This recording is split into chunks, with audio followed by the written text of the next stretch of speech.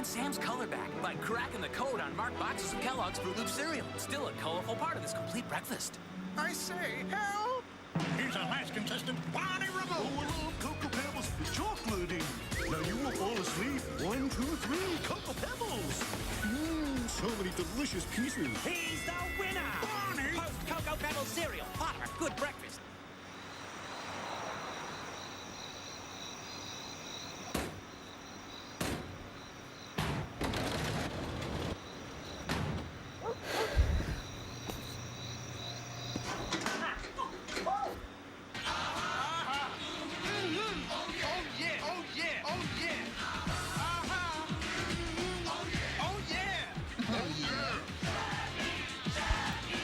Fucking cheese.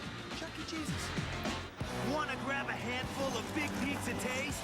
Here's a tasty trick. New pizza Rich Bit sandwiches. Rich bitch sandwiches, my fave. Dropped into the great taste of pizza sauce. Slammed into zesty cheese. Piled all together. And bam! It's pizza and cracker taste to the max. New pizza Rich Bit sandwiches. More in the middle. Yeah, I just started and look, it's Kool-Aid Guy.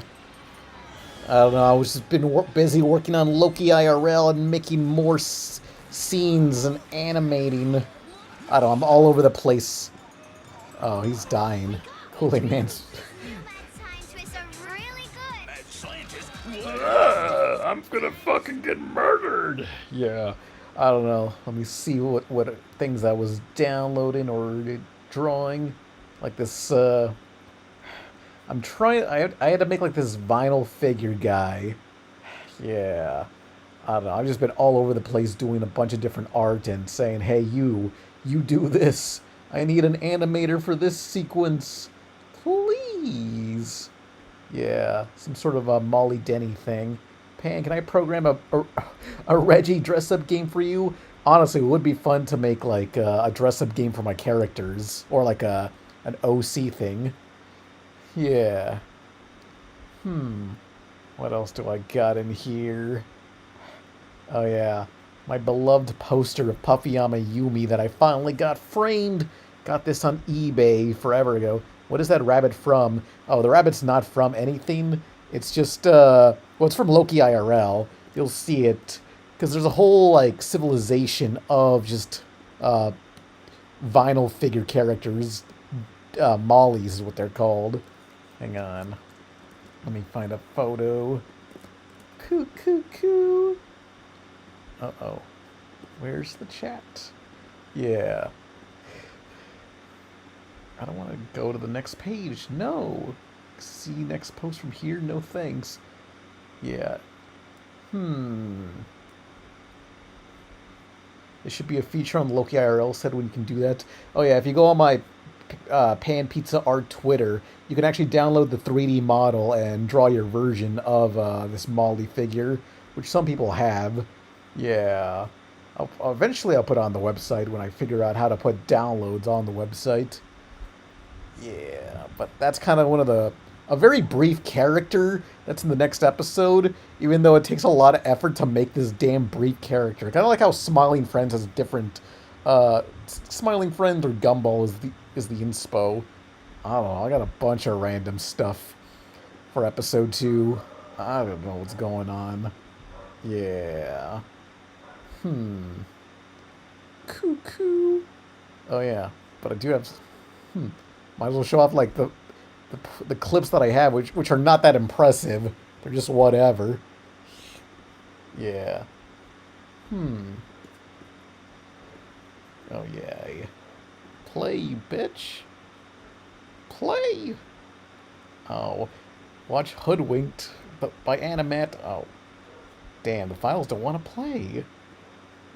You fucker. Play the fucking file. So, not much in the cardigan. Well, I think this could be your sketch hobby, Bianca. Yeah. I don't know. It's my... You know, I have a job. Oh, temp voice for this character, which I haven't animated yet. You know, I have a job at the mall. I made a business card for it. Stephanie, weed? And can you finally drink alcohol? Yeah, Stephanie's the first ethical incel. Oh, well. Rainbow powder? Let me see. Retro Lover says, watch the history of Hoodwinked by Animate'n. I will soon. Oh, golly, I don't want that. What do you use to animate? Oh, that's like one of the worst Dragon Ball games. I don't. Well, I draw all the frames on Procreate, a cheap phone app, which is very useful. And then I animate in any sort of video editing software. I use Premiere Pro, which is not meant for animation, but I made it that way. Yeah. Pan, what is with your submissive secret to bagging a goth baddie? I don't know. Yeah. Oh yeah, you can't use the word spaz tick anymore. It's offensive in the UK. Watch SML movie, Junior's movie night. I suppose so. Oh. Oh, this is. I love these designs. There's also 1,000 music gift certificates worth $20 at CD Now. What the fuck is CD Now? There's a lot of hidden Pop Tarts boxes out there, and one worth $25,000. Right in for free entry. Free entry. What can you find? See specially marked boxes, and you'll win a few will win. Damn, I love that aesthetic. There was like a weird pixel art aesthetic that was going on in the 2000s where, I don't know, it was hang on. E-boy artist. Okay, good. The right thing showed up when I looked up e-boy artist. But I remember seeing this guy's art everywhere. E-boy. Oh, man. Hang on, I want to zoom in. Oh, my God. Fuck you, Google. Fuck your hyperlinks. I want to see the e-boy. I want to see the e-boy. Yes. I don't know. There was always, like, this type of, like, faux 8-bit art. Well, it wasn't even, like, 16 or 8-bit, because no way any of those consoles had this many colors, but I always loved the looks of this illustrations that you would see in, I don't know, just magazines or just, like, some random book cover at Barnes & Noble. Yeah, Habbo Hotel is a good example. Like, we haven't figured out how pixel art works with its limitations, so it's just anything goes at this resolution. Yes. Love this so bad. Go look up more e-boy art. Does he have more? Yeah. Oh, myspace.com, Yahoo. Got all the we got all the great websites. Oh, great. Oh, we got whatever this is, Bluetooth, YouTube, Skype, Delicious. I don't know. I vaguely remember that site. Dig. Oh, that was like the original Reddit. Half these sites are all dead. MySpace. Yeah. God, this is so nice. I'm glad I found the artist's name. Oh. Yeah. But what else was I gonna say? Oh. Well, Retro Lover gave $2 saying, watch the history of Hoodwinked. Okay. And also, KJ Zana gave $5. The other night, I finally watched Nizatu. I honestly hasn't been blown away by an animated feature since Spider-Man Across the Spider-Verse. Oh yeah, yeah. These movies. Yeah. I haven't seen this yet, but all I know it for is like, this is the most highest grossing animated movie of all time. And I literally know nothing else about it, but I guess I should eventually watch it. Which really shows how the US is not like the main financial thing for theatrical box office sales. Pan, if you get on Habbo, me and D'Angelo will meet you. I haven't used Habbo Hotel in a decade. Yay. Maybe I don't know. I've been revisiting old MMOs I used to be on, like Toontown Online and City of Heroes. Drolo gave $2. Watch the Nostalgia Critics food fight video. Yeah. Nah, you should watch Rodden, the food fight documentary. I'm in that. Watch it eventually. Laziness. Another unfortunate side effect of hunger. I never went on Club Penguin. Oh, actually, I remember the final, like, few days of Club Penguin. I actually made an account for the first time. And, oh, damn.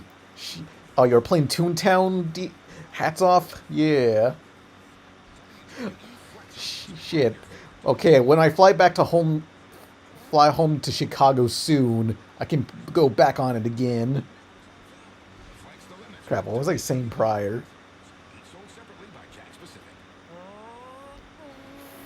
Damn. Oh yeah. What's called the Penguin thing, Club Penguin. So I went on there. On the final few days, it was it was being shut down, and it was like 2015 or 16. So I just kept spamming, lock her up, lock her up. I don't know why I did that. Yeah. Oh man, it's the He-Man show from the 2000s.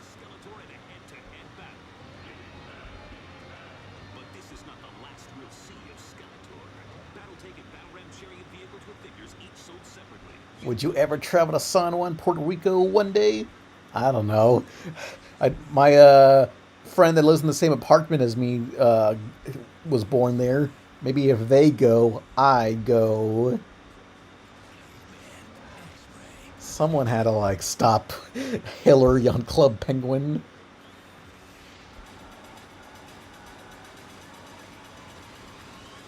Punky Snark. I wasn't allowed on any MMORPGs due to my parents being too afraid to meet creepers online. My parents were more concerned about the monthly fees. I remember, like, I logged off of Toontown for the month, and I was like, okay, I'm not gonna play it anymore. That means they won't charge me. And then my parents were kind of mad when they saw that there was a bill for Toontown Online the next month. Turns out you gotta actually, like, you know, unsubscribe from Toontown. Yeah. Back then you had to pay a monthly fee to play an online game. Well, you still have to do that, but free to get. Oh, the graphic design. Hang on, I want to see this graphic design again. Zwinkies. Ooh.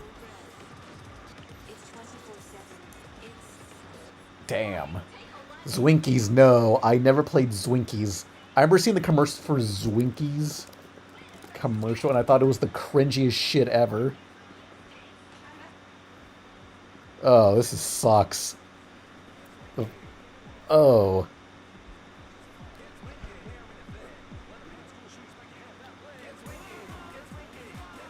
I remember watching Jay Leno, and there was a commercial for that, which I don't know if the target that was watching the Tonight Show with Jay Leno was the right audience for this. Gross. I hate that. IMVU. No, I was on IMVU, but briefly. I didn't pay any money. Like, when you created an account, they gave you, like, a few fun bucks. So I just wanted to see some of the locations that were featured, and once I got a day's worth of use out of IMVU, I was like, well, done here. I don't ever want to come back. Looked disgusting. The 3D models look terrible, even by retro standards. No, I prefer Habbo Hotel. No, always, nothing good happens when you look up Habbo Hotel. Yeah. Oh. How Habbo Hotel, those teenage players turn into financial crimes? Yay. Golly, I want to go back. I mean, it's still active, but I don't feel like going in there. That costs money.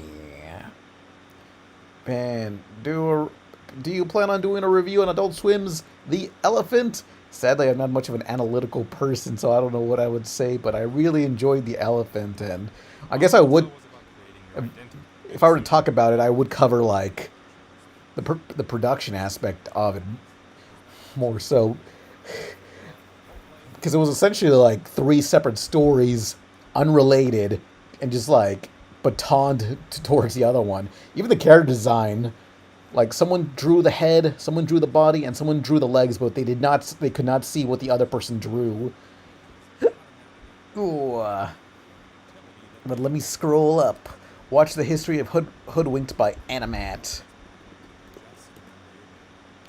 Guess so. What history is there of Hoodwinked, the Shrek? This came out in a post-Shrek world. Well, we just gotta sit around here and talk about how big I'm dead.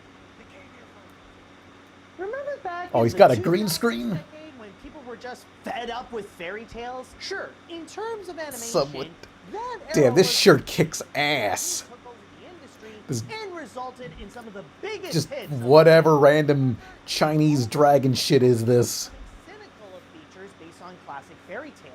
They just went through a whole bunch of them with some of Disney's biggest movies back in the 1990s. But then they wanted to see those types of stories get made fun of, resulting in a weird trending subgenre of fairy tale satires. The Shrek movies were said to be the ones that were responsible for that phase, but then there was also Happily Never After, Oh, yeah. and even Disney. I remember watching Happily Never After on, like, Not to mention YouTube how in they 10 parts. their cynicism towards old fairy Back tale when tropes. YouTube's copyright system was not automatic.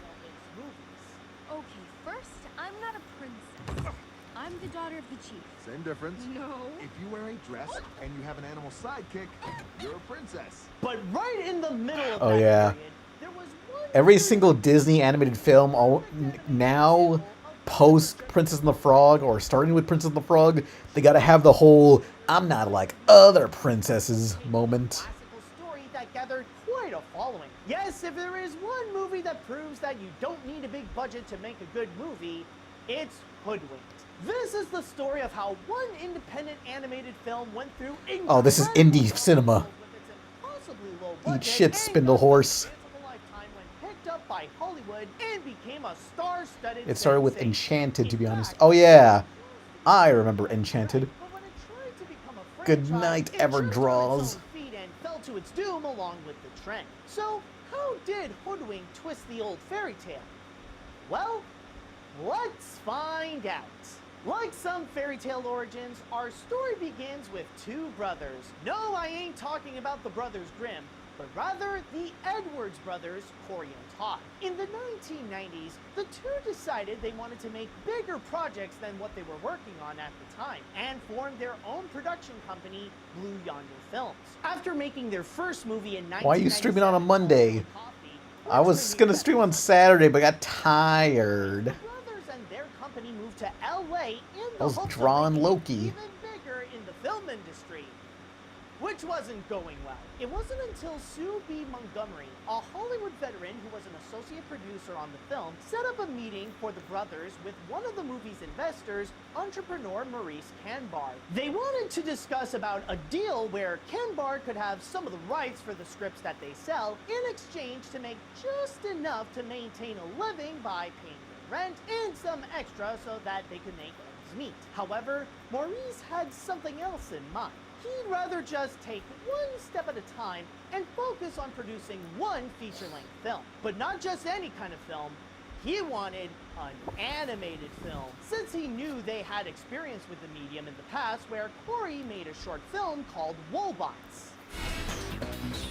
The fuck is this shit? Hurt this boy all you want, but hands off me! Wait a minute. Strike that. Reverse it. Elon After Musk. giving a month to figure out ideas for an animated film, one type of concept that A-Dub Canbar gave was $7.44. Pan, react to Barbie's Life in a Dream House. Zwinky looks like a mix of... Oh, I reviewed Barbie's Life in a Dream House forever ago in one of my modern cartoon vids. Let's not do anything It was like if Barbie had like the Lego movies humor, where the whole joke is like, hey, they're plastic. And 2, it's gotta be be a simple story. Something so simple that the filmmakers can have more than enough creative liberties to give it their own unique twist. Maybe something like, I don't know, Little Red Riding Hood or something. You know what? Come to think of it, that one does seem to fit the criteria. Once they pick their fairy tale... Oh, yeah. Adam also says, Swinky looks like a mix of My Scene, Go to Hollywood, and My Life. And also, you a fan of Wagtoons? Think Inc.? What's Wagtoons? Let me see that. Red Riding Hood encountered the wolf disguised as her grandma. Canbar loved the Oh, yeah. I was going to look up whatever that was last time. I remember.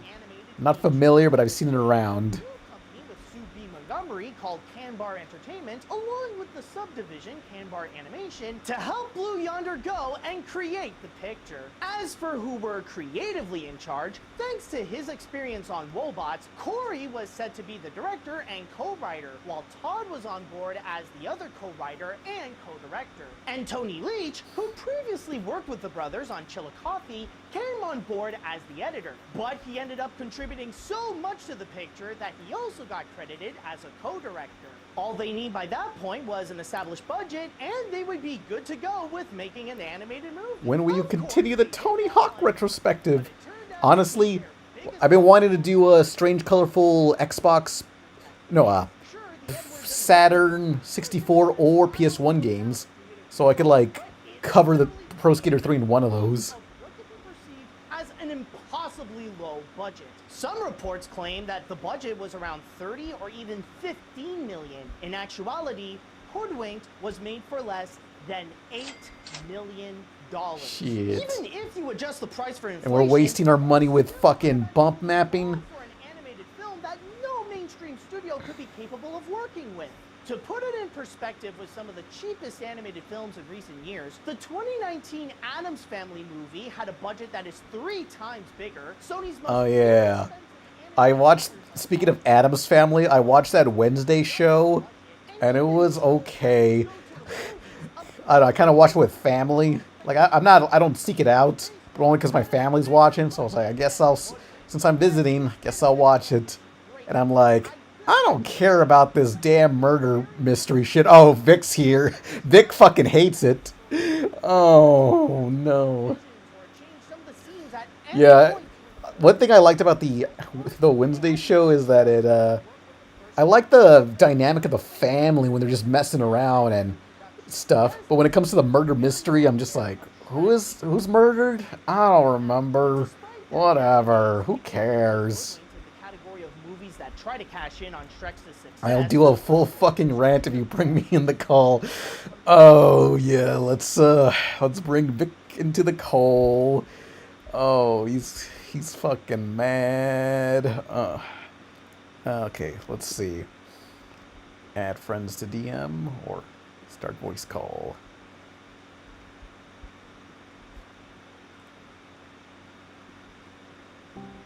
All right. Yeah, speak so we can test to see how loud you are. Hello? Hello, there we go. Hi. Okay. Chat, which name do I call you publicly? Oh, Victor, I don't care. You mean Victor. Yeah, is Victor audio balanced with me, or should I make Victor louder or quieter? Yeah, sounds good. So yeah, tell us how much you love the show Wednesday on Netflix. Wednesday is not only the greatest portrayal in television history, but the most maddeningly bright, disturbingly vapid, internally confused ideological train wreck I've ever had the deep, sorrowful displeasure of allowing pass through my corneas. May God have mercy on Bird and whoever else was responsible for slapping his brand name on us, and all of us who are fated to live in a world where something so culturally, socially, and politically and artistically noxious as this Mary Sue lead, transparently TikTok targeted, phone worshipping, vaguely bigoted, backfired, virtual signaling, fake leftist capital, my immortal-esque fanfiction earns a second season through what I can only explain as manufactured consent. Something must be done of Netflix's Wednesday. This thing is condescending insult, especially to young people and the socially conscious members of marginalized and outcast groups like goths and people who can control bees, who genuinely suffer from this thing I suffer from what this thing Holly masturbates over while looking us dead in the eyes and saying, "Yeah, you like that, don't you?" It's a Gatling gun of random buzzwords and empty references to social issues, grotesquely and impotently disguised as "I'm commentary."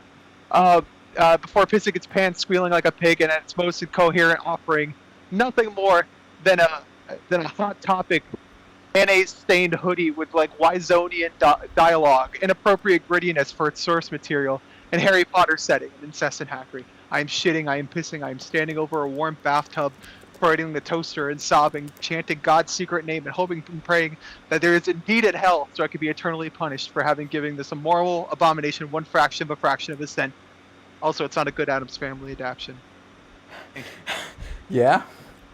I like Luis Yeah. Guzman as Gomez. I want pretty the good.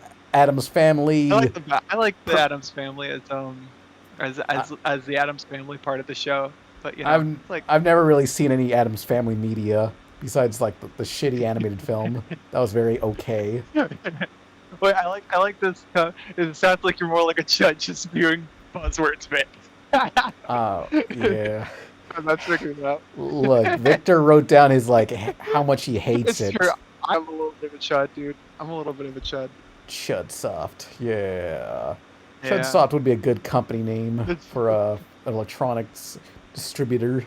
Chudsoft. God knows it'll happen someday. My favorite part of the first season of Wednesday is that they go to a school of like magic kids, and they never really use their magic casually unless it's necessary for the plot. You kind of just forget everybody else is like a werewolf or whatever. Yeah. It's kind of weird to think about it that way, because it does seem like it'd play like a pretty big part, like in this like weird Harry Potter school thing. Yeah. Like, I don't know. I feel like that'd be like the other thing that they've kind of like on, but. Yeah. For those who aren't acquainted, you will be. If you aren't familiar with fucking Geek Splooge.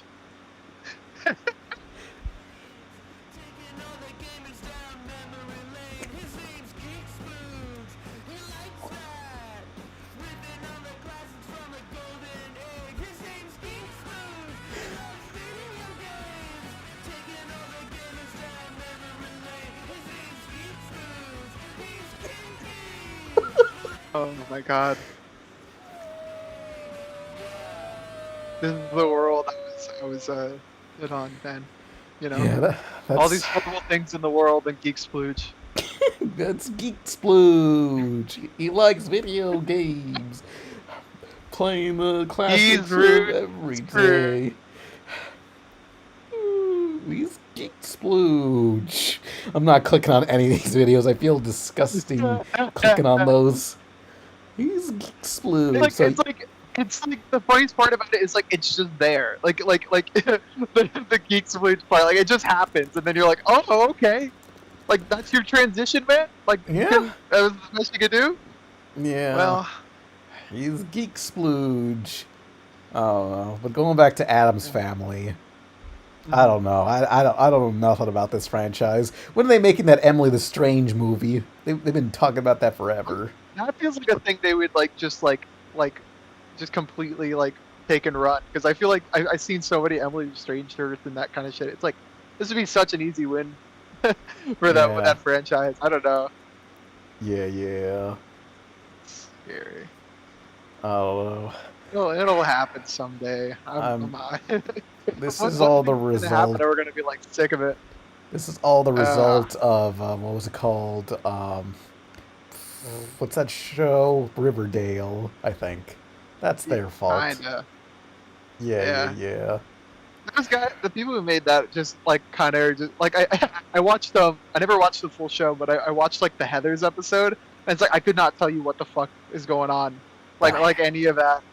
I felt like 100 things happened, and then okay, so you know Heather's musical? Is that like a thing you've heard about? Or Epic. Yeah, so, I drew my characters in those outfits. They did an entire. Oh, that's cute. Wait, you gotta send me that. But ARL.com. I'll check it out. Somewhere. But yeah, they made like an entire fucking episode with where they just did like those songs and like a basically they were putting on a production of the show, like the Heathers thing, and it's very strange. But yeah, I don't know. Like 100 things happened in this episode, and I had no idea. Like I was like, is this just what like every episode of the show is like? Everything's going on. Particularly, Heather's like, ain't in with, the like, they ain't in the Archieverse. I don't know what else I is guess there. not. There's Yeah. Josie and the Pussycats. Josie and the Pussycats, the movie from the 2000s. That's like the opposite of Riverdale, because Riverdale is just morbid and hateful, and Josie and the Pussycats makes you glad to be in post 2000s 9/11 America. Yeah, We fought the war and won. You know, Oh. that's how it felt. Say R.I.P. Dilbert. Let's bust out the Dilbert intro. Damn, I want his house. Have you seen his fucking house? Like he's got like a What? house that has like house is like shaped like Dilbert. Like his head, like they constructed it so that it's so fucking weird. If you could find a photo of that, look that up. What the fuck are you? No way. This is a real house. So where to God? Look up Scott. Yeah. Look at it. Look. There's Dilbert's head. He built Dilbert's head. He would What have said it's Dilbert's head. SpongeBob ass bullshit is this? Literally, you couldn't mistake that as the guy who owns Dilbert's house. He just constructed it visually to have the little glasses there. Yeah, I want to raid the castle and just like get my ladder up there and pretend to be an orc and just smash that place up. Yeah. Oh, but yeah, I saw this video on Double Toasted. I'll click on it. Years ago, Yeah. I was doing some work with the guy that did the comic strip Over the Hedge. Oh, yeah. He was helping Scott Adams with the Dilbert project. He called me up and he said, Scott Adams heard your voice. And he thinks you'd be perfect for that damn dog, whatever. Oh, wow. Dogbert. Yeah. I remember taking that call and the guy was telling me, man, do your voice. No matter what I said, I said, I don't know what voice you're talking about. He said, I talk like you. I said, I'm talking like me, man. You know, he said, read that line like you talk. Maybe I was being self-conscious and not doing it, but he loved my talking voice. And then when I started reading it, they were like, man, you're just not doing what you like you sound. But man, I wish I got that job now. Just so we could say Doggo was really black. Years ago, There was an alternate. Damn. There's an alternate version of that I remember. I'll increase the volume. Damn. I swear it was one where he was like, where he was implying they wanted him to sound more black. There's a Yeah. Hold on, I could find that because like Yeah. somebody sent me that recently, and that's how I saw it. R.I.P. Stars reviews, we love him. A dry cubicle Watch- rock with a dog self-insert. James Hardass gave $5. Watching Dilbert led my life to a life of crime. Now I have to deal with the consequences. Yeah. So sad. Dogbert. Okay. Oh, what is this? An MP4 file? I guess Yeah. I'll download that shit for myself. This is the best we can do. Yeah. We are 'Cause all that's how I saw Dilbert. it. Oh, We God. are Dilbert. Oh, I'm confused by all the windows. Years ago, I was working with another cartoonist on this animated Such project. his life. This guy- This. Dilbert should be in Fortnite. I like that.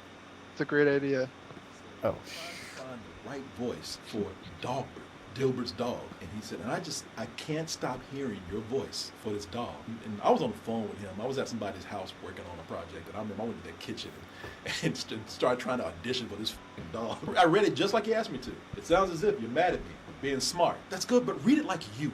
This is f***ing dead. What do you, can you jazz it up a little bit or something? Sounds as if you're being mad at me for being smart. Man, you know when you're being funny, you were skirting around saying be more black. Black it up. A little bit more urban. You said be me. I'm talking like me, all right? I don't know what more you want. At this point, I was like, man, you in this dog. I just thought it was funny that this dude he's about to get a black dog. I can't imagine how often this fucking happens though. Like, damn, man.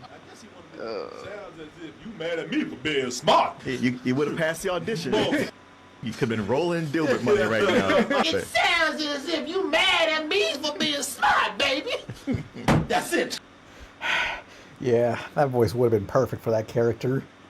I think it was Gabriel Iglesias who was like, who had to deal with a voice director for some preschool show saying, hey, can you add a little more spice to the way you talk? Can you add a little more spice? Give it to us, man. Like I try not to be like that when I'm recording Loki. I have terrible instructions sometimes. Yeah. You do, but it's all right. Woo woo. I get the cross. They find a way. They understand. Please put Scott And Adams in Loki IRL. Please, please, please. Just in memory of Scott Adams. We'll leave it on there. Ani Manga Land gave $5. I just uploaded a video on my channel of VTube Iron Mouse reacting to your holes video. Watch it if you wish. If not, that's cool. Oh, let's hang on. We can watch that. Oh yeah, epic. But I guess we should. Well, I guess I should finish up this video first. And make the I don't comedy know. less cynical and satirical and more wacky and. Is this still the Geek Splooge? No, no, this ain't Geek Splooge. This is Animate'n. Sorry. Oh, whoops. Can I stream to you at the same time? Hang on, maybe I can stream to you. I got the stream open. It ain't a big deal. Okay, I just got it. But you're delayed, and you're gonna hear me. Identity to Oh, show good point. Good point. more to them than their presence in Oh, the well. tale. Little Red Riding Hood, or Red as she's called in the movie. If you can, you can. If you can, it's all right. Is that the Blue Bera and the Fedorosi guy? No, this is not. What's his name? Tom Preston. Oh. Tom Preston. Way out there. Yeah. Was Animate'n ever on the podcast? I believe so. I know I was on his podcast. I don't know if I brought him on mine. A hyperactive squirrel sidekick for Wolf called Twitchy, a bunny who turns out to be the big villain named Boingo, and a whole bunch of police animals headed by Chief Grizzly. The chief was supposed to be in charge of the investigation, but then when the producers mentioned that the movie is reminding them of the show The Thin Man, the team I remember decided to fucking nothing from this movie. It's been so long. The animation looks horrible. Jesus. It was 2000, like what, 4? I don't think. Yeah, I don't think that's very fair. But yeah. They're trying their best.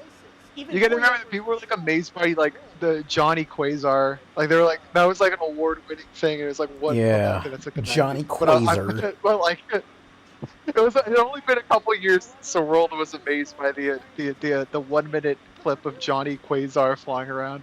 Hey, I'm Johnny Quasar. Got a splooge. Got a splooge. I built this robot with my own 2 hands. Retro Lover gave $2. I picked this video because Hoodwink turned 20th. Oh yeah, 20 years of Hoodwink. You know what that means? One more year they can fucking smoke and drink. Yeah, smoke up. Oh wait, shit. Oh, I thought you gotta like be 18 to drink alcohol like the Stephanie clip. Oh well. Oh, there's only well. I think some countries do that. There was this girl at who went to my school and she was like an exchange student, and she was like from Germany, and then she's like, yeah, I went to drinking is like legal. We're like fucking like clubbing at like 16 and shit. I was like, what the fuck? Damn. Blew my mind. I couldn't believe it. Oh wells, that's their problem. Yeah. Their budget would allow. How did they do it? Anyway, yeah. That could look as great as something like The Incredibles, which is why they wanted to go for a style that would be a lot more suitable for their budget. Their solution was to develop a design that is reminiscent to stop motion. Yes, this is supposed to look like a stop motion film in the style Hold of on, the BRB real quick. I'll be right back. Yeah. Okay. This don't look stop motion at all. This looks like ass.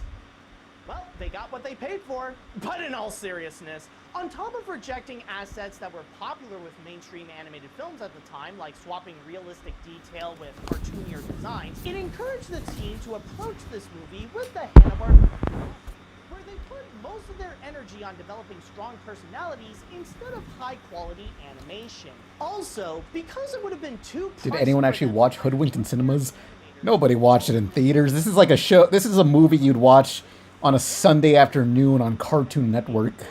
Tried to make a studio in Manila before, but it never really worked out. But with the help of Montgomery, they made another studio called Digital Eye Candy, where they hired around 20 animators to help develop the movie. It was still a pretty tough process to go through, and again, they couldn't afford to fix up most of the mistakes they found. It's like really mean to whoever worked on it, but like I would honestly confuse this movie with Dougal.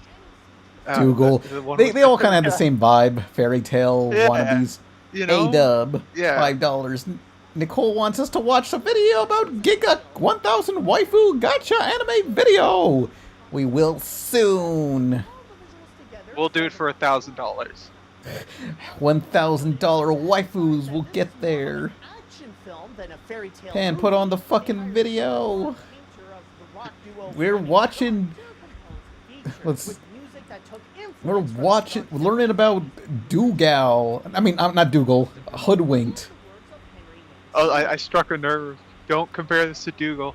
Well, you're probably right. I just don't remember any of those movies enough, and they kind of just look the same. So that's Yeah. the extent of my comparison. Like it's, That it's nothing more era. than that. You got Dougal and Happily Never After, or They should do a Donkey double X. feature, like one of those like funny like indie cinemas and shit, where it's like both Dougal and Hoodwinked.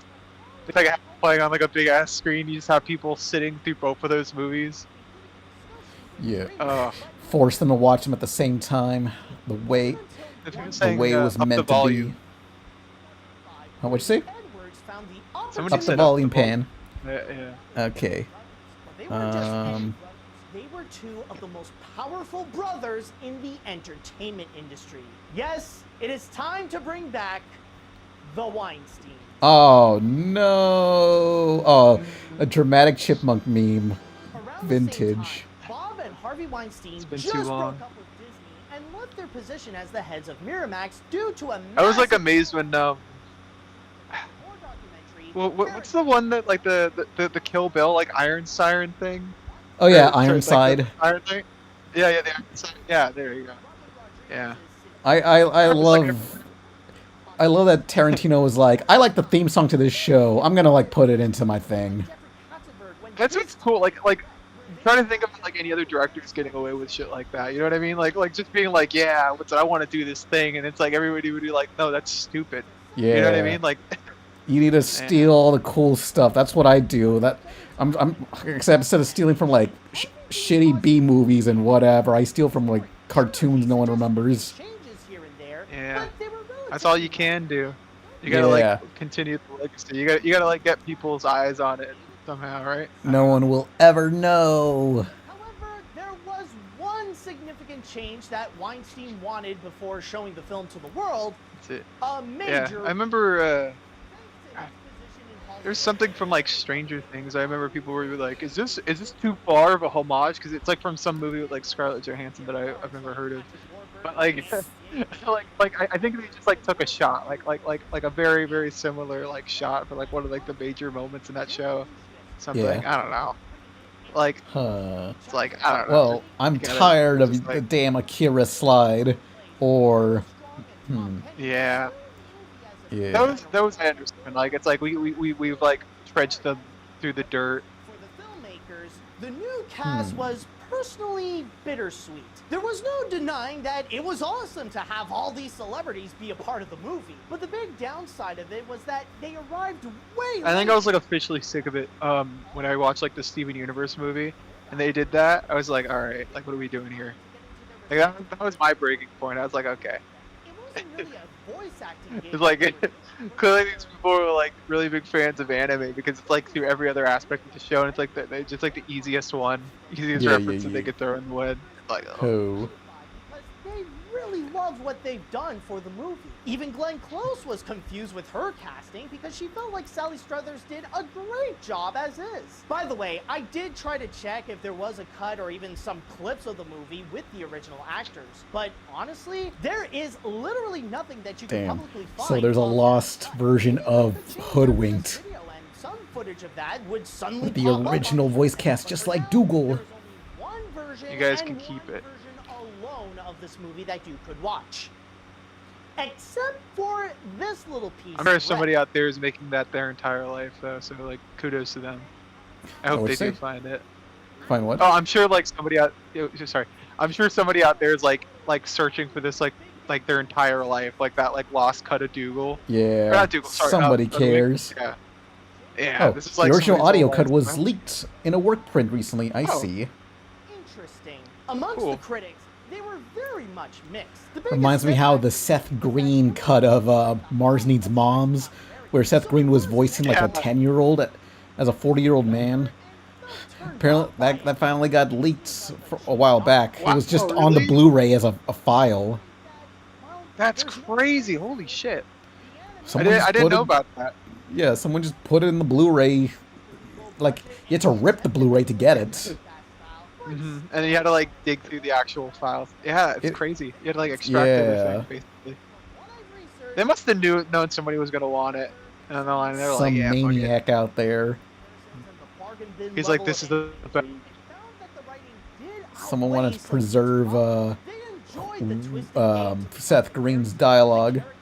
Enjoyable, especially with the actors, and the comedy and its witty dialogue is what had people consider this to be one of the funniest animated films of its time. Even a year later, those same critics started to look back more fondly at the movie, because honestly, it could have been much worse. Say what you will about Hoodwinked, at least it's not Happily Never After. There were even some that had intriguing perspectives that caught Corey Edwards' eye. One article from Yahoo Voices wrote about how the movie had some political undertones, where comments about the problems with capitalism and the free enterprise system, especially with the character of Boingo. Another from Time wrote about the possible negative consequences of kids watching fairy tale satires instead of showing them the original source material, pointing at movies like Shrek and Hoodwinked as prominent examples. Edwards did respond to those two articles, saying that he never intended to make the movie political in any way. In fact, he even said that it was just a coincidence that some of the cops are literally pigs. And that he actually completely agreed with Time by saying, as the writer-director of Hoodwinked, it may surprise you that I couldn't agree more with James Podin-Wozniak's article. Even as I was making the film, I asked myself the same question. Are we parodying something that kids should have the chance to experience first, unparodied? We went to great lengths to distance our film from Shrek's humor. And no, I don't think Shrek considers kids. I hope that Hoodwinked and its sequels will be seen as trying to do something genuine with its characters, rather than Even though, like, they haven't made much fairy tale stuff, well, as much as they used to, I feel like kids are going to be exposed to fairy tale stuff, because, like, I'm sure parents are going to, like, just put on Cinderella or some shit. Yeah, it's like, yeah, those are the ones that they usually watch. It's like, okay. Yeah. It gets, like, passed down somehow. Yeah, they'll get to it. Someone will see it. $50,000 away from beating. Though I always remember being. I think back to the Universal Studios commercial from the 2000s where it was like where it was a bunch of like kids being interviewed and saying princesses, ew, I like superheroes, where they were just like shitting on Disney at the time. Yeah, Disney's Park. Yeah, and they were right on the money with it. What's it that kind of shit like made like the what was it, Michael Eisner was like he was like the head of like Disney's like parks division especially too. Yeah. Like super fucking nervous. He's like, we got to do as many fights as we can. Like yeah. As many as we can, as fast as we can.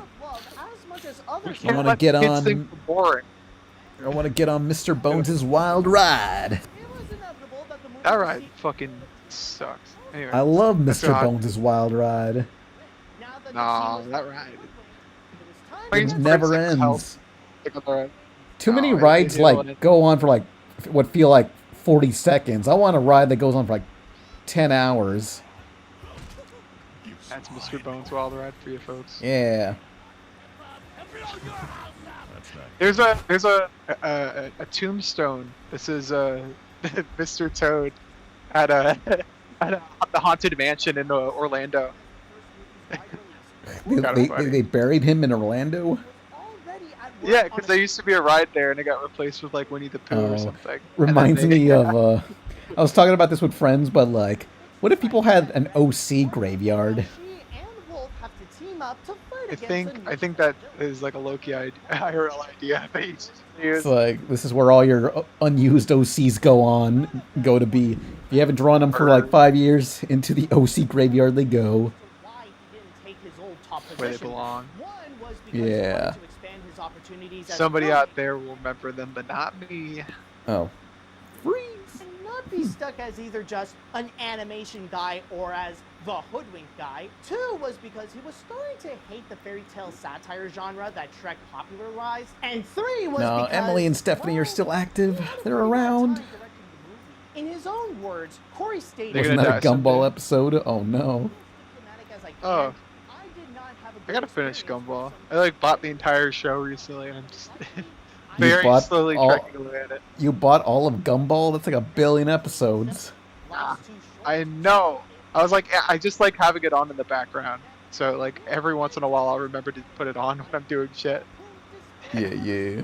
original when offered the job in early 2007, he was more than happy to take it, especially when he found that the I've been movie's playing Animal Crossing again. That's my I've thing been lately. wanting to now that they have this Switch 2 update. As it is a sequel, Might Yeah, as the well. Switch 2 update isn't really shit, but like the actual like stuff for the game is pretty cool. It feels a lot more alive, I guess. Because like it just after a while it starts feeling like kind of empty. Like, it's I like, love the DS game forever ago. Yeah, what's it? I never got to play any of those other games, but I really do want to go back and try them out. I remember, I don't know, like, the last actual Animal Crossing game I did play was the phone version. And it's just like going around like saying, hey, I want apples, bring me apples. And it's just a bunch of fucking ungrateful assholes Dude, just begging I for free fucking shit. hate, I hate mobile app games, like just period. I'm sure that's not like an uncommon take or anything, but like, man, like, it's like not one of them where ever like anything actually fun. It's just like, hey, come back in 8 hours and maybe the thing that you're trying to get done will be done. Please. Like, fuck off. Or you could pay real money and then, you know, speed up the Get process. outta It's like, I don't want to, here. yeah, you're assholes. Pan, with 2016 nostalgia resurfacing, any good things you remember from 10 years ago? I don't know. What the fuck was going on 10 years ago? Leafy, I don't know. You want me to keep going? It's I don't- CB Universe is still running. I don't know. Cartoon Network's stuck on like 2011 because all their promos just show regular show and Gumball. It's like, buddy, Oh yeah. you guys gonna make new stuff?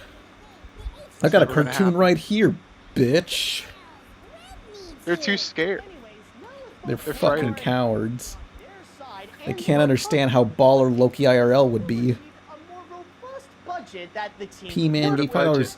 Pan, on the Synth Cool cast, you said you were an Austin Powers impersonator. I need to know if that was a joke or not. Yeah. No. I want to hear more about that, Pan. You should talk about that with him.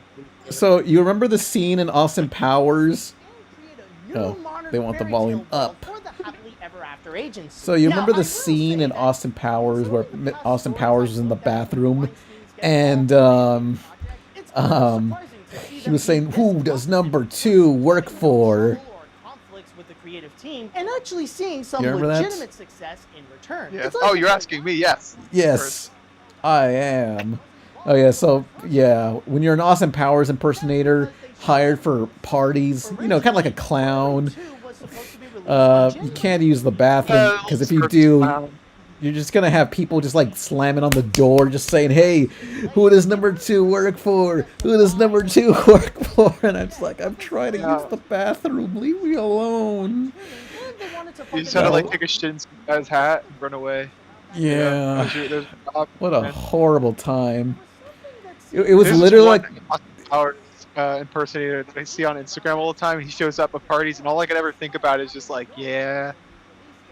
I gotta look up. Are there other Austin Power impersonators? Because it's literally like the scene in the Joker movie where where it's a whole underground society of jokers and clowns.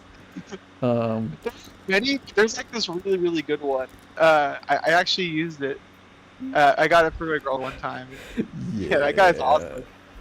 I'll try to find him. But Epic. This could have been me. Thankfully, there's no videos of it. This guy's awesome. Yeah, we got fan. Do you have photos out there of this? No. Well, if I do, I'm not gonna release them. Yeah, hang on. Austin Powers impersonator. Austin Powers impersonator before 2009. I want to see like early. Oh yes.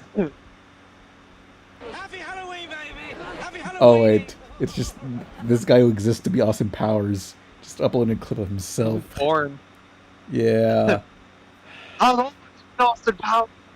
He has every video of himself out there. Dear God. Oh, yeah. And brush your teeth. No. Oh. Yes. I think they had Austin Powers at Universal. I think that was something else too. Like at like one of the Japanese parks for some reason they brought out Austin Powers. I'm sure Japan loves Austin Powers. He's a colorful guy. He's funny, you know. He likes the ladies. He likes the ladies. Yeah. He likes to dance to the funny music. Oh yeah. Quality slideshow material. Oh dear. Public Gram presents.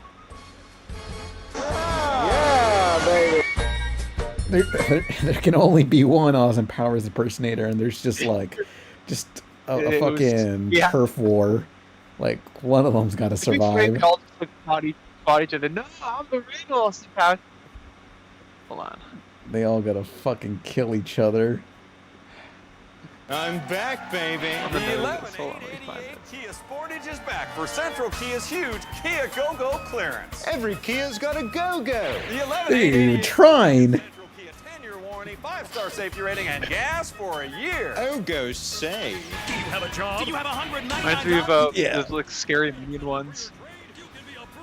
To see a Oh, complete Central this Kia is a good presentation, deal. Channel 1 select Marketplace and then Automotive TV. Head straight. Here, I'm gonna send you this. You might like it. Let's see. Who does number It's not a 2 video, work it's for? a photo. Who I does would like you to number read some of these. Oh boy. Oh yeah. Hang on. Watch both Pepperan episodes. Old best friend Effie struggle. We will.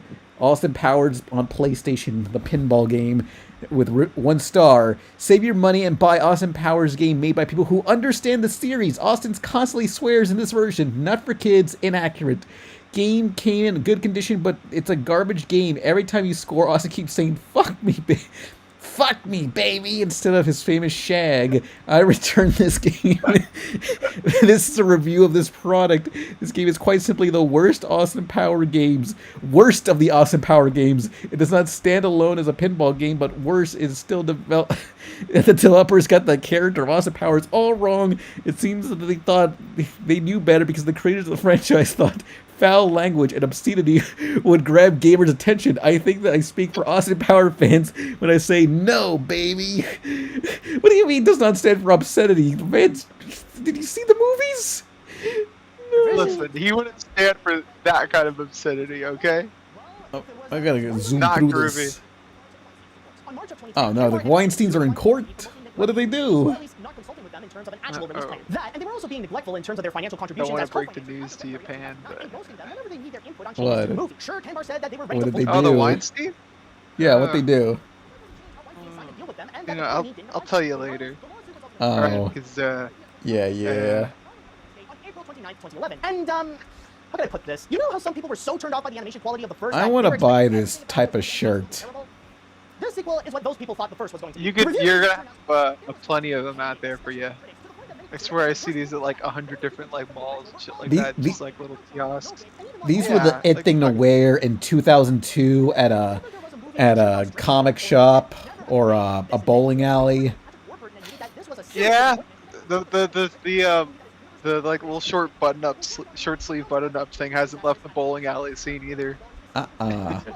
It's like that's a trademark. These, I don't. They always look like the most uncomfortable like polyester I've ever seen in my entire life. Like I just don't want it because they're usually just like so cheap. Unless it was like a really cool design. In that case, then I'd be like, all right, Yeah. I like stuff. I want the ones that have like Dragon Ball Z on them, you know, just like airbrushed Goku. Big. Oh god, I want an airbrush shirt so bad. Yeah. I regret not getting one as a kid, like those like fucked up like SpongeBob, like airbrush shirts. I'm sure somewhere out there they got them. But he's I just wish like, Loki I'm not wasn't gonna get that. Oh. There we go. Oh, nothing. Yes, it did They're follow talking the about how it was a success despite the low budget. Wish Loki was a higher success despite the low budget. Oh, well, episode 2 is more understandable to what the fuck is going on. Yeah, Yeah. everybody was confused, man, with that first episode. Some So people were. this guy. Yeah, Oh, yeah. I wasn't. I don't. I mean, but like also, I guess it doesn't really count because I've been following it for a while. But like, I showed people it and stuff like that, and they Focused. got it, you know. Some people like went along with it. Others were like, "What's going on? What's line of action?" I don't know. But episode 2 is a lot of like. Episode 2 is a lot of things I learned from that and refined and simplified a bit. So yeah, maybe then people will be like, "Yeah, throw money at Pan." Please. Maybe someday. All right, so You gotta start a Kickstarter or something. Mako Wacko gave $2. Watch SML movie, Junior's movie night, whatever these words are. Reaction re-uploaded. I get a feeling I know what it is. I'm I scared. don't. Oh boy. No, wait. I want this proper speed. Guys, you ready to have movie night? Heck yeah, dude. It's been forever since we had one of these. So what movies you guys want to watch? Oh, it better not be one of them damn Trolls movies. Ooh, I can't stand them Trolls. Y'all love them Trolls. The hell is this? This is one of those brain slop things that the kids be watching. They're close to it. Yeah. Was this the mid? Why are we It's the watching Jeffy this? guy. Is this I like? don't know. Isn't this the thing that Glitch does on the side? Yeah, maybe. Multi-screen edition? What does that even mean? That's doing Glitch a fucking major disservice. This is But for like also, fucking that's scary. 5-year-olds that snort Yeah. penicillin or whatever. Everybody, instead of this now, kids are growing up with like comedy brain rot shit. I watched good shit on the internet back then. I to another. watched. I don't know what I Super watched. Mario Logan. I watched fucking. No, I don't know. I want to argue with this damn puppet. Did you guys know that they're remaking Spider-Man again? Oh, that reminds me how a Spider-Man bootleg VHS. Crap. I can't talk when they're talking. This reminds me when as a kid, I had a VHS of the Spider-Man movie by Tobey Maguire, and it gave me like a femdom fetish. Classic. What? What? Nothing. What? Oh. Well, all right. I don't know. Look, See, we're forced to watch this, people. I feel embarrassed looking at this. I don't want to see this shit. They gonna fuck or what? What are we watching? I mean, I hope so, but I don't think so. I think It's like this is the- fucking. You gotta like play this at like 5 times speed. This is Yes. Oh, there's humans. There's people in this. They're too. alive? Did they break into a classroom to do this? God. How do I speed up? Leave This- Peter alone, Flash. Oh, Mary Jane. So I said, oh, because of the ladies in the wrestling ring. Oh yeah, so there was a scene in like, so the Why? Because I don't believe in shampoo or conditioner. I think it's bad for the hate environment, it this. gives you cancer. That's why the board says shampoo gives you cancer. Also, I don't believe in using combs or brushes That's because because I you don't want used my 2-in-1, you Terrible. dipshit. release the spider in the classroom so you guys wouldn't fall asleep. So don't kill it. All right, let's get started with today's lesson. Shampoo gives you cancer. This is brutal. I hate this. So anyway, so we had like a bootleg VHS of the first Spider-Man movie, and there was the scene where Toby, where the footage was a cam rip, so it was just like such a murky theater, and like there was the scene where Toby enters the wrestling ring. The boxing ring? And all these women wrestlers are just like yelling at him, saying, "He's gonna rip you apart. You're gonna die." And I don't know. I thought Spider-Man was in hell or something, and something about like being yelled at by women was kind of interesting. I don't know. Oh, no. Not sure it what that wasn't was. Someone the other day, someone else. 2006. The other Yeah, day, it was, someone mentioned like, "Hey, how come most of Loki IRL and the villain in the next one, how come they're all women? Like Loki keeps getting beat up by women. What's the deal with that? Don't worry about it." Question. Question. Man. The fuck Maybe is someday. this? Maybe someday we'll know. What is the But plot of today- this shit? I don't know. This is like last generation's like brain rot. I truly do believe.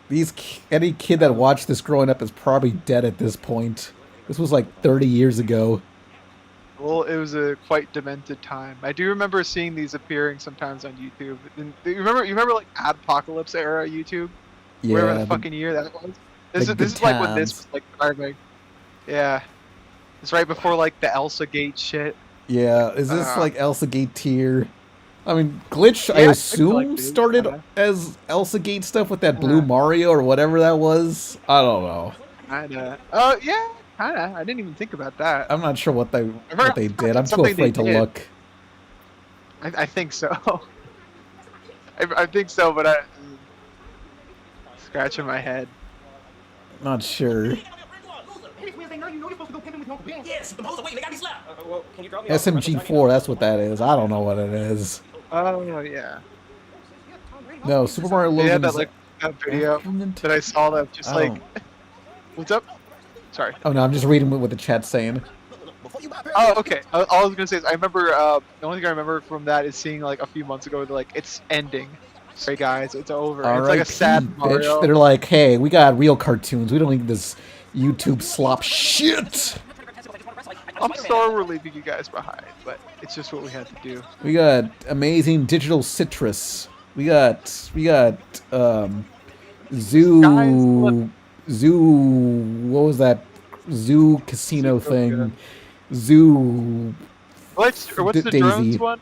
Oh, Murder yeah, it's weird. drones. Yeah, murder drones.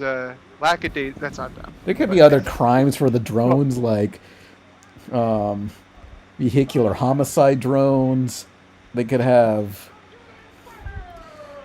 Domestic drones. Oh no! It was a dispute. I mean, it's not. You don't know if there's abuse. They're just like arguing really loudly. Is this Bonesaw? Bonesaw is sickly. Bonesaw is ready. Some guy at my work used to say that all the time. Also, he would reference the song at the end of Spider-Man, the Nickelback one. It's like, the hero Oh, they had to saved blur us. out the fucking blood because they're fucking cowards. Is the guy who recommended this still in the chat? Because like, why are we? What is Yeah, this? we should Man, this is name him. slop as fuck. Yeah. Look, I don't. They paid $2 to watch this on stream for whatever reason, so we all have to Those suffer $2 are through gonna it. make LOKI IRL happen, okay? Yeah, those It's gonna $2 make it are going to like a voice actor at some point. So if you guys also feel like you want to watch something different, We're almost this is done. a torture device. We're done with this shit. Let's see. What?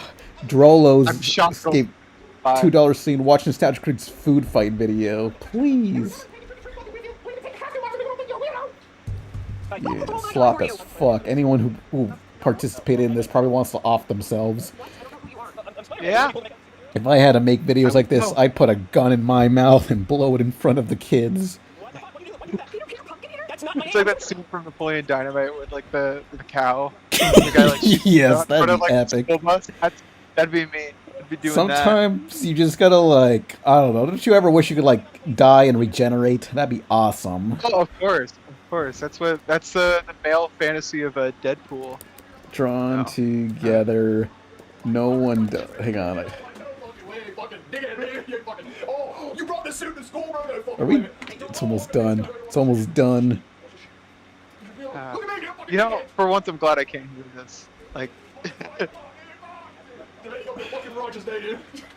to be fair, why did you wear the Spider-Man suit to school? this is actually like a net positive. This is what a kid watches before they get radicalized on fucking ChudTube.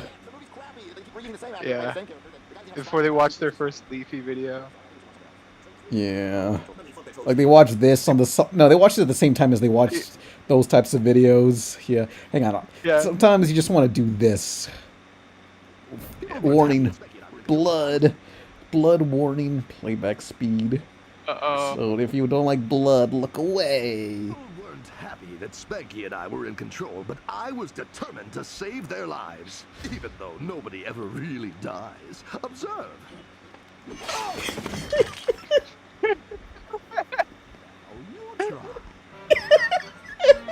Yeah. Loki could do that. I think that'd be pretty fun of a power. It's underutilized because it's like what do you do? You know, it's like they could just survive anything. Well, what's the fucking point? Oh, You know? well, okay, some people were like, what's the point of the first episode of Loki if Loki's the one just regenerates?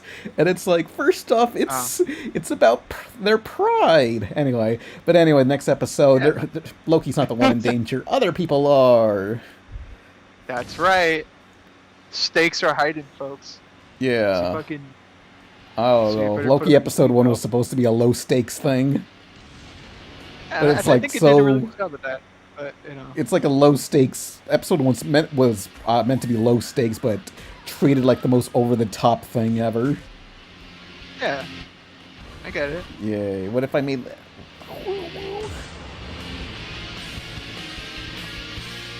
Pan, do you remember the Scorpion Wars? Yeah, they'll talk about Scorpion Wars in the next one. Oh really? I didn't know that. I'm excited. Please. As an audience member, I'm thrilled. Yeah, it's like mentioned. Just mentioned. It's like Clone War. It's not too much. It's like Bianca's backstory. I wasn't expecting a full fucking Scorpion Wars. Way too loud right now? Oh, let me Oh, YouTube lower the audio. Okay. I heard the Nazis would have used it if they ran out of bullets. Critic, are you sure you want to review Food Fight? It's the first movie to ever get a -% on Rotten Tomatoes. Hello, nostalgia critic. This is I don't know what people want. On loudness levels. Mr. Clean, Mrs. Buttersworth. I need someone that can draw mechs. Well, not mechs, but like Dexter's Lab style mechs. Because I'm like, yeah, that'd be useful. Like, vaguely UPA. Oh, you got that off a Redbox. It's got the little white paper sticker around it.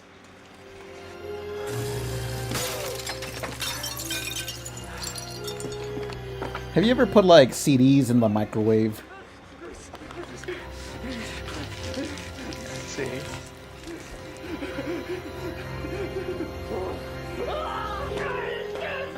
The fuck you doing? You gonna fuck that thing after you beat it, you slut?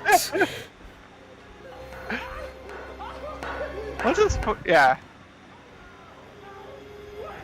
I feel like there's like 7 different reviews for this that are just the exact same thing. Like the same intro. Yeah, we're all tired of food. I agree. This was like $80 worth of groceries right here.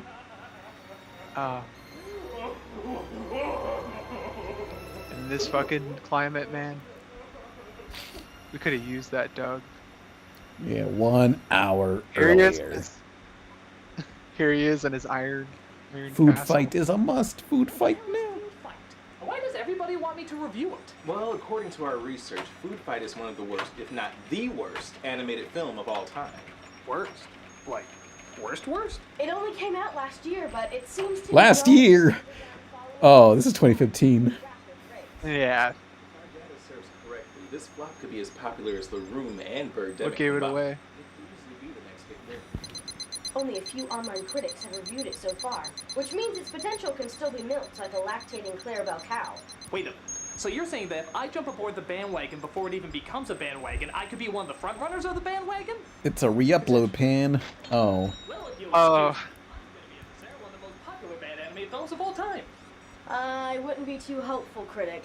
Here's a video That of the implies last that they took it down somehow. Like, or I don't know. Maybe they migrated to a new channel. I don't really keep up with Doug. They're not on Blip. Oh. Keep checking those numbers. It's the least you can do to Yeah. indulge the brilliant. I remember watching all my nostalgia critics from like some uploaded channel, Oh, like yeah. on YouTube here. The This joke stuff was is on Blip. the joke is the guy jumped from a building. I think Doug Walker used to like watch videos of 9/11 jumpers and laugh his ass off. It was fucked up. I saw him do Heard it. about that? Yeah, I live in Chicago. I saw him do it. I could vouch for that. Yeah. Yeah. If Doug, if you're here right now, we Really? Somebody wanted to steal this? We know the truth. The film was tinkered, altered, and pushed back to 10 years later.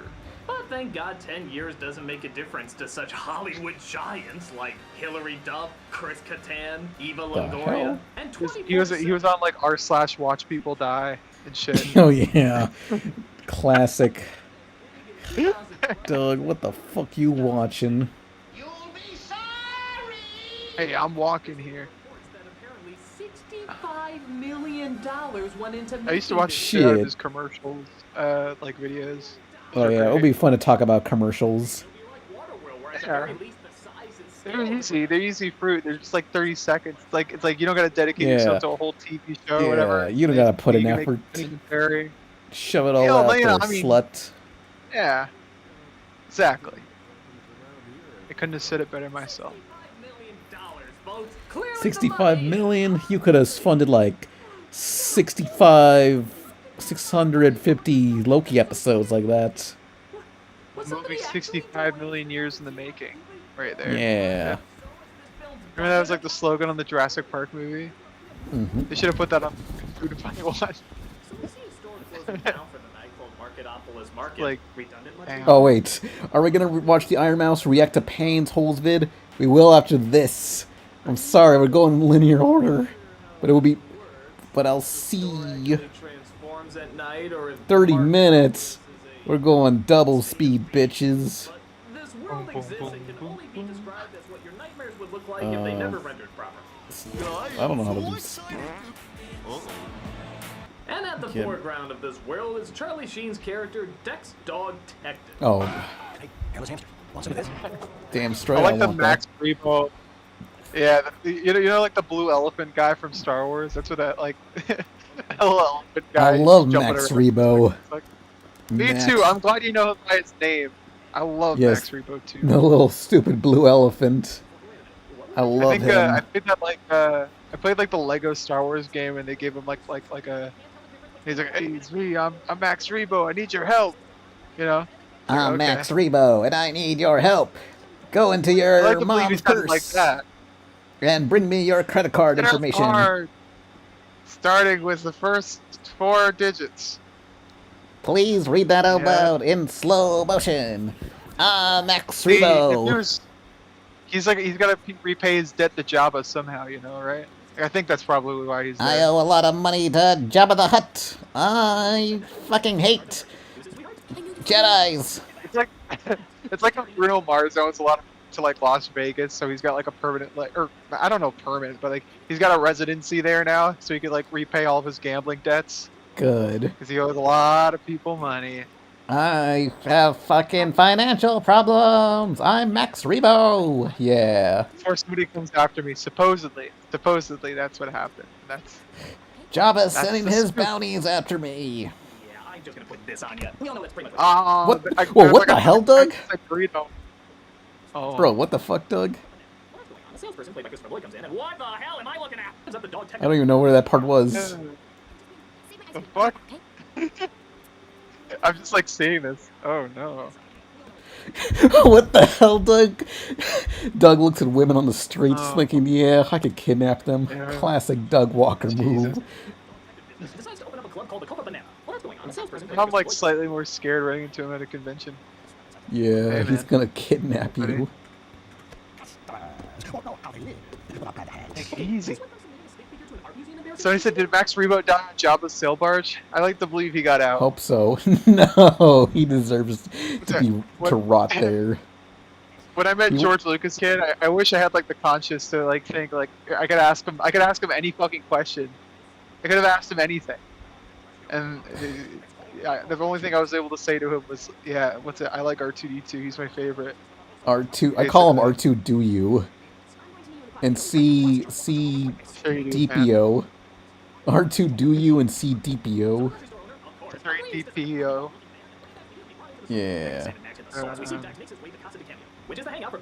trying to get a double penetration joke, and it doesn't make sense because I said 3. Yeah, C 3 deep 3 inches DPO. Yeah, there you go. Who the fuck are these mascots? This is like Ralph Breaks the Internet. It's Cracker Jack or whatever his name is. Like, Oh, it's what's Hawaiian the Punch guy. Yeah. Fake Count Chocula. People had a sticks problem. Oh, I remember in the documentary, the director or whatever really wanted to fuck that CG lady.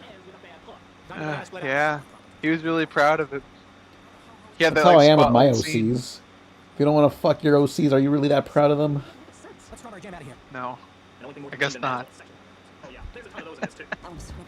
It warms my heart the way you love my raisins. She's got a real sweet tooth with chocolate. You already eat food, it's hollow center. Are those melons real? There are some stains you can never wash out. Dance your man, melts in your mouth, not in your hand. Because a movie like this clearly needs that adult edge from the audience they're obviously going for. What can I say?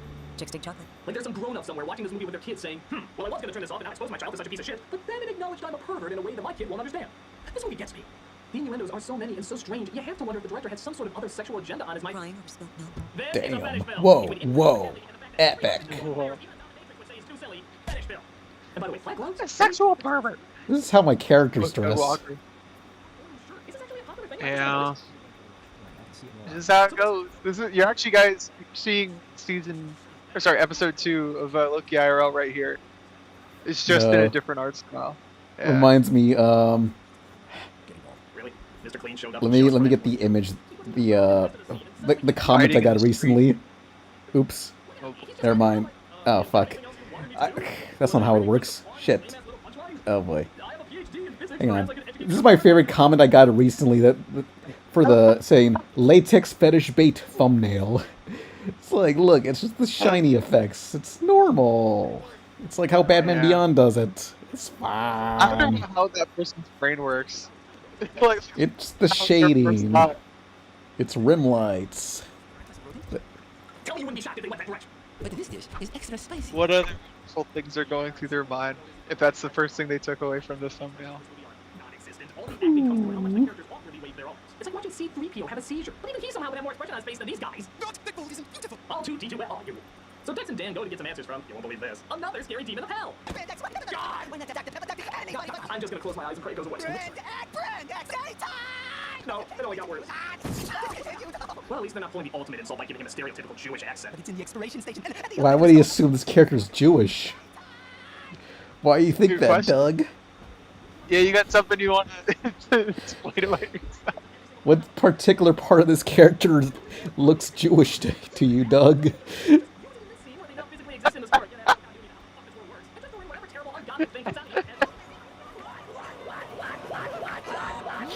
Everyone's saying the voice actor, the accent. Yeah. Nobody knows.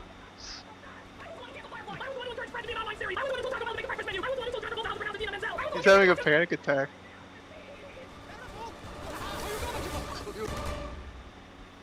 I think we need a break. Here's some commercials. For the love of God, don't make a movie out of them. Yeah. Oh. No. Let me switch up the video. We can go back to this, but I want to see the big VTuber person Iron Mouse reacts to my video as requested. Gotta see how much better my vids are. Okay, They're gonna make fun of you. Let's see. Oh, my friend loves VTubers. I gotta show her this. She sends me clips of She sends me clips of VTubers, and I'm like, this sucks, bruh. Yeah. The one I watched for a bit was Pumpkin Potion. I gotta talk to them. Oh yeah. MomoCon. Yeah, they had like one of those screen things. It was very weird of an experience. I mean, they were super nice. Holes! Yeah. Yeah, hole in your ass.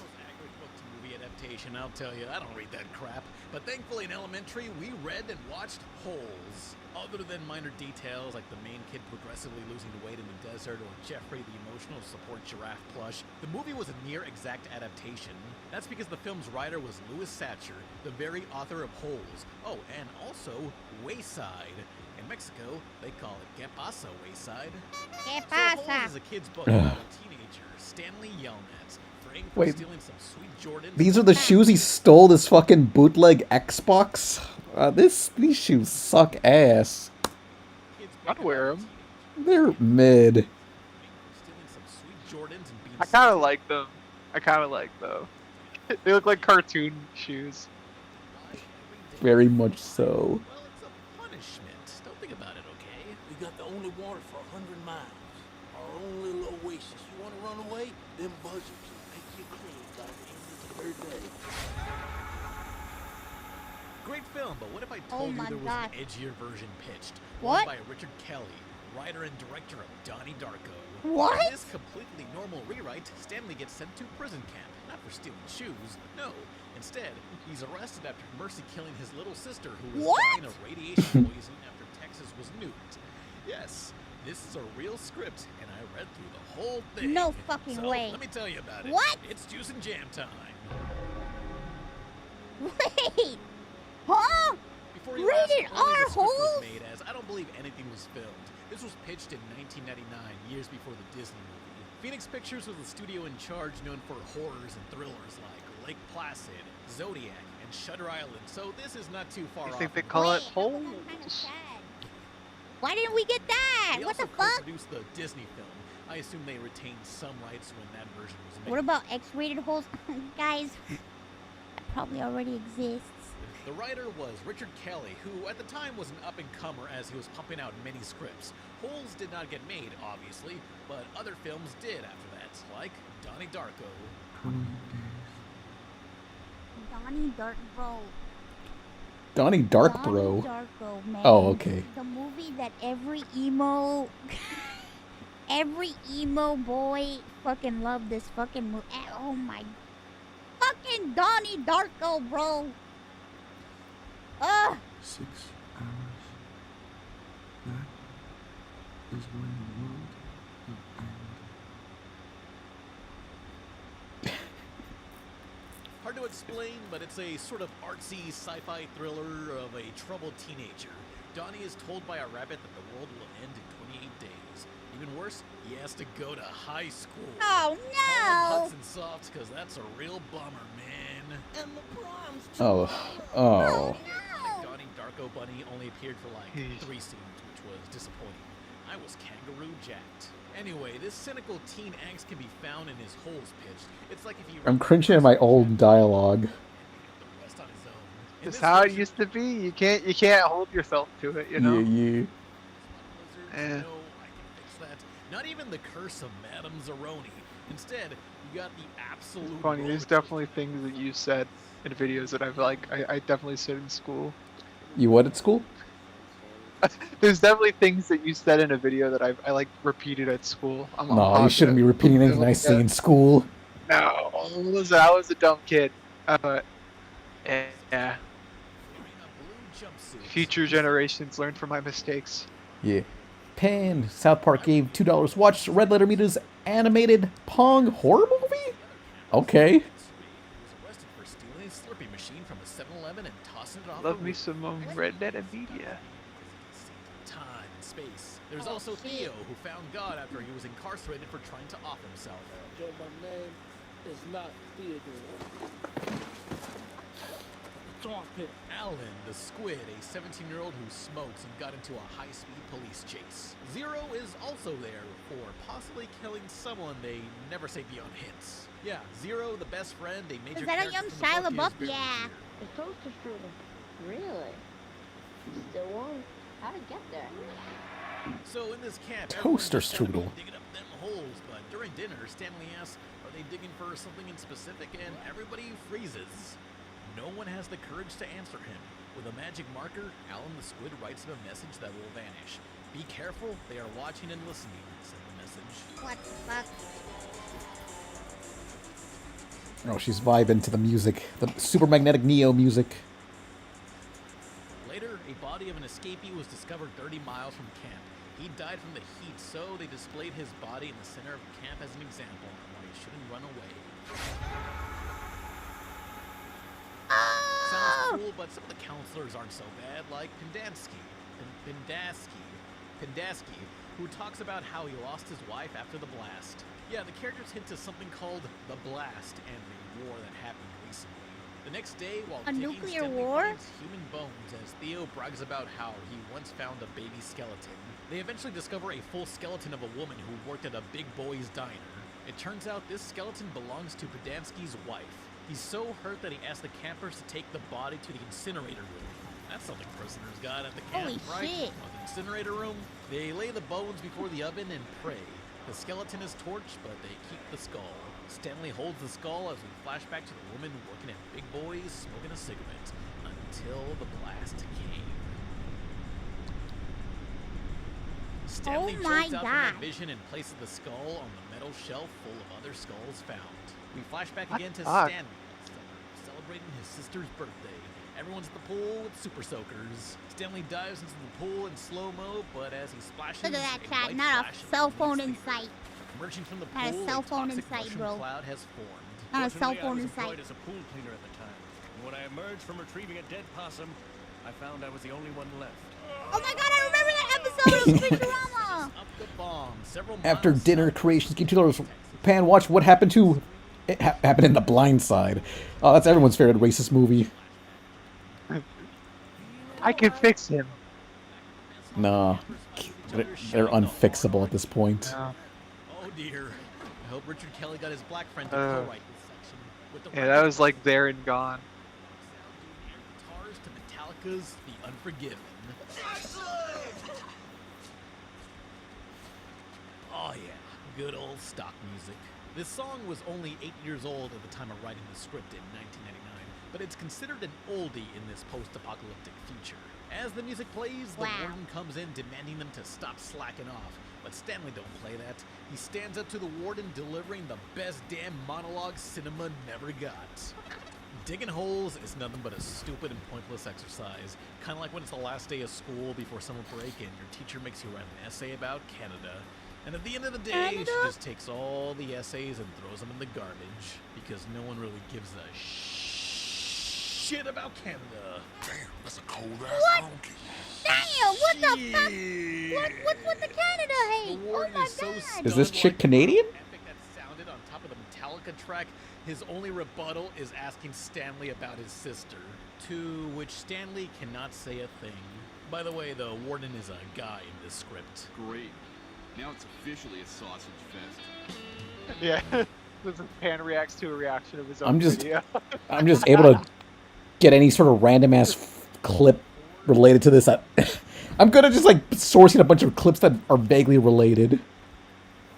I think so too. I think that's like a superpower in a way. Yeah. Autism. Autism is my superpower. Dansky takes these underage boys to get drunk and get laid. He's even a swell enough guy that pays What for the the fuck? prostitutes. So far, Prostitution this is among the few times in Stanley my and Zero home? spent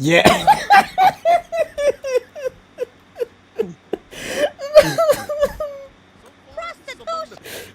He's even a swell enough guy that pays What for the the fuck? prostitutes. So far, this is among the few Prostitution times in Stanley my and Zero home? spent any time together. Stanley Kramer enters a prostitute's Wait, that- room and makes out.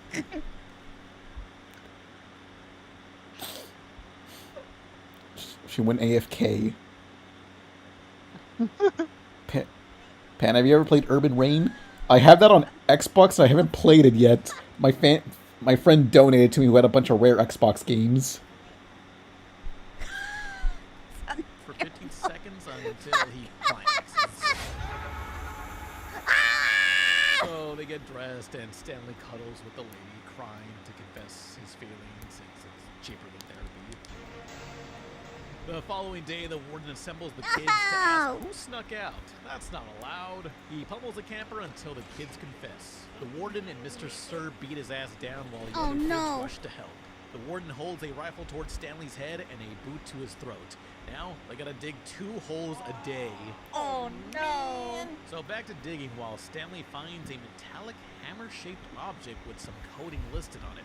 Now, when you find something interesting in the dirt at this camp, you get the day off. Though the bunkmate X-Ray has never found anything ever, yet he's been here longer. So he claims to find the hammer in this hole at a different location. This excites the prison guards enough that several military trucks visit the camp. Here is where I'm actually enjoying the unraveling mystery. Everyone digs in X-Ray's location till the hole is 70 feet across and 5 feet deep. They find another body, but that's not what they wanted. To the incinerator it goes. Oh, So damn. they keep digging until they hit a concrete floor. They hit it a little more until water starts gushing out, flooding the holes they've dug. People are running, tripping over the water pressure, trying to get out. A military officer is stunned and gasps his mouth and drops his cigarette into the water. Suddenly, the water catches fire like me spitting verses. It's not water, it's gasoline. It's Everyone makes it out in time, but one camper's arm is severely burnt. For the next 4 hours... This is like an autism spotlight, if you think about it. Like just the way that you're like source all this shit. Look, I watch a lot of media. Yeah. Take your sister's grave before you killed her? Stanley again is too afraid to say anything. His friend Zero decides to escape far into the desert. As he runs, Mr. Sir aims his gun, finger on the trigger, ready to fire. But Theo stands back up to bash Sir with a rock in the back of the head. Stanley takes the gun in Sir's truck to pick up Zero and X-Ray. As they drive off, more gunshots are heard and is shot through the windshield. The warden has a second gun. He's firing at the truck until Theo lashes back, only to get knocked to the ground. Theo begs for mercy as the warden aims for his face. The squid steps in, but the warden pulls the trigger. Theo and the squid get splatted with no respawns. See you next Splatfest, douchebag. Stanley, Zero, and X-Ray are all in the truck as they head towards the only place they'll be safe.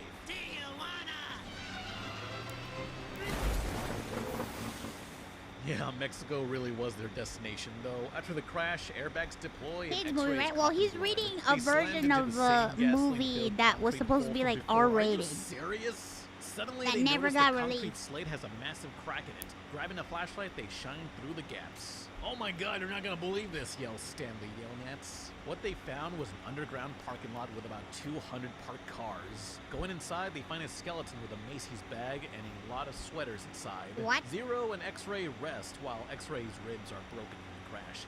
Stanley ventures alone to find an underground Sears. Rows of untouched shelves A covered fucking in dust mall? and skeletons all across the floor, which sounds like a regular Sears. Stanley brings back some board games and they play Trivial Pursuit together.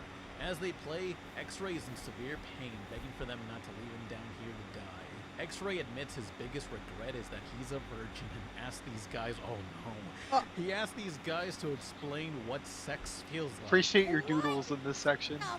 Kill your sister, Stanley. How to get these doodles out fast. Stanley Yeah. explains what happened to his sister after these messages. Stop digging and take a breather. Holes will be right back. Oh shit. Let's get back to Holes, starring Shia LaBeouf.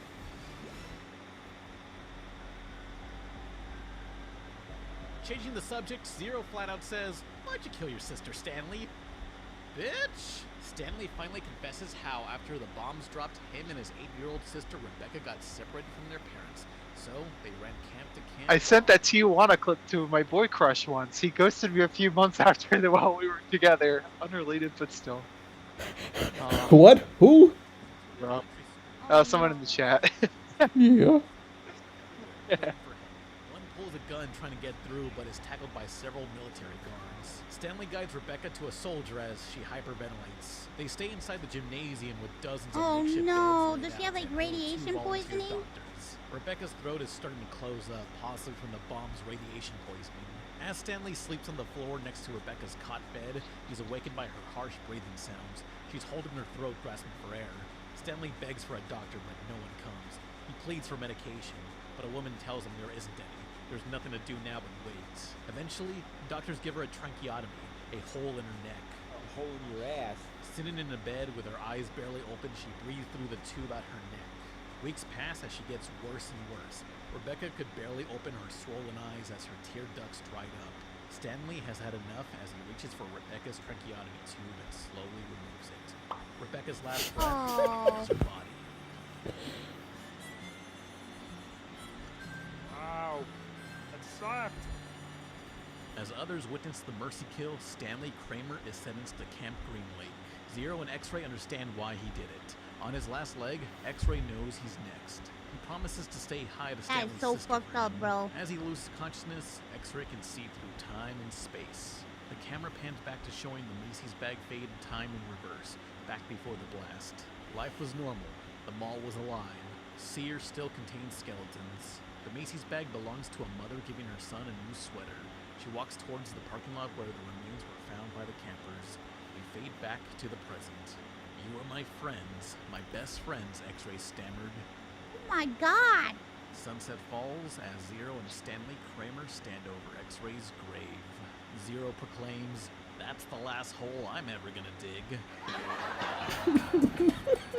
Jesus Christ! Yes. In Trivial Pursuit, they walk back to Camp Green Lake, but on their way they noticed a box sticking up from the sand, and they open it. It's a row of spark plug hammers? Zero states, "Do you think it's a weapon?" "I think it's 23 loaded weapons," Stanley replies. "Yeah, so it's like a futuristic weapon or something?" Suddenly, Mr. Sir and the warden come up from behind, guns drawn, ready to give the two the Texas death penalty. But out of nowhere, a loud electrical snap bursts. The back of Mr. Sir's head has the spark plugs embedded into his skull. What the Another fuck? electrical snap as the spark plugs lodge into Oh, the warden's shit. chest, blood gushing from his mouth. There we go again, coughing blood. So I guess the spark plugs are like these needle missiles the Mandalorian can only use like once per episode. Next, military trucks come in with Counselor Podansky stepping out in uniform. Podansky tosses them 2 uniforms telling them they've been drafted. They board the truck with a box of spark plug weapon things and head towards the ocean. A civilian transport ship is waiting. With a duffel bag, they're not sure what these spark plugs were for, so they toss them overboard and watch them sink as they begin a new life at sea. Where this military ship goes is a mystery. Fade to black. That's the end. That's it? That's the end of the episode. So, what did you think? Yeah, Did you like the movie? That was something. pretty cool. I actually had never seen this video of yours. It's a fascinating just script that's been. I don't know, bro. I would have watched it. Conceptually, I actually enjoyed the mystery. It's so. I mean, this script has been floating around for years, and it's weird nobody did a video on it until me. I think. I agree. Like very, very, very. It's so weird to think that like we got like a completely different movie from that, though. You know what I mean? Like just like the detached version of this. Richard This has absolutely nothing to do. Richard Kelly was just like he hadn't made a movie yet, so he thought I should attach myself to this. Lewis Radwarrior gave $2. How to fix Apu once and for all. Re-upload. And Retro Lover gave $2. Watch the strange, colorful, crashed retro hijinks. We will soon. Elements of a Oh. You gotta fight Apu once and for all. And the nuclear bomb in Texas causing a military draft was the setup in Kelly's other film, Southland Tales.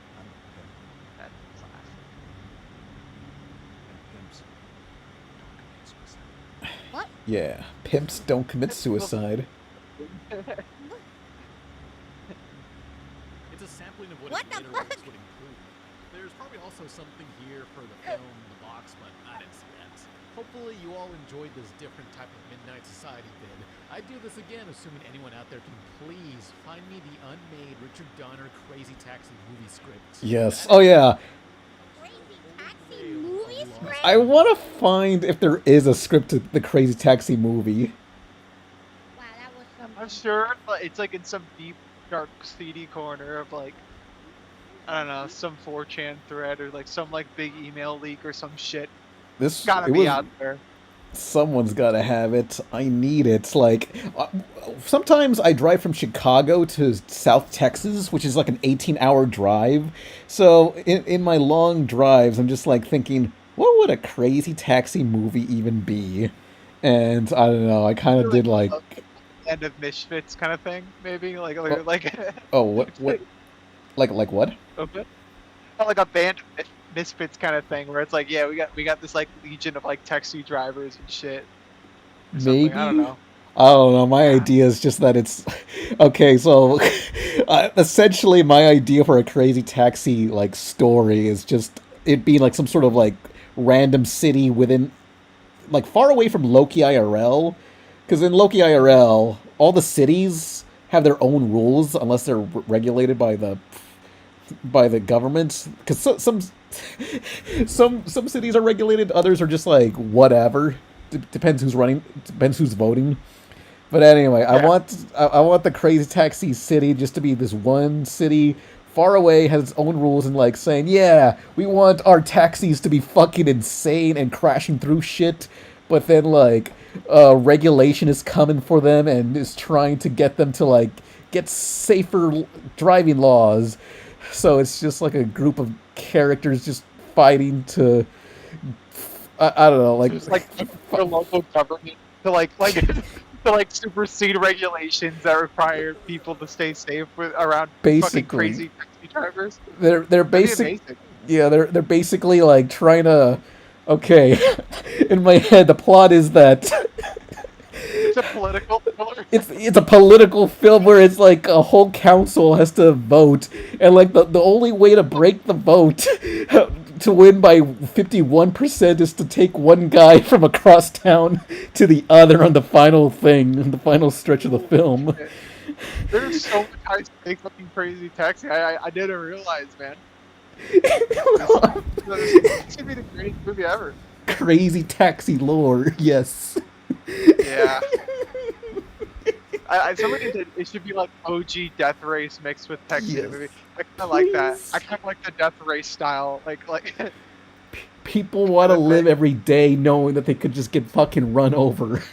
It's what it means to be free. You just move to the city for the off chance that you might die in a horrible like vehicular manslaughter situation.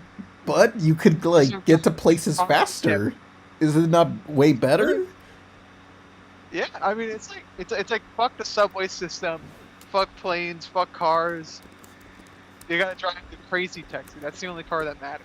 Yes. It's taking around. The only public transport that'll get you where you want when you want it. The rates be any cheaper, or is it more expensive to get a crazy taxi drive? The rates are crazy. I don't know. Maybe they're like fair. Maybe that's why people want to live there. I mean, they're already putting themselves in danger. It should be cheap. You know, it's like it's worth the risk. I just like the idea that it's a city full of willing fucking like people for this. That's my world building. I don't know. Just have an episode where Bianca and Loki are just like, I don't know, end up in this town and realize, shit, we can't fucking leave. We're stuck in the crazy taxi city. Oh, that shit cab. Yeah, shithead taxi.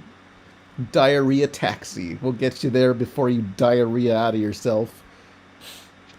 Diarrhea taxi will get there before your laxative kicks in. Turtle Rhythm says crazy taxi, but like mentally institutionalized taxi. Like the final scene, the final race has to have Offspring play all the copyrighted music. Yeah. Dude, no, fucking Robert Rodriguez like crazy taxi film would have been insane. Like that would have been that's the dream. Oh, great. It would have been in a border town. Would have had like I don't know, Machete as one of the drivers. Yeah. Let's see, Death Lift. Oh man, Midnight Raccoon says Death Lift. Death Lift would be a fucking great name. Yes. That's great. Yeah. The left wants you to. The left wants you to believe that slower taxi services would be cheaper and cause a smaller death toll. That's simply not the case. Yeah. It would be funny if it was called like Death Lift and you just have like fucking like you're arriving at your final destination. You know, like just like crashing. You're gonna fucking die. Turn left here, you piece of shit. We'll fucking kill you. You fucking whore. The song I'm imagining right now is like, oh, you know, you've seen Pee-wee's Big Adventure, right? Yeah. You know, like Twisted Sister or whatever the fuck. It's like the one that they're playing. Like he's like running around trying to get the bike back or whatever in like the back lot, and then they're like filming that music video. Yeah. It's like you're gonna burn. It's like, oh, you're gonna fucking die here in the crazy taxi city. Oh yeah, it's higher res now. Yeah. Sega needs to give me the license to the crazy taxi. They ain't doing nothing with that. They're making a one game, I think. Yeah. I'm listen, like if it's just anything, if they do anything crazy taxi, I'll be happy. I think. Yeah. I shouldn't say that. They probably won't. It's like the skate game situation where they've just like made it like just like, hey, here's your you got a little AI robot assistant that hangs out with you and gives you little funny tips. And yeah, I don't know. They got it. Just give me the license. I'll be the Adi Shankar of Crazy Taxi. Yes. Yeah. The games just need someone with a vision. Like that's it, I think. I'll do the Crazy Taxi what Adi Shankar did to Devil May Cry. Everyone loves that. Unironically, they should like make like a pitch and be like, "Hey guys, I don't work in video games. I don't know anything. Ideas man here, but I know how to make a cartoon for cheap." Yeah, and if I can do that, I can provide you an excellent Crazy Taxi game. Yeah. And here's my way of doing it. How the fuck am I gonna animate a car? Fuck, that's the biggest hurdle. You're gonna draw so many of those like little paper lines of like action. You know, like whoa, movement. Close enough. No, we got. What sucks is Motor City. They blended like 2D characters with 3D cars, but the problem was they weren't in convertibles. So it's like, fuck, that means you gotta draw like the 2D characters and the 3D cars at the same time. How? I'm so fucked. I never watched Motor City. That's crazy. Oh, yeah. That show looks great. Let me look up the intro. Robert Valley. Motor City, yeah. Oh my God, it's so. I would love to be able to have be a character designer hired for a cartoon that lasts like one season. Motor City intro. Come on. Yeah. Another Crazy Taxi. Chemically imbalanced taxi. I broke my head taxi. I'm John. Who's the guy? Bobcat Goldthwait. Give me the Bobcat Goldthwait. I want Crazy Taxi. No, he's still alive, I think. Yeah, and he's bro. We captured his spirit in a spirit box, and he's talking. Bobcat Goldthwait. He's still alive. He's just not doing anything. What is there to do when you sound like this? You're Bobcat Goldthwait. He could have been on he could have been like on like a Maxwell Adams show. Yeah. I feel like he would have been a background character. Golly, bring him back. He's a wacky guy. Let's watch more of this Nostalgia Critic video. One day the Crazy Taxi movie will happen. I am the undead. Yeah. All right? The undead. No, I'm sure that's gonna happen in the next 10 years, man. Yeah. There's no way they wouldn't. That's a really easy one. And unless you care to suffer a long, cruel expiration, you will sing your allegiance to brand X. Oh no, they got Centurion on this too. Why, Tim? Why? I was seeing if I could The do race anything more car convenient than episode of Loki IRL. Yeah. It's simple and plain. Brand X, it's different but all the same. But Dex comes in and starts singing the triumphant song. Oh yeah, so wasn't the plot of this movie, hey, trust brands, stop buying generic brand. Stop giving money to... Dangerous. Are they? No, not really. No, I'm just... Am I gonna die if I get RC Cola? Yeah, you're gonna die if you need like the best brand fucking like Walmart like Doritos. I don't know. Sometimes anytime I break into an abandoned building, sometimes I just see like RC Cola. Every abandoned place just has RC Cola in there. Yeah, for some reason Coca-Cola has just like been fizzled out. This is the one that keeps you alive. RC Cola. Yeah. Recreational. The saddest Coca ball. But the director was so lazy, he used the Twitter. You find needles and stuff too. It's like they don't need Coca-Cola where they're at. RC Cola is made by Dr. Pepper, and I'm sick of acting like it's not good. Fine. I like Dr. Pepper. I guess I will try RC Cola. You ever tried Dr. Bippy? Damn, that's I love that name. Dr. Bippy?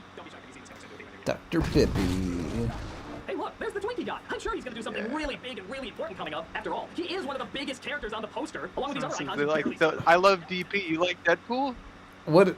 I'm sorry. I don't think they're making any more movies. DP for Deadpool. Hang on. Like, if someone were to see this on a shelf, would someone be like, yes, I love the tuna mascot and the Twinkie guy and the dill pickle guy. I want to watch this. Is that really a selling point? You're gonna wonder what kind of like adventures going on. You know what I mean? Like in the way that you like look at like Toy Story and you're like, huh, I wonder what these wacky characters are up to, you know, as like toys. You know? Yeah. Like the I mean, like, I was like, yeah. this brand, this movie thinks, oh, it's a recognizable character on a thing. Doesn't mean I want to watch it. It's like when they made that Gollum video game. And Jerma? I feel like I'm going to say the wrong one, and it'll be incredibly racist. It's Just Jemima, Butterworth. right? I think. I don't know. Well, yeah, there's two. There's two different ones. Blodega gave $2. Watch the Lunatics Unleashed intro. Oh boy. We'll watch both of them. Behind Sunshine's disappearance the whole time. I'll just leave you to it. Sunshine gets her hands untied, throws a race into Dax, which he uses as a weapon, so he can untie the hands. Oh yeah. Do you remember watching the Shia LaBeouf Eddie McDowell pilot at the Pele Center? Yeah, for some reason the Pele Center in Los Angeles and New York, they just have a bunch of pilots you can stream there on a computer, and they're not available anywhere, including the Rocket Power pilot. Are you That's serious? not online. I've not ever heard of this. Oh yeah, the Pele Museum. They have a lot of media archives. That like they had like Untitled Seth Green pilot, and it was just Robot Chicken before it had a name. Yeah. Wow, that's crazy. There was do you remember when that? I don't think this is gonna ring a bell totally, but there was like a Fat Albert pilot that like leaked, and like it looked like some guy was like recording it somewhere in like a library. Why the fuck would anyone hoard a Fat Albert anything? No, it's on YouTube. That shit looks so good. It looks like Ralph Bakshi or some shit. It's like shit. Like, I was like, what? Fat Albert. Yeah. Like pilot or what? Yeah, it's like a pilot. I don't know. It's like a really, really weird piece of media. Oh, it just looks so. I guess this was on the Pele Center. They just smuggled it out. Wow. Hey. Oh, it's a shot in the dark. It's crazy. I'm Fat fucking Albert. I love high cholesterol. I live in New York City. Like I just run in. You can go to the Pele Center and see shit that shouldn't be seen. I'm going to do that. I think Vivzy Pop mentioned this once to me when they were talking about Broadway shows were also in this place too. Oh, you were talking about Vivzy Pop? Yeah. But that was like a couple years. Okay. They were talking to me about the Pele Center, and then they'd mentioned that like they'd like watch like Broadway shows or something. I think it was this place. Damn. They were talking about New York Library. Yeah. Damn, this does look good. Too bad the real shit didn't look anything near this stylish. Yeah, if it did, I think it'd be like like more of a classic than it already is, because I think it's a really good style. Yeah. Yeah. Yeah, I love the real backgrounds.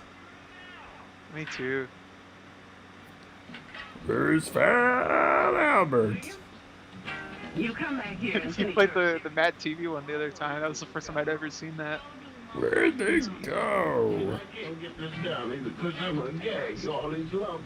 guess I'm gonna have to take a trip. You eat your breakfast, or there'll be $20, yes. Football practice. Sure do, Mom. Football practice. I don't care if you're captain of the Green Bay Damn, getting the character dressed in animation is fucking hard. The fact they tried animating this. Trying to animate a character getting dressed, that's hard. Oh, yeah. Fuck that. These animators were struggling. It's like putting on the glove, putting on gloves and shit. It's like, oh, how do you do it? And don't let me catch you playing with your coat off.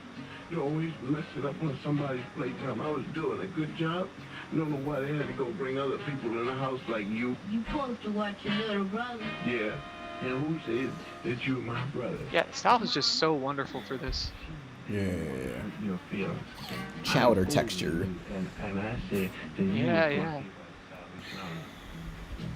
Mom bought you for 50 cents because she felt sorry for you because your parents were always moving out on you. Bitch. I wasn't brought here by no Salvation Army. Was so. I was not. You was so. I was not. You better not cry.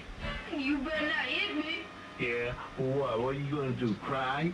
I'm going home and have my was I brought here by the Salvation Army. Where's Fat Albert? You wasn't brought here by the Salvation Army. You gotta wait, you gotta see him. No, I don't know. You're going all through this trouble. Where you been? Oh We're man, not leaving until the fat guy sings. Don't feel like drawing a background? Dude, just record some footage of real life. You're done. That's the Ralph Bakshi way. I love this. It's so cool. It's so cool. I might do that for the second Loki episode because I need them driving through a tunnel. So I gotta find a really long tunnel and just record that. I know one. I know a really good one, but it's in California. I have Well, like I an gotta- exact like tunnel in my brain, but it's like I'm not traveling all the way out. Oh, maybe. Well, I'll be in Chicago soon. That's true. You got a lot of fucking city tunnels and shit. Towards like the edge of the city. Or train tunnel. You could just like use a train What? tunnel and all the I don't. thing. What's that kid wearing? Oh, I don't. He's wearing like a little paper bag. He's like shy. Oh, hopefully. Yeah, get in there. Throw his ass in the hole. One more to the left. Now back him up. Easy, bud. Do it. This is Where's Mushmouth. Go higher. When the fuck does that bastard show up? He's gonna show us. Oh, is that the Whataburger? Oh, this is like 25 fucking minutes. Yeah, oh, we're wait. not gonna watch the whole. But Wait, you guys, aren't you gonna play? Not now. Oh, we're helming. We're going to movie. it's really, really cool looking. We can't lose, man. We got that Albert. There he is. Oh boy. In the flesh. Oh no, I don't want to deal with that bullshit. Whoa, I gotta put on a suit today. Oh, is that I already struggled to put on my socks. If that outfit's like a Goodwill, like trying to find like the extra 3 extra large suits. It's just like a Oh. completely mismatched outfit. Damn. Oh, Gotta wear what you can. yep. Yeah, fuck that wolf. But what's it? I guess this all was spawned because you guys Oh, were talking yeah. about Eddie Dowd. Fucking Eddie McDowner. dude, that intro is like one of the funniest things ever to me. Like when they recast like Seth Green as like Eddie McDowd, like no, which yeah, that happened also. Oh, yeah. It's just like the most fuck you intro ever. It's just like, I'm Eddie McDowd, I'm a dog, and I talk. It's like, okay. Yeah, I'm a fucking dog, bitch. Pitch. Like I can imagine someone running into an elevator and be like, wait, I got an idea for a show. This dog His looks name's evil. He talks. This dog looks like Smile Dog. He freaks me out. Yeah. It's the eyes. I don't like dogs with like blue eyes, they scare me. Once upon a time, I was a kid. You have failed as a human. You turned me into a dog. Can you believe this? Now I'm paying for the shit. I was an things. asshole to people, and now I'm a dog. I gotta learn. He never got turned back from a dog, so he's stuck like this forever. Yeah, there's so many great shows that just have like never end, or sorry, that end with like these kind of like, just like never resolve things. Like they didn't ever get off Gilligan's Island. Nah, they're done. I think I Actually, told you this. I had a dream once about like Okay. Gilligan's Island. Like it was like everybody was skeletons. And Oh, just hang got- on. I gotta play the season 2 intro where I think they lost Seth Green. They recasted him. Oh, it's so good. And they replaced the theme song with "Who Let the Dogs Out." Yeah, it was just like We Give Up. This was like the We Give Up era of Eddie McDowd. Eddie McDowd should not have eras. Yeah, no, this was the go fuck yourself era of Eddie McDowd. I don't know, like, does he age like a kid or does he age like a dog? Well, He's like going to die before the end of the year. yeah, like he's like, let's say a 13-year-old bully. So What's how long dogs live? 13. How many long? shows did it have? Like he's like, when he comes out, it's like he basically would have been like he was in prison, like he got incarcerated for 50 years, and then he comes out, he's like a dying old man with like no family. He lost so much of his life being a dog. He Did they ever cursed explain why his himself. parents don't remember him? Like they're like, Oh yeah. yeah. So in the show, Eddie McDowell, yeah, like he, since they turned a bully kid into a dog, he's wondering where his parents are. Apparently, his parents vanished. Also, they acknowledged that they moved. They're in purgatory. They're also cursed. It's a fucked up. Why do they gotta suffer? What a piece of shit old man. What a piece of shit old man. Fucking George Carlin ass looking old man. What the fuck's his problem? He's just sitting like, oh fuck. Of Eddie McDowell. 13 things you can't say on YouTube. That's George Carlin if he's still alive. Fuck this guy. I don't know. He looks like I forget who this old man reminds me of, but he looks like somebody. Will we get copyright claim for playing Eddie McDowell? Only one way to find out. There's the dog. Before Seth Green possesses him. How many episodes it says? 40 apparently. They made 40 episodes. He needed 60 more to... He needed to do 100 good deeds. And he only... I guess he still needed 60. Oh, has ska music.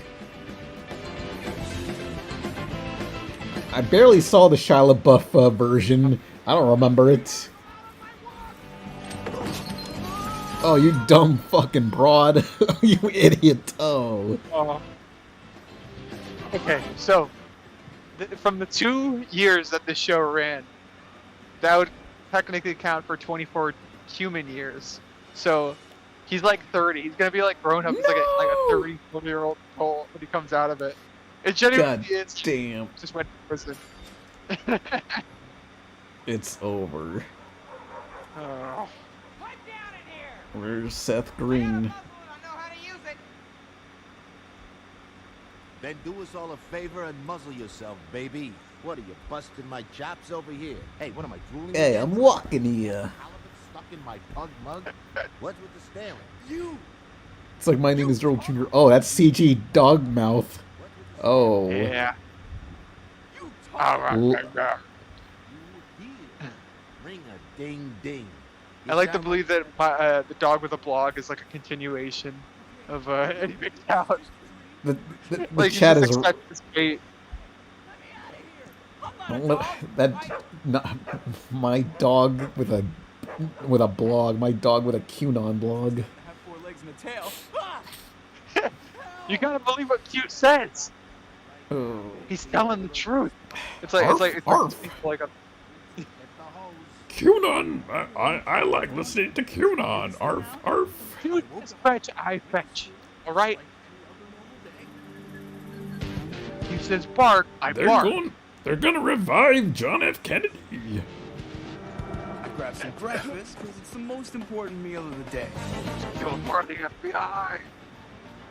Oh yeah, that bowling shirt. Teachers, yeah, I think we owe I them do. some money. Then I saw some old friends.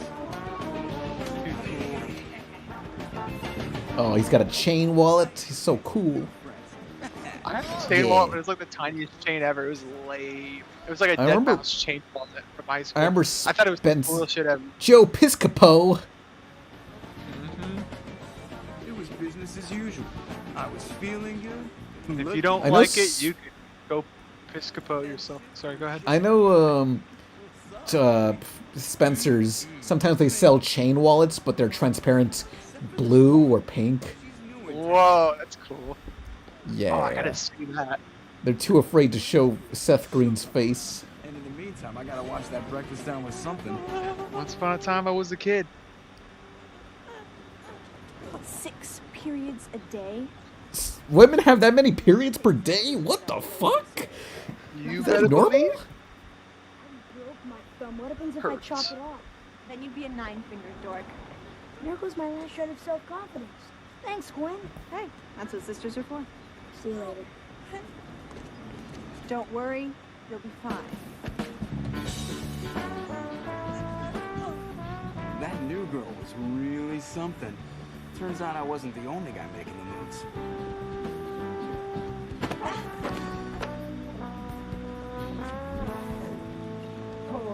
Oh, it's Animate'n.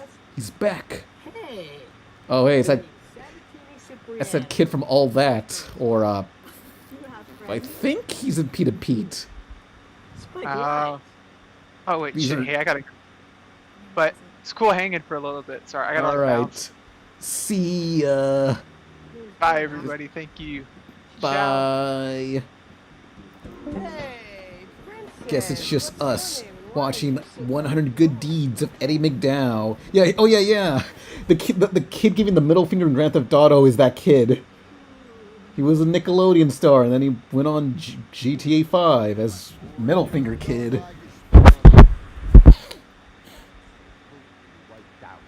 You keep going with your story, Pally. Yeah, it's beautiful, marvelous, wonderful. It's a groovy thing.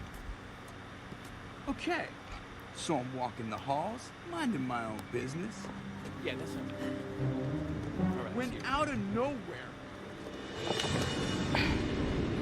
Yeah, that was pretty inconsiderate. He deserves to get bullied. What the fuck, bro? this geek totally embarrassed me in front of the entire school. It's payback time, Eddie McDowell style. Yeah, the kid deserves it. Milk Boy was going down. He got milked. I really love their ska music. Hi, Narcita. Excuse me? What kind of costume do you want? You know, when Eddie McDowell finishes you off. Who are you and what are you talking about? Straight for chunk. Boring. Let's skip ahead to he fucks up George Carlin or whatever. I'm trying to think what old man he reminds me of.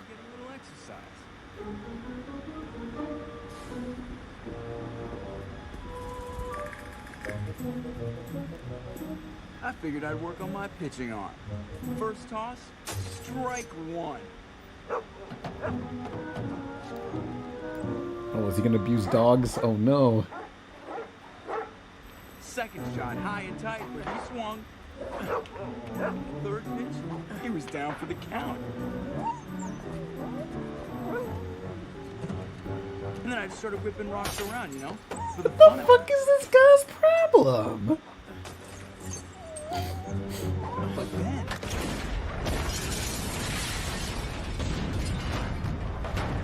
Nathan for you, dog heaven. Oh yes, I remember. I'll look that up.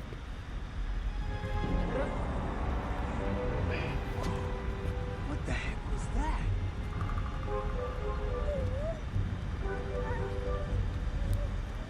Anger management. Yeah. Oh yeah. Hold it! How do you know my name? I know everything about you, Eddie. Watch, we need to stop. Admirate. Sure. The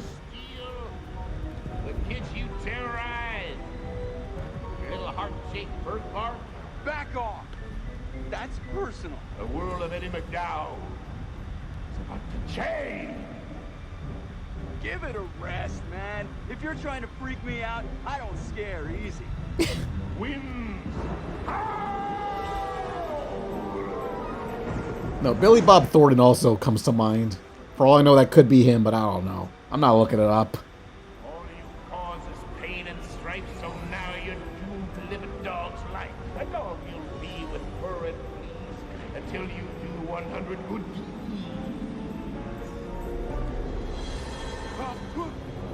What's happening to me? Hey, what's going on?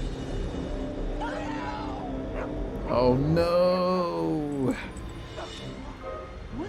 I'm a dog. Shit! I should give my dog a spike bracelet. That'd go hard.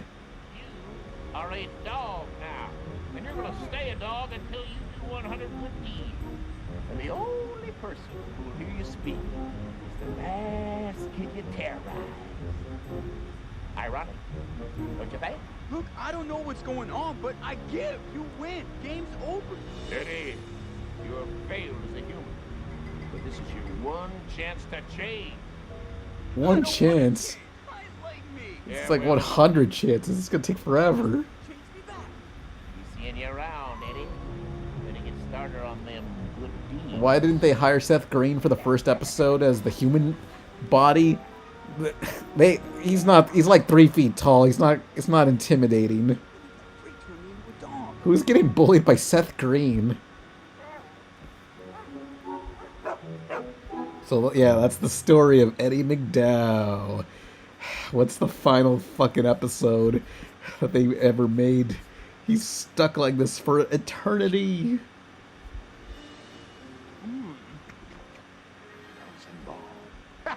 Oh, he's back. This is so cool. I could do this every day. Freeze! No. This is all some terrible. They lost Seth Green. They couldn't hire him anymore by season 2. He was busy doing whatever.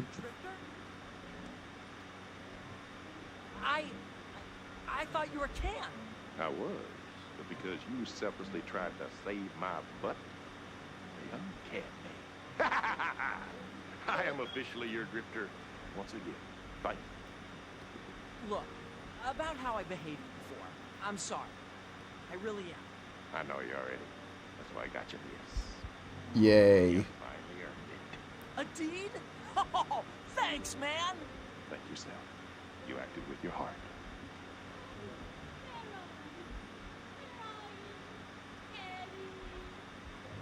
Look, we have a problem.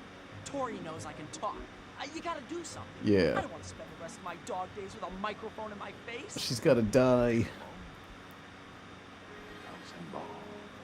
Squeaky toy.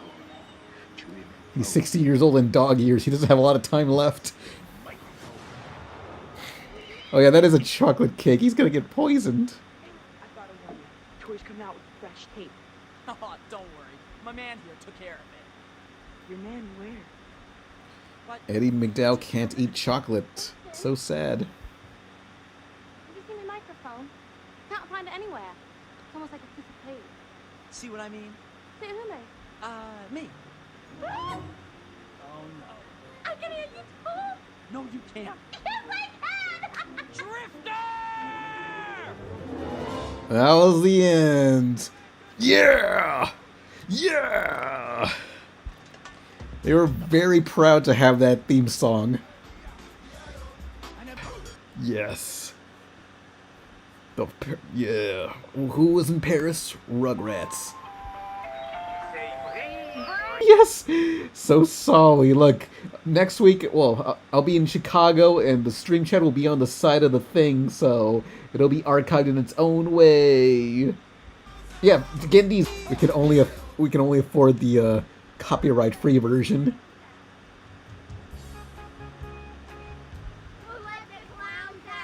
What are the Baja Men doing now? They ain't doing shit, buddy. Who let the clowns out? Baja Men. What are y'all doing? Where are these guys now? They're still active, apparently? Allegedly? Last album, 2011. No, it's done. Official website. After 20 years, the Baja Men are an overnight success. Bro, that was like 20 years ago. What are you doing now? Oh, have you seen the message of the CEO of Reddit S2000? I'll look that up, whatever that is. Drololo. Latest single available. Let's listen to what they're playing. Can I listen to it anywhere? Yay. 5 years ago? Well, let's see what they got now. Because wasn't like, doesn't the Baja Men rotate out of members? Because I remember Todd in the Shadows mentioned something about like the Baja Men that did Who Let the Dogs Out are completely different from these people. Nah, don't like it. It's over. Oh yeah. Now that's what I call 10. Garfield, the soundtrack, Disney Mania. Yes, this is a time capsule. Yeah, it's over, people. It's over. Baja Men are no more. Sunshine goodness. No one bought my beautifully genetically giant prunes. But how did you get in and out of the store? Let's just watch this shit. Gotta be finished with this. But enough about me. Let's kill you. So we partake in more sex puns. Tell me something. Are those melons real? Some horrible CGI fighting. You know some stuff now. Look out, you almost convinced me of the illusion of animation. And we quite literally have a catfight between the two attractive women of the film. The bimbo's mine. Get ready, ladies, because I'm gonna kick you where the sun don't shine. The bimbo's mine. Very kicks the ass out of the hot dominatrix, all while the men make wicked funny jokes about her melons. And then she gets turned into an ugly woman, proving once and for all that if you're an ugly woman, no good can come out of you. Oh, and there's something having to do with Mr. Twiggy, Mr. Clean, and a bunch of our products. But who cares? It's done. It's finished. My magnum opus for the horny, furry S&M catfight boxing fanfiction forum is finally completed. All I have to do is submit it. Oh no! I just sent it to my big shot agent in Hollywood. I ruined. Why the hell do they want $65 million for it? Sunshine Chip slapped it back to ugly. Gross. All I ever really wanted was you. Why is this so fast? So we can get through it faster. You know what just hit me? This is the movie that turned Charlie Sheen insane. I mean, think about it. The timeline's add up. He constantly had to be called back for redos, and if you had to return to this for 10 fucking years in a row, wouldn't it kind of make sense that you would start talking like Jim's this? here, I think. Yeah, the real question is, what's worse, Doug Walker or food fight? Last minute messages thrown in for no reason. We saved each other because the secret is. What the fuck is that muscle guy? What the fuck? Whatever that means. Everything's And just when you terrible. think they're about to free this cauldron of irate, they decide there's so much more funny they need to get out. I want to see what's under that hat. I love you, kitten. We see things so much clearer. Hilarious. So that was food fight. For a minute there, I almost felt a dig. Well, you were afraid to express your emotions. Pan, are branded characters considered IRLs in Loki? I'm sure at some point somebody brought to life the mask. Oh, there are mascots that are lurking around. They're just out there. Like Jared from... Well, never mind. They're out there like other corporate mascots. I don't know what's a... Like... progressive lady. But the point I'm trying to make is whether it was made for $65 million or just $65 I don't know what other real life mascots there are in the world. I feel like Beelzebub's ballsack just for throwing Shaquille O'Neal, he's a mascot of whatever product. They never once get a laugh. The characters are the worst. They're all just stereotypes of stereotypes. The plot is the worst. It's a joke. Literally, it's all written as a joke, but one with no good setup or punchline. It is one of the worst pieces of commercialized dog shit I've ever seen in my entire life. And given the roundup of movies I've done over the years, that's saying a lot. In fact, I don't think Human Hands could have made it. I think something much more horrendous and disrespectful had to pull its energy together and make something so awful. I just figured it out. The horrible CG animation, the awful stereotypes, the tremendously unfunny humor, the fact that everything in this movie is despicably awkward and unnatural. My God! I know who directed this film! Oh, classic, a Jar Jar Binks reference. Haven't seen one of those in forever. Yeah. It is done. Flow from Progressive. This is the worst animated film I've ever seen. Hands down, no comparison. It stars a Pan, legit question, will there ever be emphasis on how you can only have one IRL? Eventually, when the plot calls for it. I don't want to just randomly say it. Yeah. There's regulations. Yep, since you started review, the movie's popularity has already died out. But that was a fucking half hour ago. Well, that's practically 5 years in internet time. Yes, people knew it was going to be the next popular thing to mock. So they decided not to mock it at all. Wait, so the popularity of something can fade even before it becomes popular? Mm-hmm. We call it the hipster effect. Knowing something is going to be ironically cool suddenly makes it traditionally cool. So to be ahead of the curve, they decide to not even make it ironically cool. Hell, even thinking about it probably cuts its lifespan in half. So you're telling me that sitting through all this misery, the worst animated film of all time was a complete waste of time. Sorry, buddy. And there's nothing I can do about it? Not unless you want to somehow do a review of the Attorney General of Crimea. She is on fire right now. Oh, she is adorable. Oh, I just want to eat her up. Oh, look, she smiles. Oh, she's like the Jennifer Lawrence of warfare. I just want to pinch her cheeks, but I respect her. Oh yeah, back to the start, destroying like $80 worth of groceries. What the fuck? To all those critics, foolish enough to think that they Pan, when are we getting an indie cartoon video from you? Oh, when I finally get updates to the plush that I'm gonna sell with U2s. That way we can promote it. Cross promotion. Yay. Alright. A-Dub gave $7. Pan, react to Barbie's Life in a Dream House. Zwinky. Oh, yeah. Yeah. I've talked... Again, this was like an ancient video. Jim's still here. I remember last stream I was playing the Knock Force one where they're in the pink aisle at Toys R Us. That's how I feel clicking on anything like girly on these things. Oh god, no, not the Nightcore version. But generally this show is actually pretty funny and kind of has like a Lego movie sense of humor. Hey, I'm out of here. To hell with this. No. I already have to watch this crap with my kids. Damn. So sad. Anyway, nice to see you. Gotta go. See message me whenever I get this. Probably do want to visit New York eventually. Again. Yeah. It's your taste, bro. Own it. Now let's watch my video on it. There. That's a middle ground. Rebel Taxi, modern cartoons. Barbie? Oh, and also I was getting a copyright claim for it. Oh, I remember this. There's people that are still really obsessed with Starverses. They never gave up the dream. Aw, yeah. Bump that theme. Yeah. I want Raven to rip my teeth out. No, let's ignore that. Don't worry about it. I'm not a virgin. No. Oh, hang on. There's a classic line that sticks with me. Oh, I don't care about her well-being. Yeah, Golan doesn't care if I live or die. He's the best. That quote is so ingrained in my head. Thinking about this person doesn't.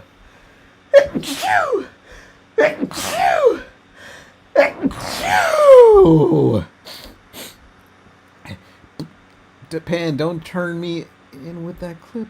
What? There was a link. Oh, yeah. When did I talk about Barbie's life in a dream house? I made so many of these videos and I gave up because the industry got fucked.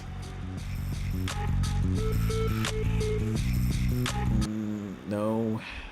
We'll never find it. Not in these shoes. Oh yeah, F it's for family. Oh. Yeah, modern industry's fucked. And indie cartoons, unless you're glitch, ain't nobody's got money. Yeah. There, we'll watch this video of me talking about it. That counts for something. That shows the best parts. Please? Oh, Loud House, back when there was hope in the world. Please play. He's had tons of experience. If you got tired of Oh. I like your instincts, kid. It's on my shoulders.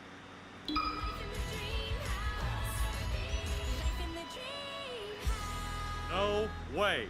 No goddamn way. Wait. Hear me out. This is actually good, trust me. Barbie's Life in a Dream House. These are online animated shorts available on Vizzy Pop had money from mom and dad before started. Possibly. I always assumed she was rich or something. The toys represent living in an organic flesh and blood world. Instead, Life in a Dream House is similar to Toy Story or the Lego Movie. It's hilarious because the characters exist as living toys and are unaware of it. I heard the squeal. Is that it? My driver's license! How is it that you don't have your license? Aren't you a race car driver? You know, I've had so many careers, it's hard to keep track of all 135 of them. And counting. Hello? We heard the squeal. Did you get it? It works because they play it so straight and never really acknowledge how fake their world is. They have the limitations that She mentioned it on your podcast. She mentioned she has a ton of money? That she's a fucking millionaire? Shit. Now, I see a lot of people saying stuff like, what? I'm a guy. How can I am male, almost 40, and I'm living like this. Hey. Oh, I'm cringing at my own videos. When was the last time I did any of these? Velma, yay. I don't know. I don't know. I can't handle anymore.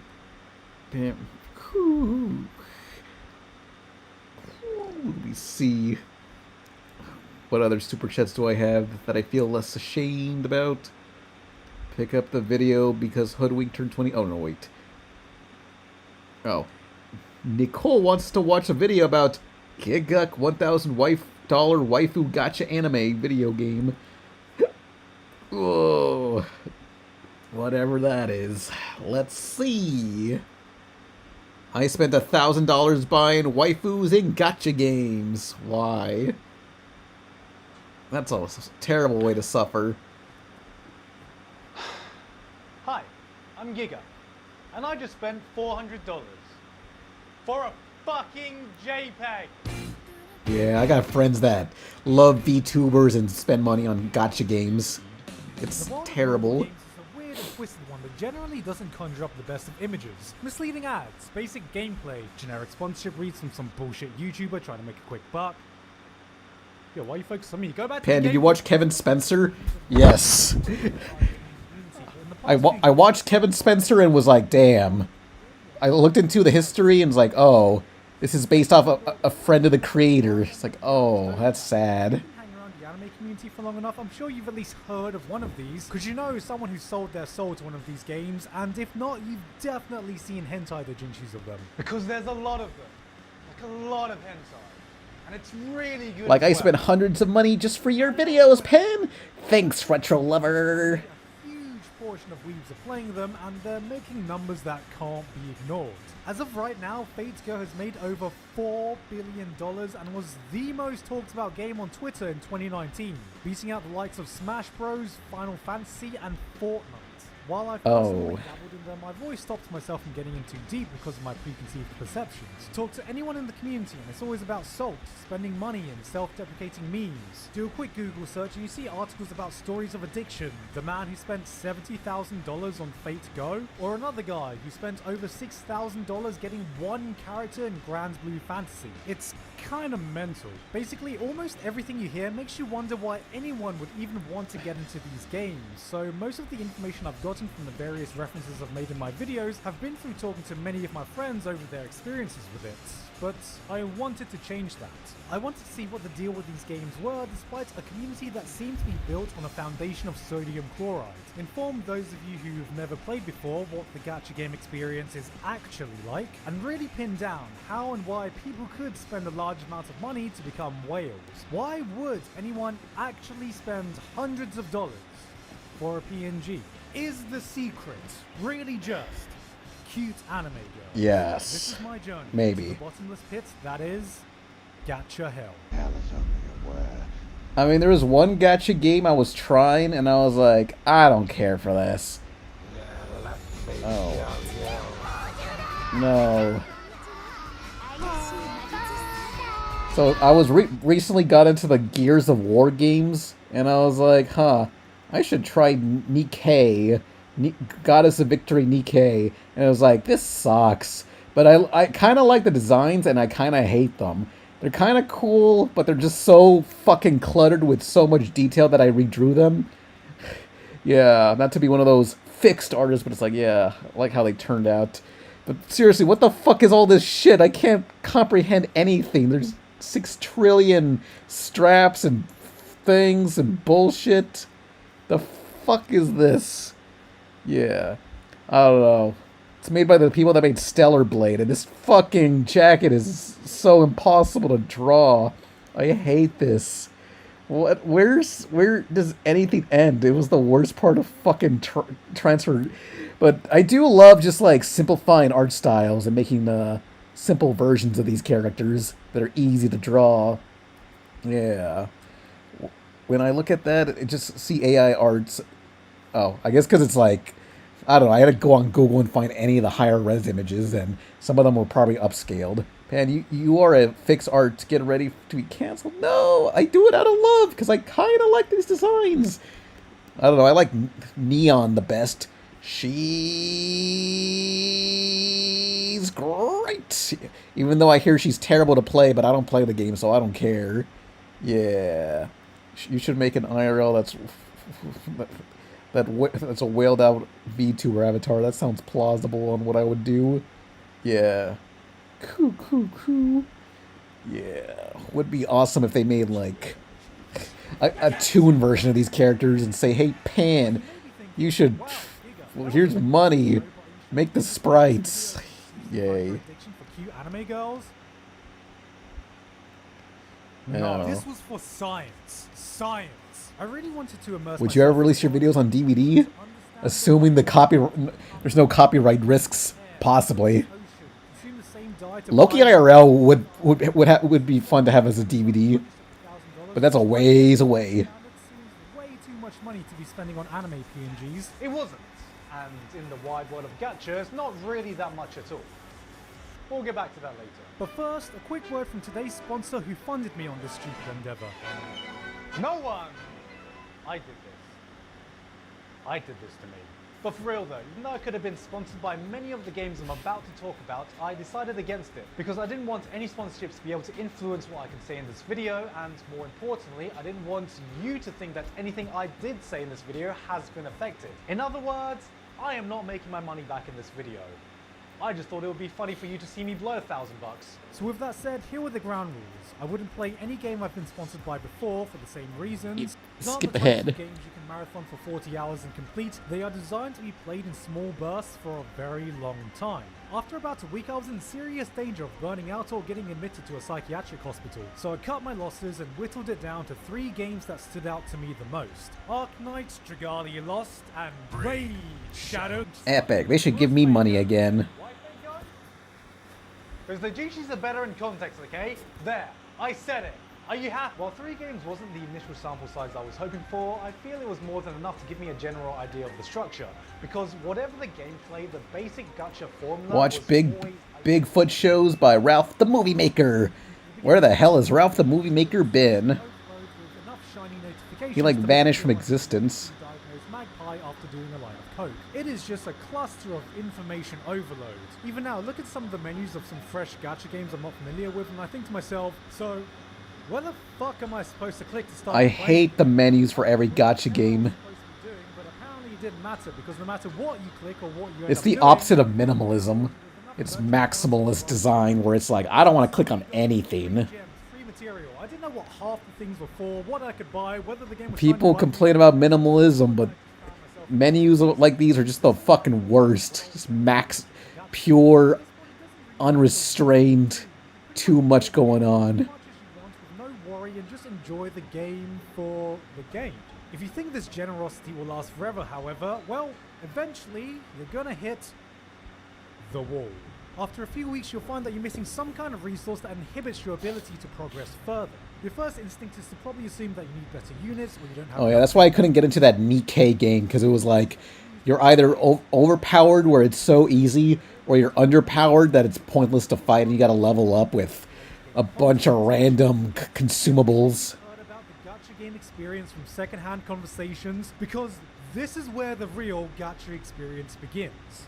Let's talk about farming. When people mention gacha games, they always talk about spending money and rolling for their waifus, but for some reason, nobody really talks about the actual activity you'll be spending most of your time doing. See, when you think of traditional JRPGs, the more you play the game, the more you grind, the more EXP you gain to level up your characters. But in gacha games, you have to use some kind of resource to do this. And then to level up your characters beyond certain points, you notice that you need special materials that haven't just been gifted to you in the welfare period. So you start doing research about how to get them, and then you notice that if you replay certain stages, there's a percentage that these materials will be dropped, which we refer to as a drop rate. So you start replaying the same stage over and over to get the materials you need, and this can take time. This is depressing. I wonder if there's a way to optimize this. Now you could deteriorate your brain farming the same stage for days, or you could wait for special events where rare materials are given away at a much more generous rate that you can get by doing more farming.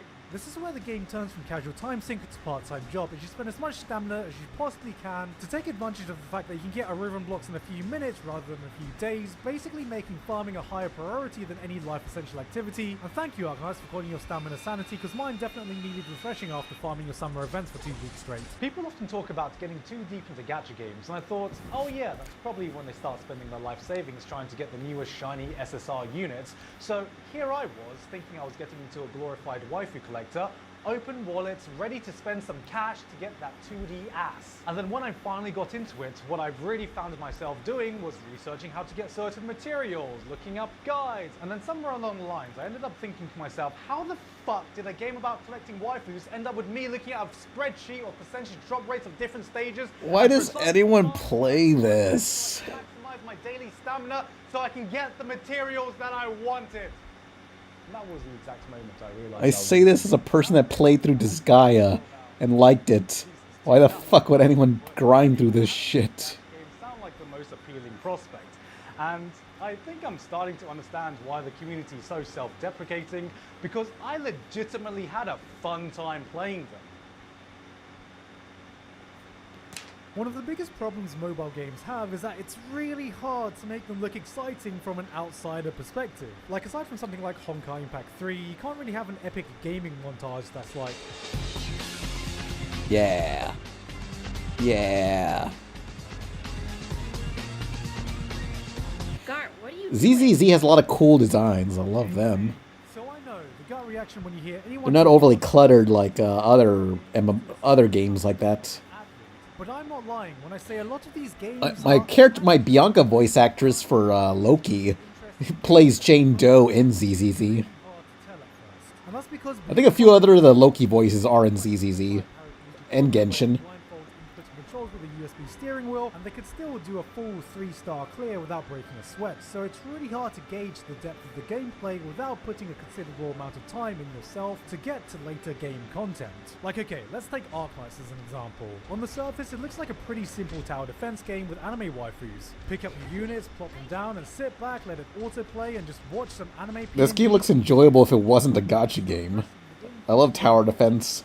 There are new enemy types, new tiles. You can start placing blocks down. Every unit has a different specialty and different ability which can be activated manually during the game. You have limited deployment points, and if you let a unit die, you completely lose all those points, so sometimes retreating a unit at just the right moment is the difference between winning and losing a stage.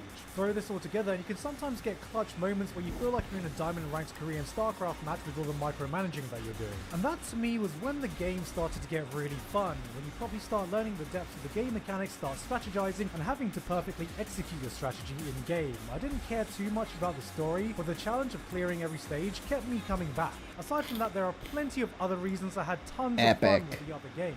Dragalia Lost had some really good design all around, and the soundtrack was just fucking godly.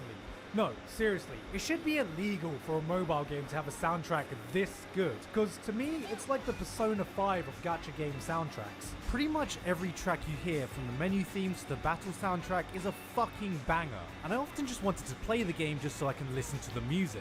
And as for Fate Go, well, it was the oldest game, so the gameplay and design did feel a bit dated comparatively, and yet it was the game I got most invested in. Oh yeah, I love Bloons Tower Defense, the monkey game.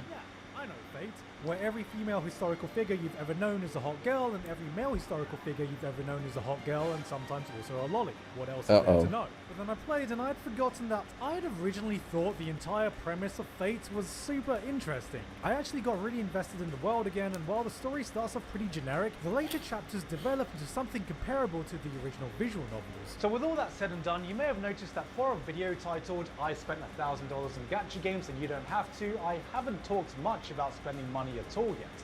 And that's because at this point, I hardly had or felt the need to. I'd spent a fair amount of time playing these games already, and the only thing I had bought was the beginner pack from Arknights. I was legitimately concerned that I had gone about this video all wrong, and I wouldn't be able to spend close I to spent fucking V-Bucks on the Simpsons collab just to get Homer and Flanders, and I never went back into Fortnite again. Mobile games have been around for long enough that the general monetization model is pretty well known now, and I think because Supposedly they're gonna put in Ed and Eddie in Fortnite. Yeah. And there would always be a system where you could generate enough premium currency to be able to save up to get stronger units to help you. So aside from some super hard challenges, But I don't know what the fuck they're gonna look like in 3D again. and while there were EXP packs or the likes that you can buy to help save And I do wonder, like, well, I think it's just gonna be a skin pack, but it'd be awesome if they could make the cul-de-sac a playable location. I doubt they would.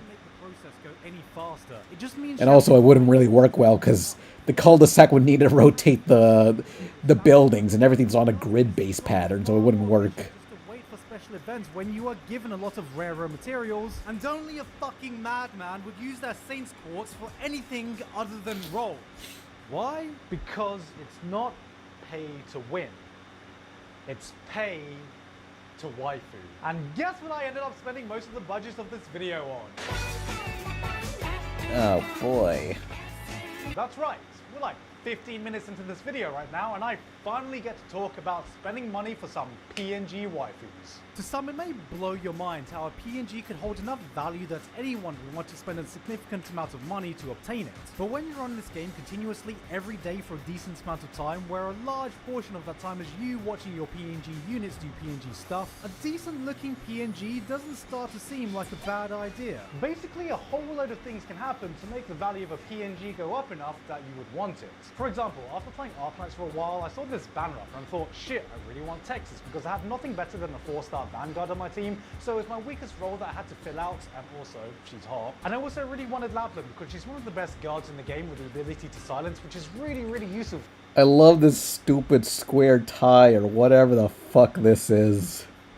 Some of the later stages in the game, and also, she's hot. And then the Schwartz banner came out, and then, well, I didn't really need her, but she was in a swimsuit, and it was a summer event, and also, she's hot. Oh yeah, I should probably explain what a banner is. Unlike a traditional gacha machine, the prize pool in virtual gachas are massive, so the chance of you getting the exact units you want by just randomly rolling is minuscule, especially if it's a high rarity unit.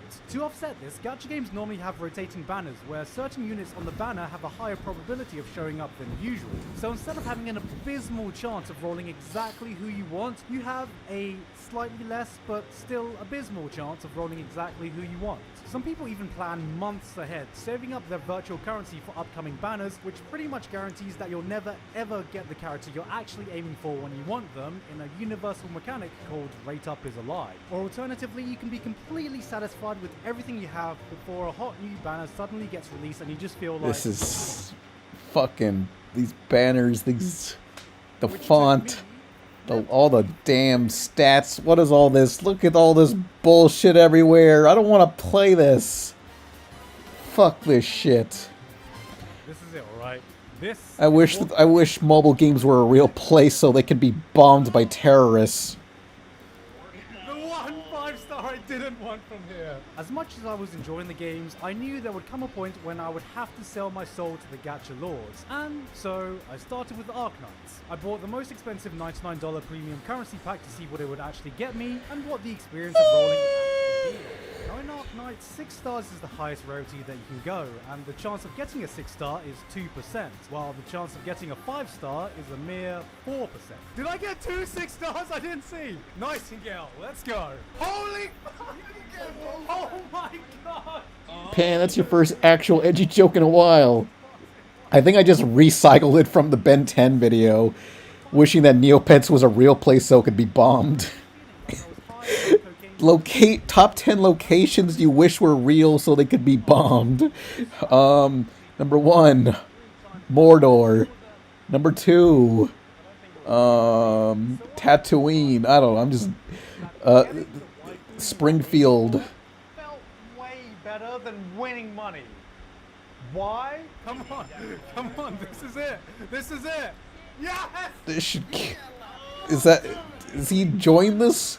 I have no fucking clue. It doesn't make any logical sense to me either. These people need to be euthanized. What can you do with this? Eat, pay rent, survive? It doesn't even have a fucking swimsuit edition. What the fuck's the point? Much like Idiocracy, we learn that some people shouldn't be allowed to breed. So you can get up at the sight of getting some SSR anime titties. Which is why I think it is important to be aware of the possible dangers.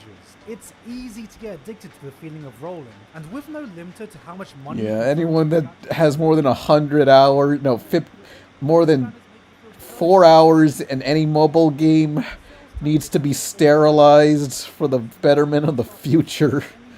Because if you don't keep track of it or set yourself a limit, you can find yourself spending far more... It's not eugenics, it's... Okay, yeah, that is what that... Never mind, let's... Joke aborted. Never mind. I was getting all the units I needed before I could even think about spending any money. And with Arknights, I feel it was a fair balance between me getting the units I was actually aiming for and me recklessly overspending because I didn't feel like I needed anything. Neopets has retro paid skins now? They gotta make money somehow. Final boss of gacha summoning rates. That's right. Fate Go. In Fate Go, the chance of rolling for the highest rarity 5-star servants is 1%. So the chance That's of sad. the exact 5-star servants you want is less than 1%. That's Why? Fate is the final boss of Gacha, and as much as I held it off, when I saw that there was a special Fate Apocrypha event coming up, and as someone who has watched Apocrypha and enjoyed it, I knew my time had come. There were some servants that I wanted. First up was Mordred. To me, she was always the I want to superior get but was fucking. arrogant anime girls, and also she's hot. And the second I'm gonna was go into that cartoon universe and shoot that place up. It wasn't for the memes, This fictional. Never mind. I'm referring to a fictional universe. That's what I'm referring to. Just like the idea, like I hate these anime characters ripping me off. They need to die. I have to destroy these damn cartoons. nice little bonus. I'd saved up enough free Saints Quartz, which is the premium currency of the game. I streamed it on my Patreon Discord server so I could share my salt. I knew my chances, and I knew what was coming next. Under overwhelming odds, there is only one thing I can do.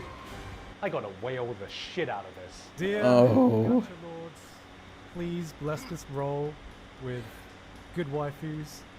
And I good wish Gacha cartoons were real so I could kill them again. I swear to God. Mordred was a 5-star, so I thought it would be better to go for the harder one at first. So I started rolling, and... Oh! Come on! Come on! Yeah. Damn, that design is kind of cool, I suppose. Come on! So this was a good fucking roll. Holy fuck! I'm sure some of you Fate Go veterans will right now be cursing me for my luck, because at this point, I Interesting being an anime fan who got into more of the older stuff in the mid-late 2000s, seeing all this gacha stuff. Reminds me, there's a Black Lagoon gacha game for some reason. Why the fuck would anyone want that? Oh my god. Why? And I rolled again. They could do so many other cool things with Black Lagoon, and they'd choose a gacha game. Now that I'm doing this, $20 for 110 roll. I hate this. I want to listen to the Black Lagoon intro. This show goes hard. Oh, great. Intro. Yeah. Weird. I don't have the G key. Fuck. No. The G key.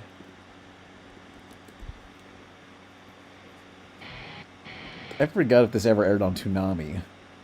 Yeah. Don't you have a new laptop? Not yet. Oh, I pick it up in Chicago in 2 days.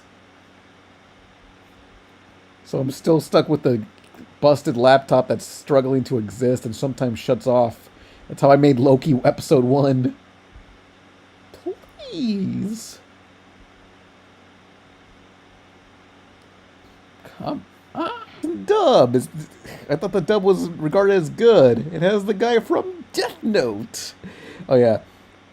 Speaking of, I just remember this one video existing. Supercut. Every anime opening ever. This is released in 2010. This is a classic.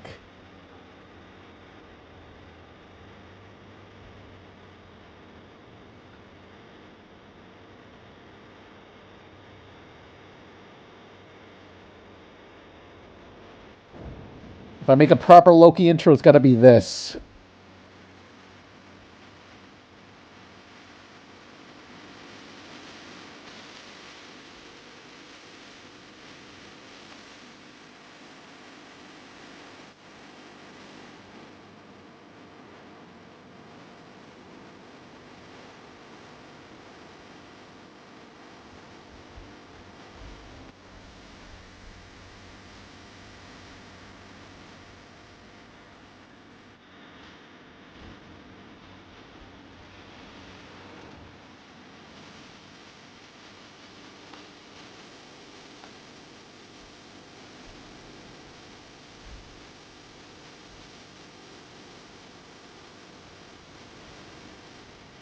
Oh no, are we getting claimed? Please, no, it's a banger.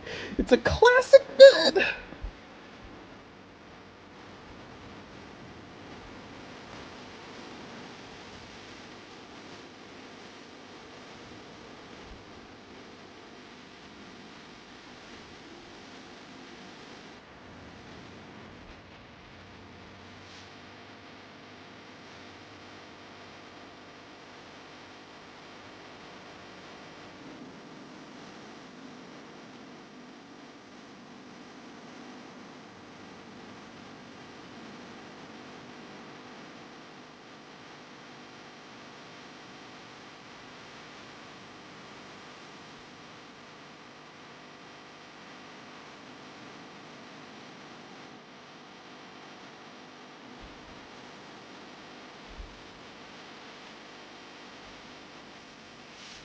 Oh, the X-Men, the X-Men Japanese intro.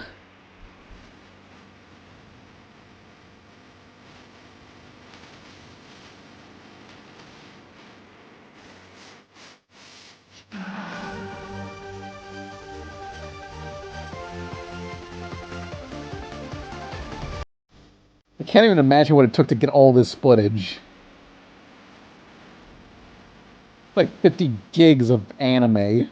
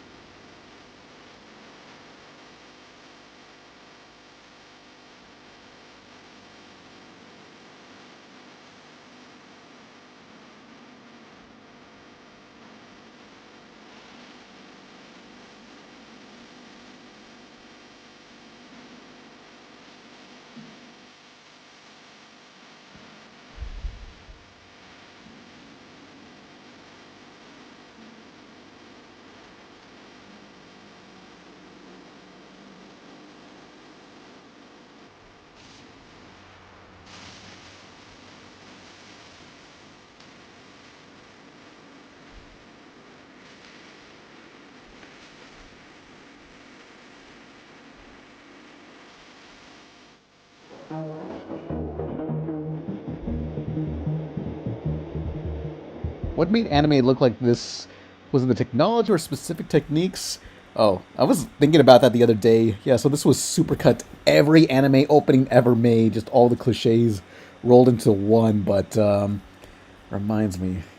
Yeah, 2000s anime had a very specific look and bloody roar intro. There's one like game intro that really encapsulates that era. Oh yeah, it was bloody roar. Primal Fury intro. Is there an HD version of it? Please. No, we'll finish the video soon. Oh, not the 4Ks. Okay. Oh yeah. Rain effects. Okay, it'll be less compressed. Fuck, I guess we'll have to resort to the 4K one just so we can not deal with the rain effects. Thanks, useless upscales. YouTube compression does not do well with rain. But yeah, so like animes at the time did not use so much post-processing. Let me find the images I made, because I was considering. I started watching Soul Eater, and I don't know if I'll finish the series yet and review it. But where did I have the images?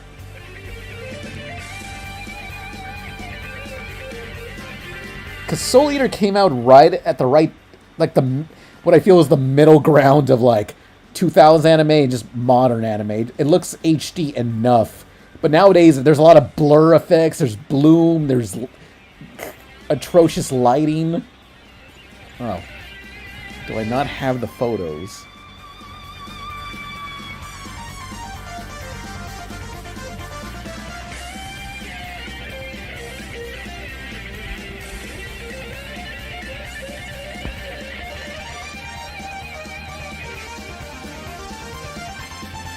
Found it.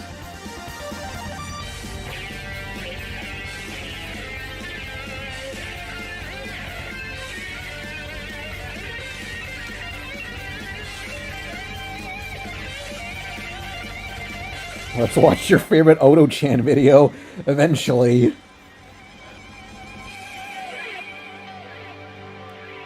Yeah. Anime at the time just barely figured out digital painting instead of cells, so everything was a little more saturated. But, oh, whoops, hang on, ignore my drawings. Oh, boy. Yeah, so I was gonna review Soul Eater at one point once I finished this this series. And as a joke, I talked about how this is how it looks, but I want to have some gag where I'm saying if it was released like 5 years later, Soul Eater would have looked like this, where they would just have bloom, the background's blurred, there's tons of rim lighting. It's like that. Oh man, it can't have two tabs open with the same image. It's like that kind of bugs me about modern anime, where they just have to like post-process the fuck out of a thing. Yeah. It's like, if that makes any sense. There's like a before and after picture I wish I could find of Attack on Titan's, Attack on Titan post-processing before they add the effects in.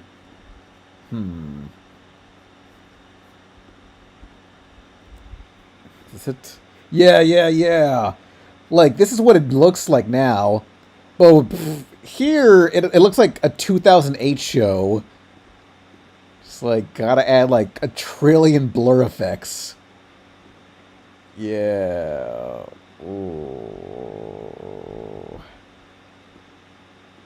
Oh god, yeah, this is egregious. I kind of like it, I kind of hate it, but here, this looks more like Full Metal Alchemist or something. And then it's just like...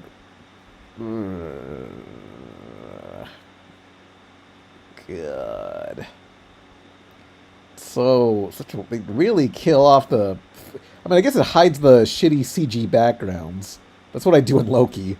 But here, they just reduce the colors. Yeah. I don't know, it just depends how well it's used. Yeah. I need someone that's more knowledgeable on like post-processing and stuff. I know in Hell of a Boss, they have a lot of effects like these. Although I'm kind of a dumbass and I tried replicating that, and although I did it on the cheap end, so it kind of I kind of do that somewhat similar. No idea.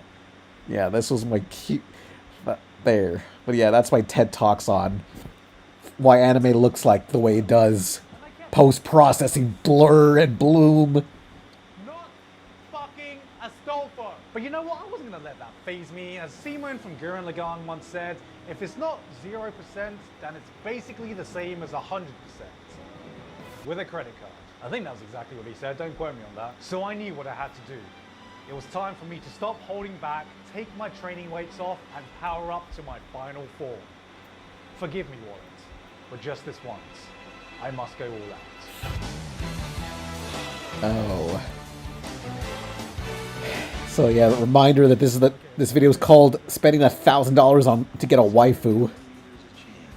It's funny because I have viewed this on the other side, where I'm just like, why are you getting so excited? You're right, Jim Carrey. There is a chance Loki episode 2 could be more popular. I agree. It's Saber.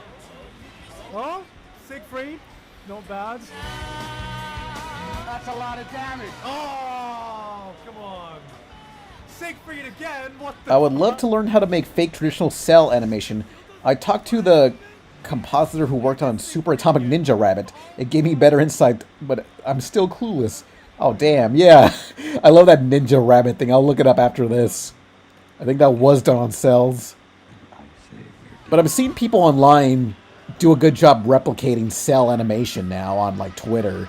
Like, if they're going to be able to do it for a full thing, that'd be interesting. What's he doing? It's not worth it. It's just not worth it. This is horrible. Oh! Yeah! Yay. Oh my god.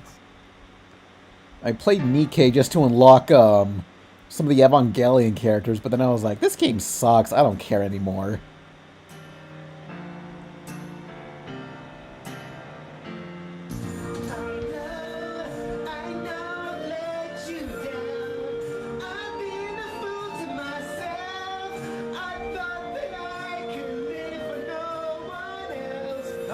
weeks ago, and now I think I'm ready to put a stop in this journey. Overall, I've spent $0 on Dragalia Lost, $150 on Arknights, and $650 on Fate's Go. 400 of which was getting a soul phone. $400.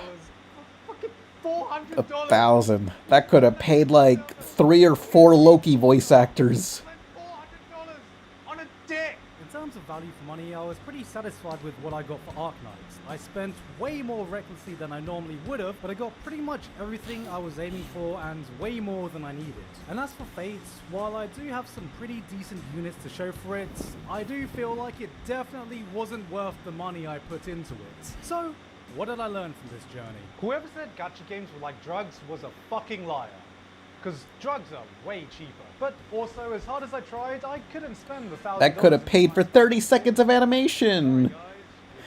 Depends. Actually, the way Loki's done, it uses like... It recycles so many frames that I could get way more out of that. But I don't feel like it would have added anything more for the purpose of this video, so I didn't see the point of holding out. I had a really fun time getting into these games.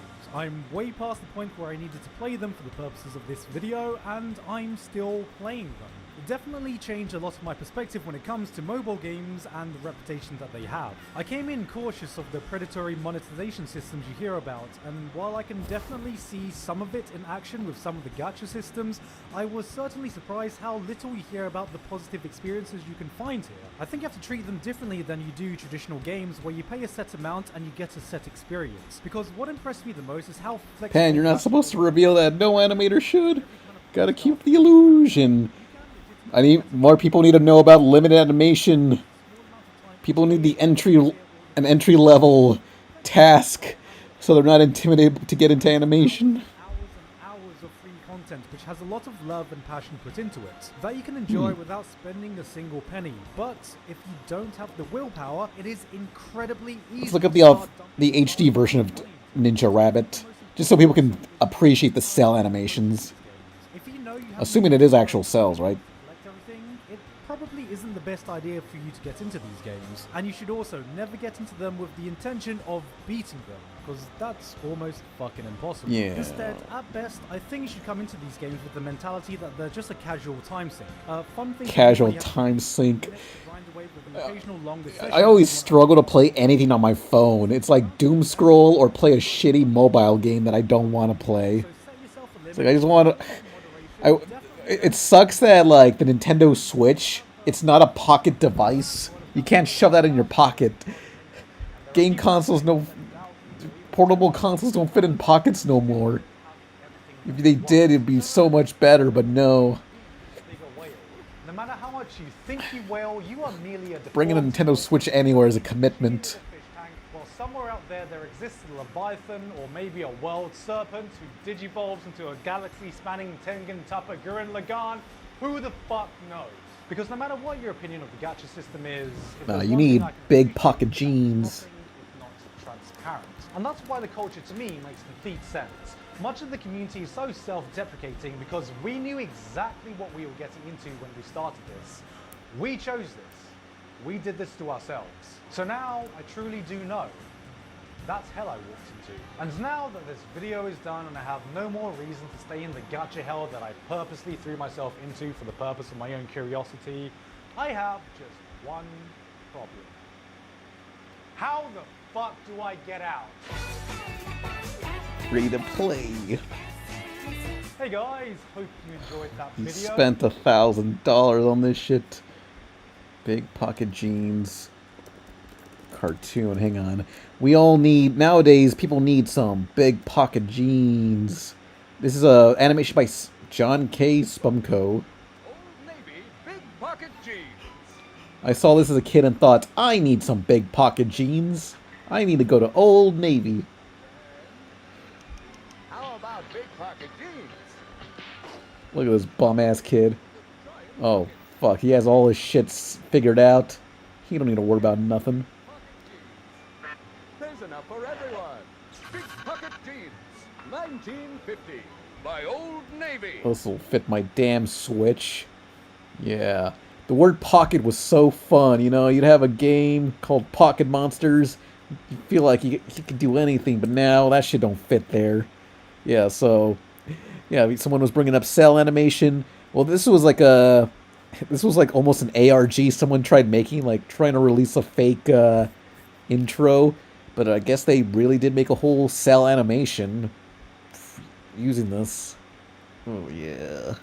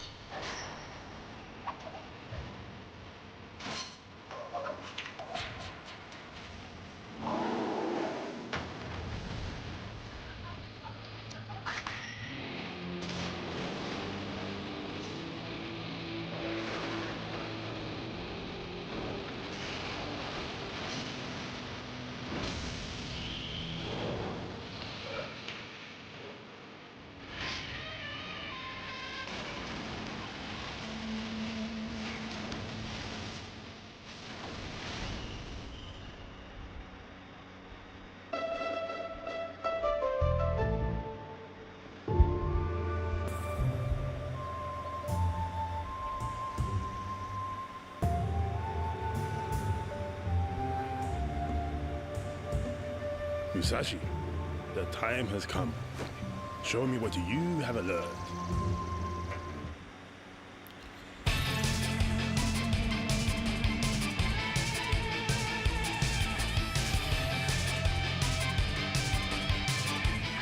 Yeah, so that generally was cell animated, I believe.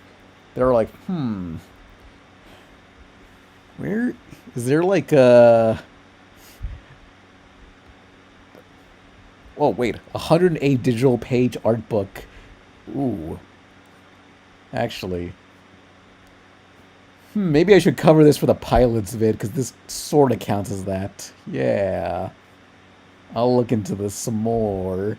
Because I remember they tried making this into an ARG where they made like some fake cells and went on like Toon Zone or some random forum saying, hey, remember this cartoon? And they... Let's see. Let me see. Do they got pics of the production? They made some fake lunch boxes. Oh, yeah. The cells. I think. No, that wasn't cell. Something that I came up with when I was really young. Always was really gagging to do like a more action style piece of animation. There's not a lot of documentation about how this stuff was made. First thing I was tasked to do was model the bunny tank. It's finding the sounds that sounded legit. Sculpted Stan and then just kept doing all the other characters. The faint whiff of weed. I was speechless. Me and Max in particular got excited about the hoax. I want to have an event which is like a party. I got to perform Super Turbo and everyone went absolutely nuts.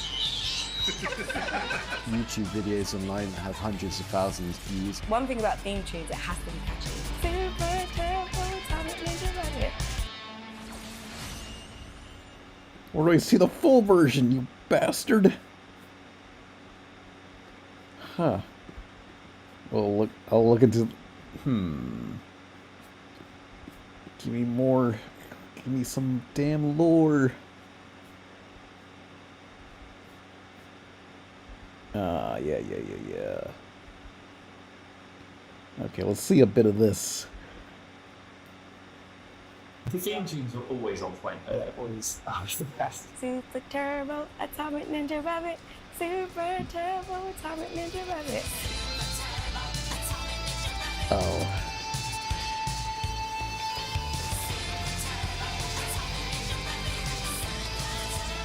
I'm tired of that theme song. They could have come up with more lyrics.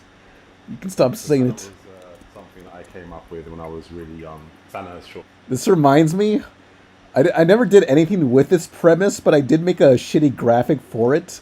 For Loki, I wanted to have like its own version of like the Ninja Turtles, but they're called the Congo Contra Gorilla Gorillas, and had the names written down. You got Hindenburg, Pompeii, Chernobyl, Woodstock '99, and then their leader is Jonestown. Eventually, I'll reuse that. Short for Super Turbo Atomic Ninja Rabbit. It came from being inspired by, you know, those Saturday morning cartoons at the time, like Thundercats, Teenage Mutant Ninja Turtles, Samurai Pizza Cats, and Usagi Yojimbo, which I didn't know at the time was its own thing. There was an episode of Ninja Turtles where Usagi Yojimbo appeared, and I was like, I just wanted to draw a character like that. I thought it was so cool. So it's kind of a bit of an amalgamation of my interests at the time and what. Shit, he was drawing fucking Fist of the North Star art. Yeah. And what kind of led me. Pan's own minority, yes. Being an animator. Even the describing it's not even comics, like, doesn't even make any sense. I remember Wes was really gagging to do like a more action style piece of animation. We'd done this film Drawing Inspiration, which is kind of like quite a sweet, almost saccharine story, which Wes co-directed with me, wasn't involved in the initial ideation. And I think after he was really gagging to do something more in his own taste. And I brought in a bunch of comics I did when I was like 13, 14 years old. I think I was kind of erring towards like doing a particular comic. So it was called Sanyo the Dragon Master. So it was a bit of a Dragon Ball ripoff actually. So it's like super inspired by that. I saw Dragon Ball. Love that how to draw anime style. Camu Harris says, Pan, give me 2% of your energy so I can work. Everyone give Reimu 2% energy. It's just like a special place. They're desperate. Kind of stuff that we're interested in so seriously. What intrigued me about Japan is how you would walk out on the street and you see like a one-piece billboard. You know what I mean? Which was mind-blowing to me. And that kind of shows that what we were doing was kind of serious and not like as niche as it was here. So before then, I'd worked on The Illusionist. So that was up in Scotland, and that was like very kind of slow, like really high draftsmanship, quite realistic animation. Whereas this stuff is like pose to pose, and you know, laser beams and like swords and martial arts. And, like, Pan, turn the audio up a bit. Okay. We were very careful to try and use camera moves and animation techniques that didn't feel too modern. There's not a lot of documentation about how this stuff was made, so there was a lot of trying to reverse engineer based on a clip from the Turtles, how they would have done the thing. Everyone's sort of nostalgic to these shows, but you forget how crude certain aspects were. Yeah, we watched Akira, like a HE version, in the cinema. It was a Prince Charles Cinema, and the amount of registration, the way it was moving is insane. It's like you just don't remember it in that way. But it's all those things that make it feel authentic. It's like what they were saying about WALL-E, where they got this kind of cameraman or this DOP to come on it and help them do all the imperfections that you get in camera. And he's like, in film, we're trying to get rid of this stuff and you're trying to actively put it back in when you don't have to. I remember Tim saying, oh, it'd be so cool if they had some sort of vehicle or toy they could play with. And I'm like, you know, say less. The first thing I was sort of tasked to do was model the tank, the bunny tank, because Wes needed a model to rotate, because it was a sort of tricky shot in sequence.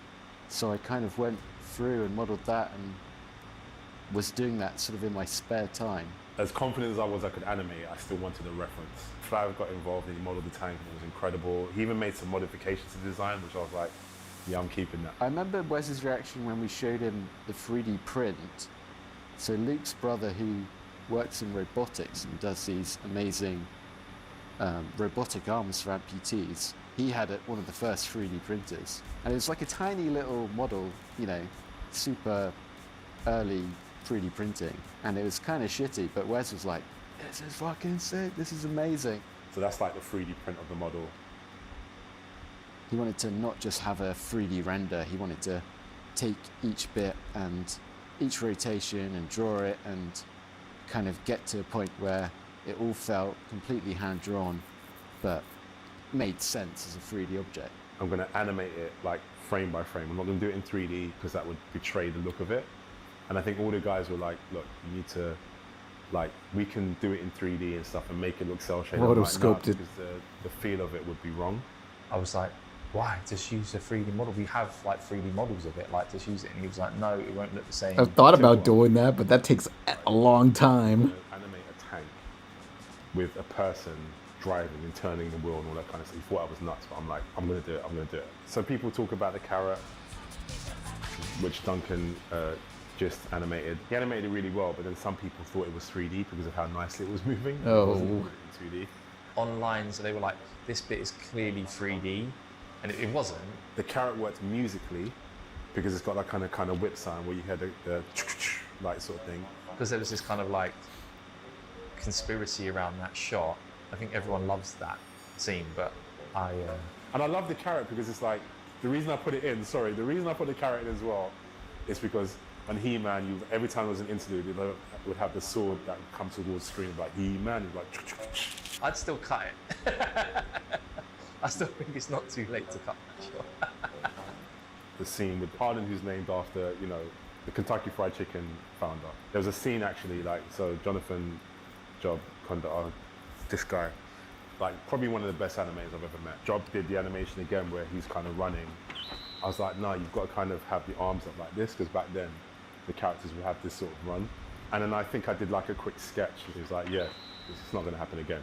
His face was really straight. Sort of thing. When it came to doing the compositing, we wanted a solid reference for okay, how does it actually look? Oh yes, yes.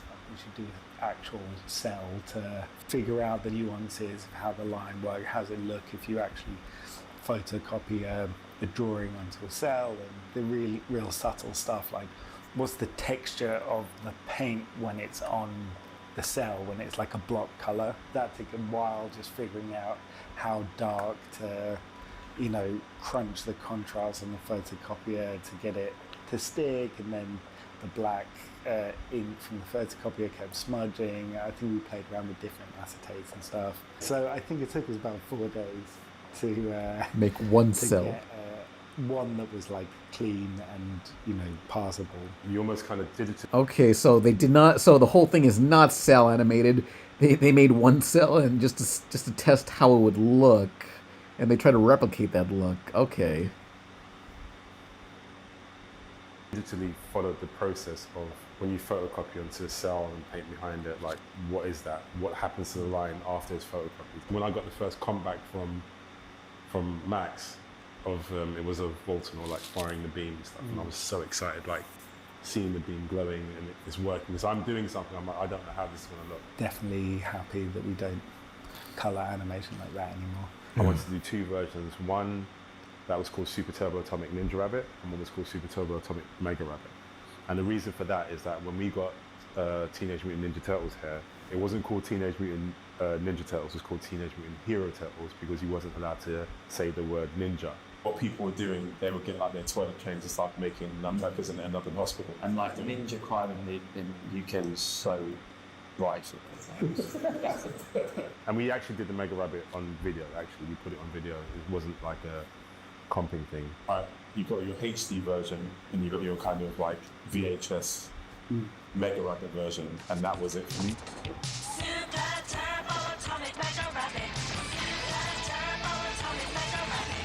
I think Max was like, oh, we should do the VHS version and keep that as the concept. And Tim went to go a step further by deleting every single file. This copy is the only copy that exists, and if anyone wants to make duplicates of it, they have to get it from this master. And then, eventually it would kind of degrade and that, and Wes was just like, no. With the music, Yeah, and in the UK they had to call it Hero Turtles. Ninjas were too scary for some reason in the UK in the 80s. In the later seasons of the 80s TMNT, they got rid of the nunchucks for Mikey and gave him this chain and shell thing. Mikey Mutant Hero Turtles. I don't know, somehow is there a crap. Where's his stupid new weapon they gave him in the later seasons? I don't know.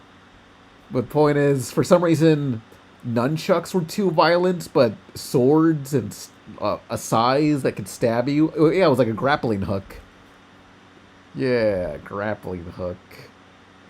Somehow swords and size that could stab you or just were fine, but nunchucks were the issue. Come on. Damn, does it not? I don't know. There's no... Whatever. It don't matter. I'd worked with Rena. No one cares about the Red Sky seasons. The creative process for me was about tapping into that kind of child, that inner child, and drawing out when I used to watch. It's got actual hooks. Oh. Ago, like pouring that into, because one thing about theme tunes, it has to be catchy. There was something about when Tim told me the name of the song, it just came to me straight away. And even though Wesley was a bit kind of iffy about it, I already had the sketch down before he kind of greenlighted it. We started talking about Inspector Gadget and, you know, her inspirations as a child and, you know, how we used to watch a DJ Cat show and that. But when she said Inspector Gadget, I was thrown off because I'm like, yeah, I don't want it to sound like that. I want it to sound more like this, like Galaxy Rangers. I remember like a couple of weeks later, I think I was on the phone to Wes or something, and he was like, Tim's been singing that song around the office for about 2 weeks. And then he was like, yeah, we're proper going with that, and that was that. I think what Rena's really good at is creating like what I guess like is referred to as like an earworm, where like you hear it and then the next day you find yourself humming it. I got to live my dream at the Lime's 10-year party. I got to perform Super Turbo and everyone went absolutely nuts. And it was nice to see people sing that back. I'd say the music was equally as important as the animation and creating the sense of the era it was from. We happened to have a studio space on the same floor as Boxer Toys, who are like one of the best sound companies in London. We knew the music was already written by Rena May, but then I think it's always just like production sort of elements that we were looking to sort of develop further. I think the first one we did, we really got into the 80s thing and maybe kind of went too far, went really synthy, I think. Tim was adamant that like if we do an instrumental or an end version, it has to have like a guitar riff where like someone's really shredding on it and stuff, because all those kind of old shows like Silverhawks and stuff had like mad shredding and all that kind of stuff. I mean, every intro has like wicked like guitar solos, like you just have to have it. It's just like non-negotiable basically if you want to be authentic. Hang on, reminds me, we had a super chat that requested the Lunatics Unleashed intro. We have to suffer. There's 2 versions of the intro. I don't know if there's still more to this. I want to get rid of some of the shorter super chats real fast, so we're not just on one specific video. But now, let's see the fucking downgrade that Season 2's intro is. What a complete tonal shift. Oh yeah. Let's play the extreme. We need a fucking classic. This is how I should have wrote Reggie. So what, motherfucker? I was Jen in class today, and she said that... Who are you? What up, bitch? I'm Bugs fucking Bunny, motherfucker! Like Bugs Bunny? Fuck no, bitch! That is fucking old and retarded! You wanna know what's so dumb? I'm gonna kick up your ass! What did you do to Bugs? No one Bootsy Collins? Yeah, it does sound like Bootsy Collins. So what, you cocksucking f***? I'm extreme! I'll fuck your mom in the ass with a razor dick while I'm on a drive-by in a Buick with a fucking monkey! You like that shit, motherfucker? You're not very fun. Oh yeah? Does that shit-ass cocksucker bug respond to today's fucking youth and shit? Yes, he does. No, asshole! I do! You like that internet shit? Isn't it fucking extreme? I met you in a big ass, I'm from the future, and I got martial arts and eye lasers and shit! Does Bug Bitch have any of that? I don't think so, motherfucker! I don't like you. Hell yes you do, you butt fucking c***y! I'll fuck your stupid cunt sister's tits and I'll sodomize your childhood like the little bitch you are, because I'm extreme! Yeah, but you like anime? I'm anime all over, shitbag! I'll fuck fuck Yu-Gi-Oh! And make you bleed in my fucking razor sharp. So, what is this? Found on page 3 of Google Images. Bro had to go to page 3 to find this. Seriously, fuck him. He was mad. He hated the homophobia and self-incest, or however this works. I don't know. You're banging your reincarnated self. Don't know how. I don't know the lore anymore. Don't you, motherfucker? You're fucking shit, dick ass. And I got extreme merchandise. You like this fucking action figure? Yeah. It has buttons instead of that pull string bullshit. And it has fucking eye lasers and shit. It's fucking Congress ass, rapper. And check this out. Fucking extreme lunatics underwear. The only fucking underwear that'll check you off while you shred down Mount Everest on a plank of wood while a bunch of pirates try to catch you and rip you in the ass. Can't handle that shit, you fucking cunt. Try this shit. What? What does that do? It keeps your head warm. Oh. Well, you're fucking your girlfriend in the ass and then a fuck-ton of ninjas show up and you have to kick their ass with a gigantic cock and... Alright, we get the damn point. Damn right, motherfucker! You guys got any crack? Hell no! Weed is for fucking bug fucking pussies like you! I need crack because it's fucking extreme! Alright. I have a friend who's a coke fiend. He'll hook you up. Damn right, motherfucker! You want it hard and dirty, don't you, fucks? Yeah, don't you? I'm getting deep in your cum guts like fuck sucking my pussy sauce. I'm gonna spew man. Well, I just want to skip to the end of this one. We're not going through all this shit.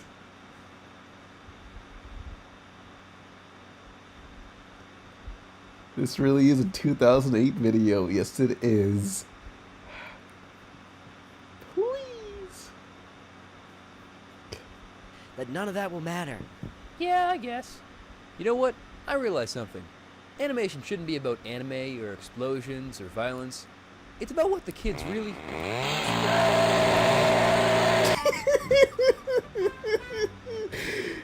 Yes. Buddy, there was a third one. They made a third one. Where's the third? Where's the third one? No.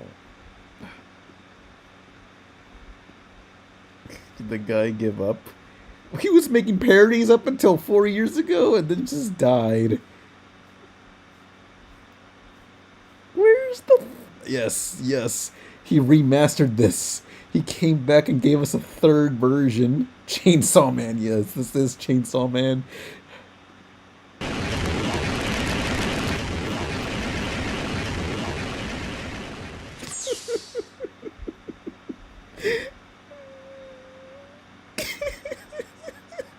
What the motherfucker's up, you stupid bitch faggots? A motherfucking buzz goddamn buddy, you cocksucking asshole! Fuck no, you stupid retard! Nobody gives a fuck about the retarded shit fucking ass slut! You want it on some duck? My cock up your ass! But we liked him. So what, you cocksucking faggot? I'm extreme! I'm edgy, and I kick ass, and I'm from the future, and I got motherfucking eyelasers and shit! You fucking faggot! Have any of that shit? No fucking way, retard! I don't like you. Oh my god! That's what you get for being a dumbass shit seed! You butt fucking pussy bitch! I'll cut off your mom's head and fucking bleeding throat! Then I'll sodomize you in the ass like the little bitch you are! Because I'm extreme! Come on, man, hang in there. This will all be over soon. Do me a favor. Anything, man.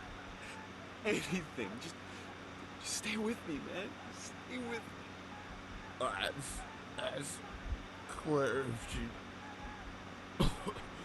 she wants to go to the dance with me. She can't, man. She's already going with Jason.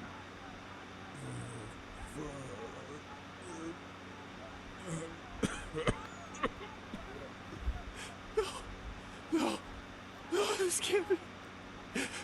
Wake up, man, please, wake up, please. Wake up. Why are you doing this? Keeps your head warm. Why have Ray picked up bitch in the shithole? She comes so hard and blasts her fucking chest, she starts bleeding all over, then you start fucking her in chest wounds.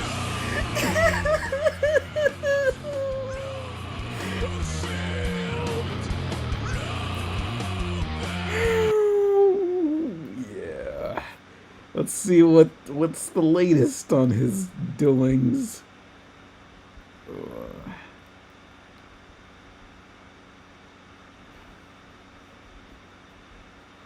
Hello, Shepard. Need anything? Is that Eagle Raptor? I'll check. Oh, I gotta read all that? I'm not reading that. You gonna pick something already, or? Hell yeah. Just checking in. I'd like to get to know you better, Miranda. Nah, don't care. Hang on, let's check the credits. Recently, after the Mega Man, which one was it? After the Mega Man video, after the contest to vote for the next Mega Man character, the boss, Ego Raptor followed me on Twitter. Let me see. Where's... Oh, it is! It is! Crazy! I didn't know he was part of this. Which reminds me. So, let's see. This, forever ago on GameTrailers.com, if anyone remembers Game Trailers. Oops. Game Trailers review. Let's go to the internet way back. No, hang on, I want to see their old bumpers. Yeah. Oh yeah, you know a game was gonna be good if you saw one of these reviews. This is ground zero for BioShock's review. The first review. Ugh. Thoughts on the classic Sonic Halloween costume specials on Newgrounds. I'll look that up soon.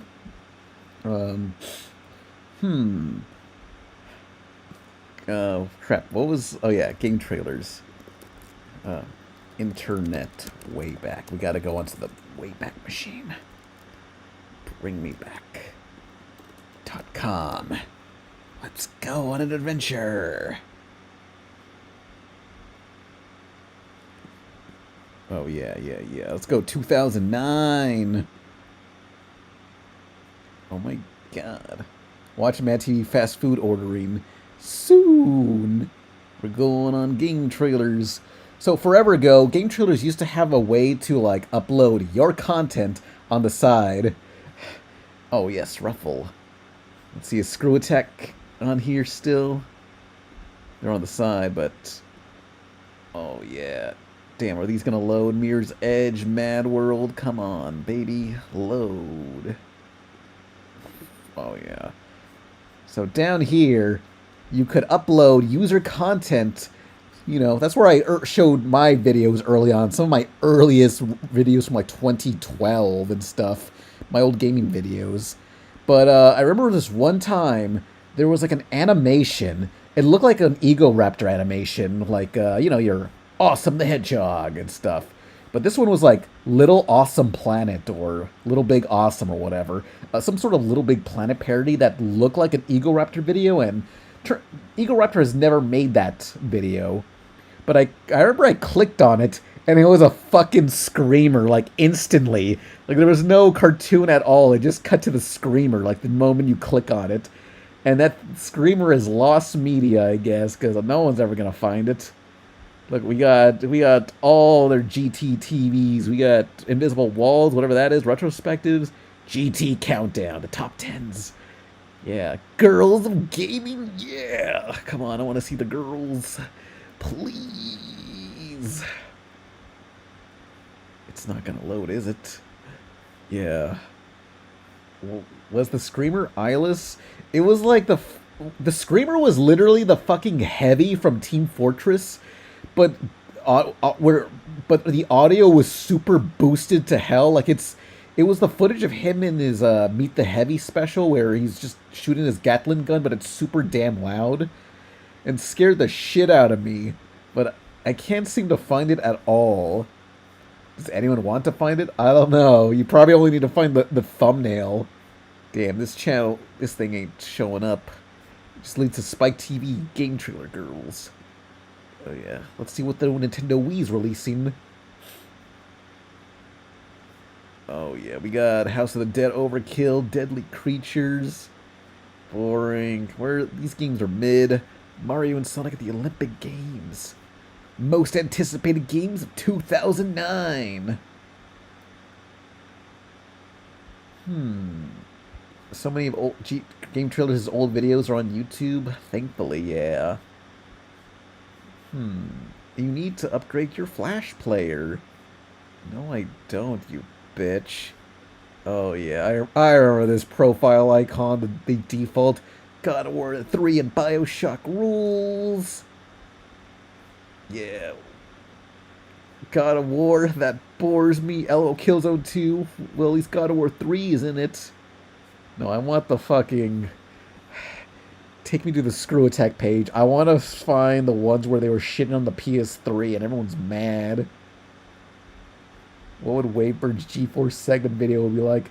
Don't know, but would be fun to make a fake reviews with Wavebird. Oh yeah, AVGN's Mylan's Secret Castle. I don't even remember that one. Hang on, is the PS3? Yes, top 10 PS3 exclusives. This pissed off everybody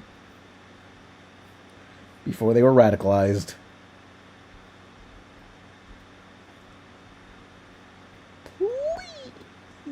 Just want to see the comments. Now this is worthy. Oh my god, you're an idiot. Xbox 360 fanboys, obviously, and OMG, where is Uncharted? You are idiots. I'm a PS3 fanboy, but even I have to admit PS3 lag behind. Yeah. Oh, 299 pages of hate comments, possibly. Pan, look up Looney Tunes parody Rabbit Hole by Steve Pack. Let's see. Let's look it up. Oops. Yeah. Not me. I didn't own a PS3 until 2025. Sad. Oh yeah, what was awesome about this is you could download the videos. Yes. Download them from my iPod, which is 29 megabytes. Oh. Will this work still? But, you know, sometimes you can download them for Windows Media Player or Flash. It's very convenient. Oh. Yeah, I would download these for my my video iPod. Oh. Whoa, look at all these worlds. Oh. You own Third Earth, home of the Thundercats? That's right. Oh, right, WB. No way, Dad. You also own Mammal Planet? Yes. Where's Raven? I'm Baboon Boy. I'm about to drop a bomb on y'all. Don't care. Oh yes, this thing. Yeah, we've seen this. The one that Tex Avery was like, "This is epic," and then Chuck Jones was like, "Fuck this gay shit."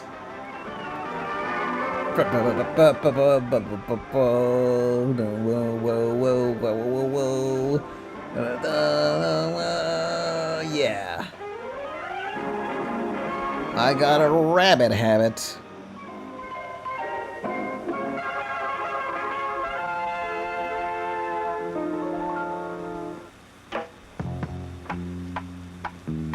Imagine going to school with every angry video game nerd video in your iPod. You would have been the cock of the walk. Yes, I was. I was like this guy. I was like Elwood Fudd here. I'm your friend down in the alley. I'm your doctor when in need. Want some coke, have some weed. I'm your pusher man. Yeah, watching Screw Attack top 10 videos on my iPod. Oh shit, they just rolled up. Where's the $3,000 yours? Yeah, the boss is getting pretty tired of waiting. Now Rocco's getting mad. I said we don't want to make Mr. Walker. This was the original Uncle Walt. What a sloppy pusher you are, walking around with your work bulging in your pocket. The boss says this is your last chance. You gotta come across to the door by 5 o'clock. Otherwise, it's curtain. See? Curtain. Well? Nah, we stopped doing that gag years ago. Yeah. You guys are giving me a It's headache. crazy that you can just like look up any YouTube video you want on your phone now.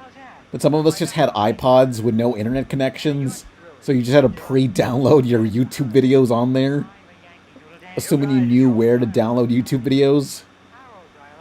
What about that bulging in the pockets line? I thought you could put one past us. Well, if you gentlemen are done with me, I'll just be moseying along. I almost forgot about you, Dumpy. I remember G4 TV. They let you.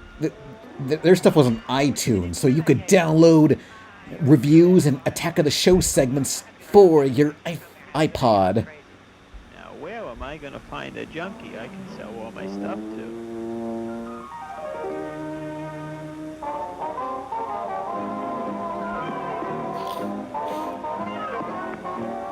Look at this stupid bum-ass bugs. What's up, Doc? Got any smoke today? Wes, that's kid stuff. Yeah, twice some of this. Nah, I don't touch the hard stuff. That's the bunk. That's the bunk, all right. Wabbit twacks. Nah, you got it all wrong. I just went to the blood bank yesterday. What else you told? Well, I got some mescaline. This'll really knock you for a loop. Ain't you got anything slower, Mac? You're not one of those Quaalude freaks, are you? Not one of those Quaalude freaks. Just my direction. Cut the crap, Wabbit. You buying or not? Confidentially, I could use some coke. Coke? Gracious me, Bugs, you're really coming up in the world. Here, but be very careful. I was really wrecked on this stuff last week. I was so spaced out, I thought I was in a McGilla Gorilla cartoon. Elmer, just the guy I wanted to see. Oh man, he's quacking. I'll get some Betty, I'm gonna sprout wings. Can the Shocker Buddies be junkies the next episode since they lost their jobs? Damn, that's sad. They're sitting on royalties for now. They're fine, possibly. In here. Nope, no good. Let's try here. Nope, too conspicuous. Mine, no, yippee, up, down, sideways, red, white, green, penny, pickpocket, everything imaginable. You got every drug in there. Every drug's worth trying once. Oh, no. Oh, no.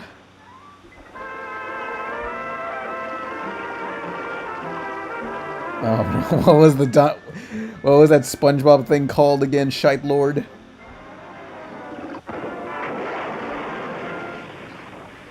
Okay now, Mr. Smarty Pants Wabbit. Are you scoring or do I blast you? Okay, Doc, you win. I'll take an ounce of grass.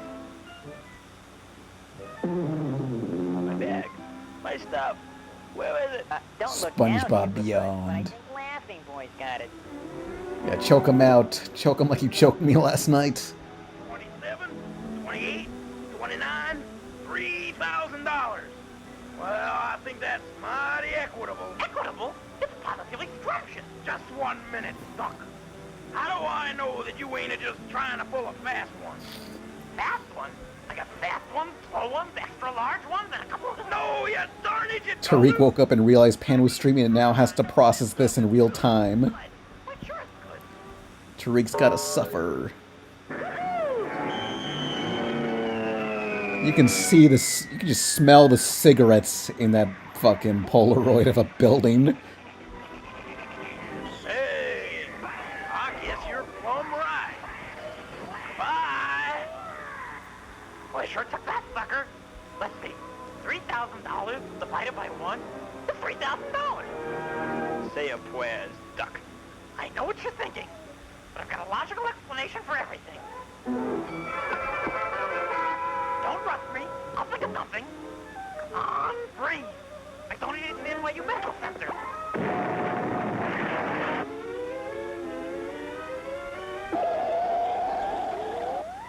All right, it's time to hand over the dough, Porky. Porky, aren't you confusing me with someone else? Quit stalling, Baldy. Rocco's really sore. Yeah, why don't you just let him have it? Now, what are you gonna do? Hit him in the face with a grapefruit? If you guys will shut up, we can get the dingus and blow. Dingus? What the hell's that? If you gentlemen would allow me to interrupt, I have your money. Well, now you're talking. Where is it? Oh, Bugsy. This screwball's talking to the rabbit. Maybe he's talking to the duck. Oh no, I'm talking to the wabbit. Who do you think you are, Dr. Doolittle? Hey, what's all this commotion about here anyway? Now, who's this monkey? Monkey? Well, I ain't no monkey. I'm Acapulco Sam, the fastest, dealingest, biggest, wheelingest, never squealingest, Patricia kneelingest hombre this side of Salt Lake City. And I don't mean Conway Twitty. Hey, that's my bag. He's got my bag. Now, where'd you get Stubby's bag? From that varmint duck. Another guy talks animals. What is this, a Disney picture? No, enough's enough. I say let's blast them. Blast them? These guys are such a bunch of kidders. Oh shit! Just like Bonnie and Clyde's car. Nobody enjoys a good joke more Gives me than I. typography or whatever that fear of holes is. Not so fast. It's Rocco. I never seen anybody bungle a job like you guys. Now blow. Get out of here, bitch.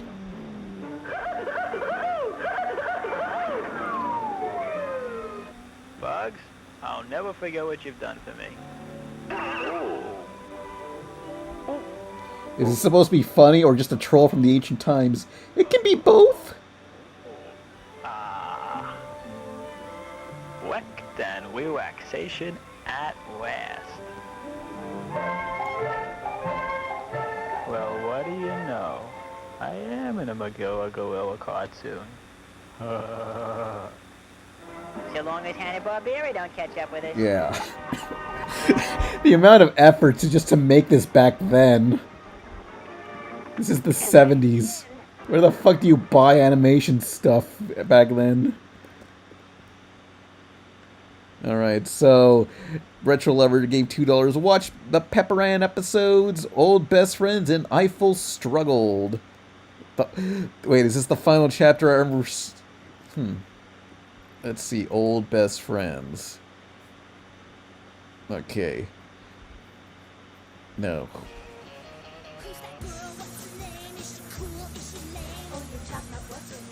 Pepper Ann. Already heard her theme song enough. No, done with her. Show me what you got, what you found under there. $5? Am I supposed to be impressed?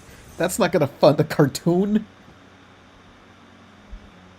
It was destined to be the worst week of my life. The older, grizzly girls were already giving me a hard time. Pan, how much I gotta donate for you to not watch Pepper Ann? Damn, Retro Lover. I don't know. Retro Lover's my #1 donator, according to the little crown next to him. He really wants Pepper Ann. She was my cubby buddy. Gay.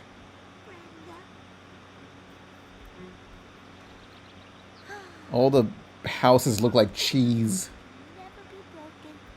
Spent 1 week together at Chubby Camp. Okay, it was cubby camp and it was intense. Keep going!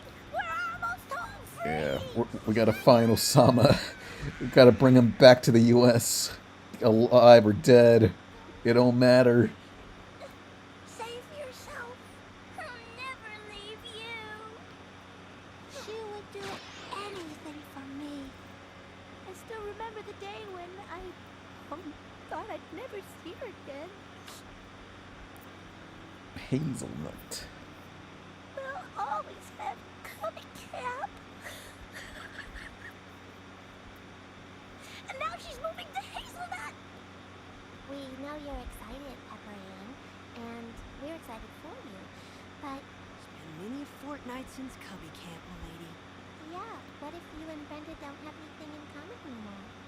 Don't worry. Brenda and I have already agreed that if it doesn't work out, we'll be totally upfront and honest with each other. Listen, Brenda and I are going to have a lot of catching up to do, so we may want to spend some time alone, you know, just the two of us.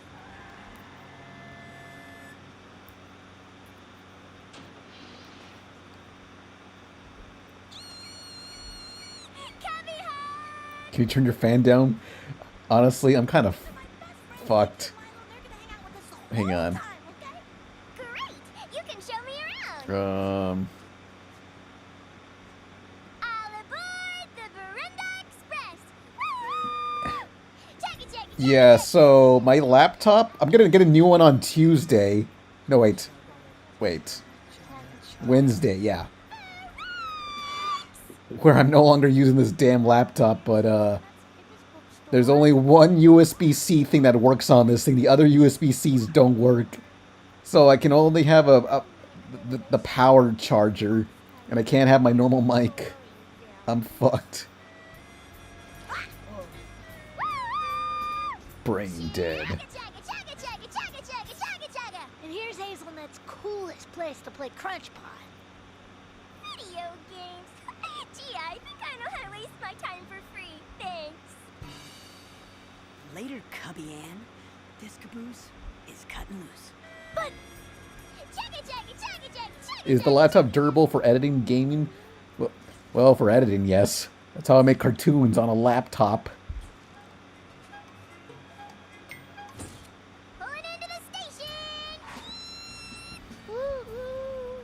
Ooh, this little engine better get home. Oh, stay for dinner, Pepper. Please. I don't want to go to Tara Strong's house, no. I've got to, babysit Moose. Bye. There's no escape. She knows your home address. Oh, fuck. She just broke in! What the fuck? Fun fact, this episode was shown in front of Robin Williams' movie Flubber, so there's a 35mm version and potential lost media. Damn. The HD version. Hey, Moose. Ready? Who the fuck is that? Maybe some other time. Is this the infamous Brenda that Peppy has told me so much about? Oh, well, she just can't stop talking about you. Hey, Peppy, why don't you two have a sleepover? Really? Yeah, if it's okay with your parents. Get her out of the fucking house.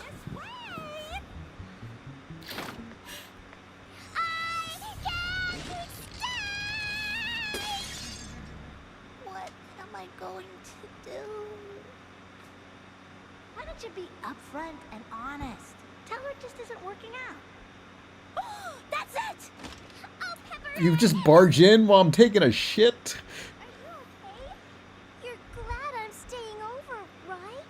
You don't want me to go home, do you? Don't you dare! Good, because this friendship means absolutely everything to me. Go nuts.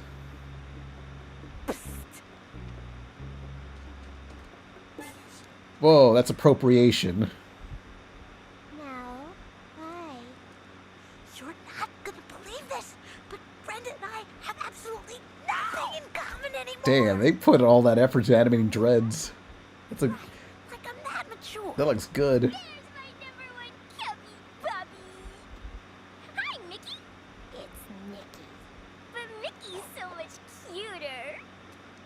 Milo, Milo, Bo, Billy, Philo, Philo, Philo, Fee, Billy, Philo, Schmilo, Schmilo, Schmo, Schmilly, Schmilo, totally Billy, Milo. Oops. Oh. Ooh, you'd better go to the nurse. I better go with you. But don't you and Brenda have to, you know, talk?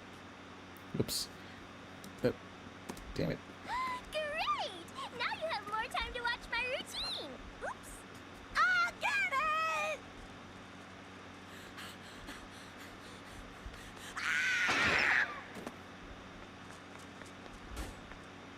Phew. Pepper, pepper, bubbly, pepper, pepper, pepper, feebly, pepper, schmepper, schmepper, schmo, schmilly, schmepper, totally filly pepper. I said a pepper, pepper, bubbly, pepper, pepper, pepper, fiddly, pepper, schmepper, schmepper, schmo, schmilly, schmepper, totally filly I'm tired of Tara Strong's bullshit.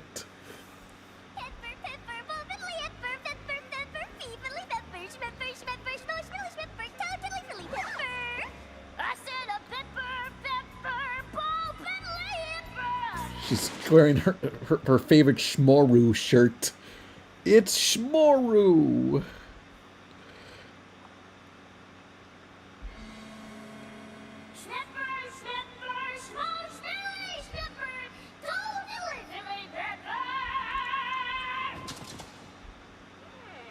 The operation is a success. Oh no. Wanna go to Sparkle Me Mine? Huh? After school. Wanna go to Sparkle Me Mine? All right, who's talking then? Me, it was me. 1 hour detention after school, Pearson. Yeah. I mean, boo. Mr. Carter, may I have detention too? We don't just give out detention willy-nilly in these parts, Missy. You have to earn it. We'll suffer together. Oh, goody. What? I gotta keep moving. If I stay in one place too long, she'll get me for sure. Pepper Ann. What? I can't tell you where I'm going. It'll only put you in danger. I am gonna miss you guys. Just tell Brenda the truth. The truth? She can't handle the truth. Come on, you owe it to her. You owe it to yourself. You're right. I've been running for too long. Brenda, I have to... Pepper Ann? You first. Okay. No, me first. I have to be honest with you, Pepper Ann. We just don't have anything in common anymore. Oh, don't feel bad. I've grown and you've changed. I've made new best friends, Pepper Ann. I hope you understand. What? Come on, Brenda. Let's do lunch. And eat? Goodbye, Pepper Ann. We'll always have Cubby Camp. She just abandoned her. Can you believe that? After all we've been through together? Brenda, Oh no. This is a form of...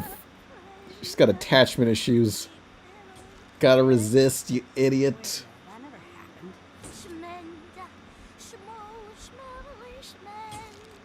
Pepper Ann, now you're being ridiculous. I'm leaving. She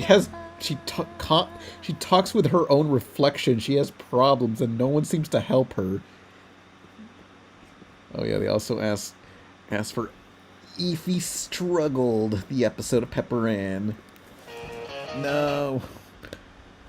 We'll watch that soon, but let's see, hang on. Let's watch another super chat and then we'll go back to that. South Park gave $2 saying, watch Red Letter Media's RLM's animated Pong horror movie? What's that? Huh? They care about animation?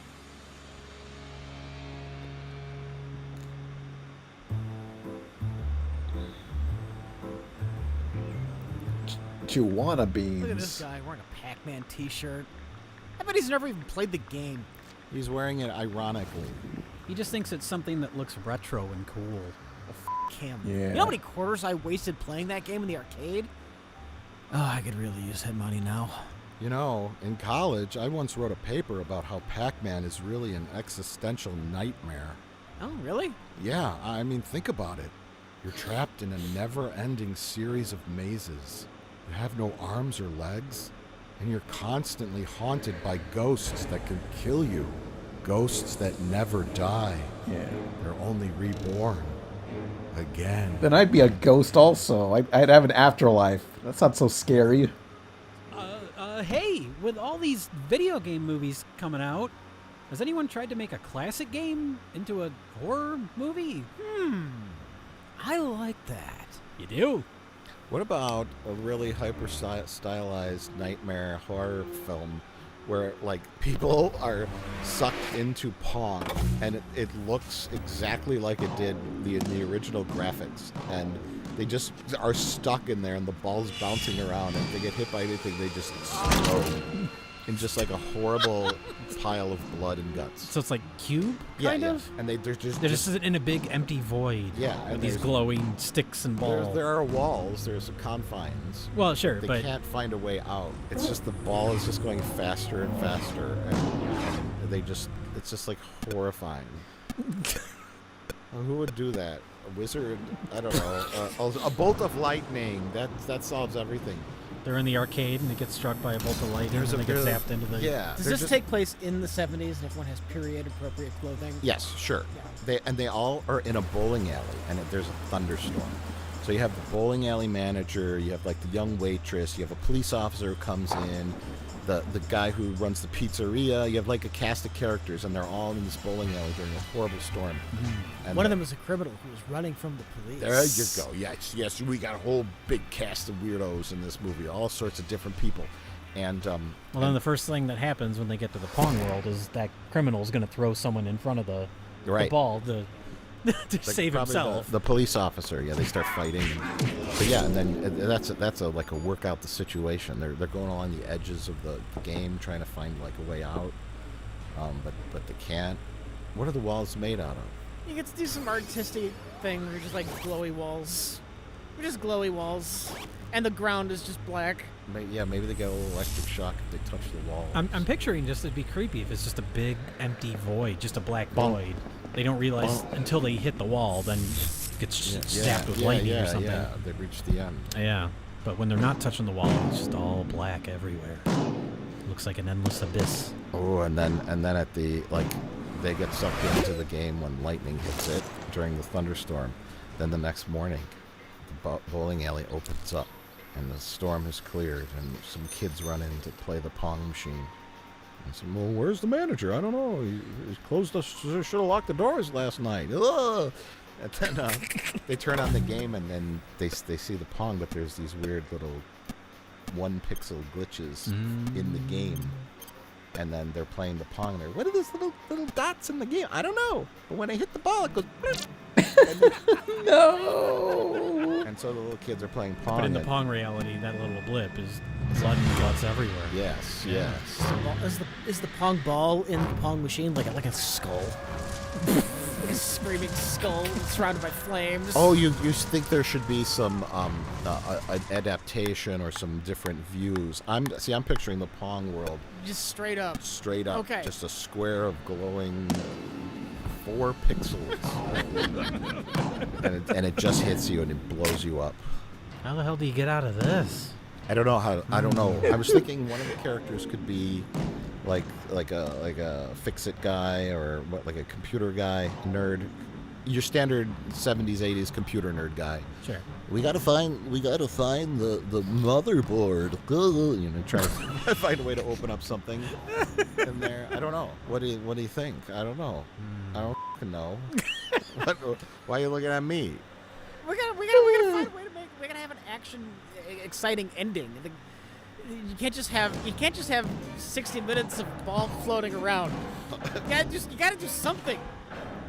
Our heroes have to crawl down the hole that the ball can sometimes go in, and that leads them to something else. Wait, what's this? I don't know anything about Pong. And I'm writing the Pong movie. What's this hole? The ball, when it gets passed, the ball gets passed, and then you can score a point. They go down that. Oh, like if it goes beyond your bar. Yeah. Oh, yeah, that's right. Okay. Yes, that's how Pong works. I forget about that. I thought it just went. Yeah, you float the bar left and right, and then you bounce the ball back and forth, and then it's like playing air hockey essentially.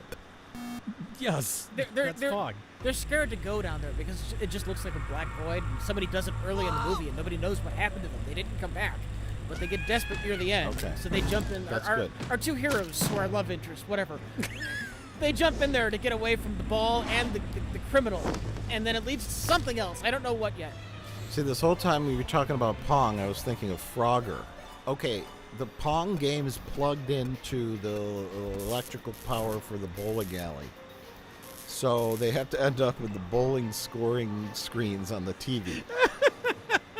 And they end up through the loudspeaker. Help us! We're trapped in the Pong world! And then the phone rings at the bowling alley and they pick it up and they're, hello? We're trapped in the Pong game. And Bob's stuck in the bowling scoring screen. He's on the 10th frame. Can people bowling see him on the monitor? Yeah. Okay. Sure. That's how, and then they have to recreate the lightning storm to get out. I don't know. Something. I don't know how they get out, but the Pong ball has to come out and chase them. And now the Pong ball is in the real world. Yes. And everything it hits in the real world just gets vaporized. And nobody knows how to stop it. That's great. This is a glitch text episode. The military gets involved, and like the Pong thing, it just hits like a tank, and the tank just like goes out of existence. The Pong ball, yes. Okay. There's another storm coming in. Lightning strikes the building again. All of our characters fly out. There's a giant explosion, and the Pong ball escapes, and it's going like kind of that mild velocity. Yeah. And But it's getting faster. That's the ticking clock. okay, sure. And it's going through, just barrels through everything in its path, and they have to find a way to deflect it off of the Earth so it leaves the planet, because they can't stop it. The military tries. Everyone tries. And so what's the Pong? You have this tense scene where it's heading towards like a fucking school. It's oh my god, the Pong ball's heading towards the school, and someone like heroically jumps in front of the ball, sacrificing themselves so it bounces away. I want to see it going up the highway, and it just cuts like a school bus in half. I'm trying to think, because in the game, it hits the paddle and then it bounces back. I'm trying to think of like a real world equivalent that our characters figure out. We need to use this building or this something. They have to recreate to deflect the paddle. How do you to do shoot that? the ball back at the bowling alley. They have to contact the guy who created Pong, Mr. Pong, and find him and ask him how to create the paddle in the real world. Well, this is a period film, so he's going to still be alive. Yeah. And he's living in his house in California, and they call him up and they say, "We have a Pong ball situation, sir. It's out. It's out. How do we make a 100-foot long electric paddle?" I know. We can do a cop-out ending. The paddle fails. The Pong ball just barrels through the paddle and explodes. Sparks are everywhere, and it didn't work. And it's heading towards like the White House or something. And then at the bowling alley, this little girl just unplugs the Pong machine. And it goes, and everybody f***ing overreacted. That's the ending. Or like there's like a lady who's like vacuuming the bowling alley, and the vacuum hits the cord. Just and accidentally unplugs it. Yeah. There. We got out of the fucking plot of this film. And then did the characters all apologize to the audience? So did the filmmakers. Sony Pictures Studios. Now I'm starting to understand why the producers want to use AI to write their movies.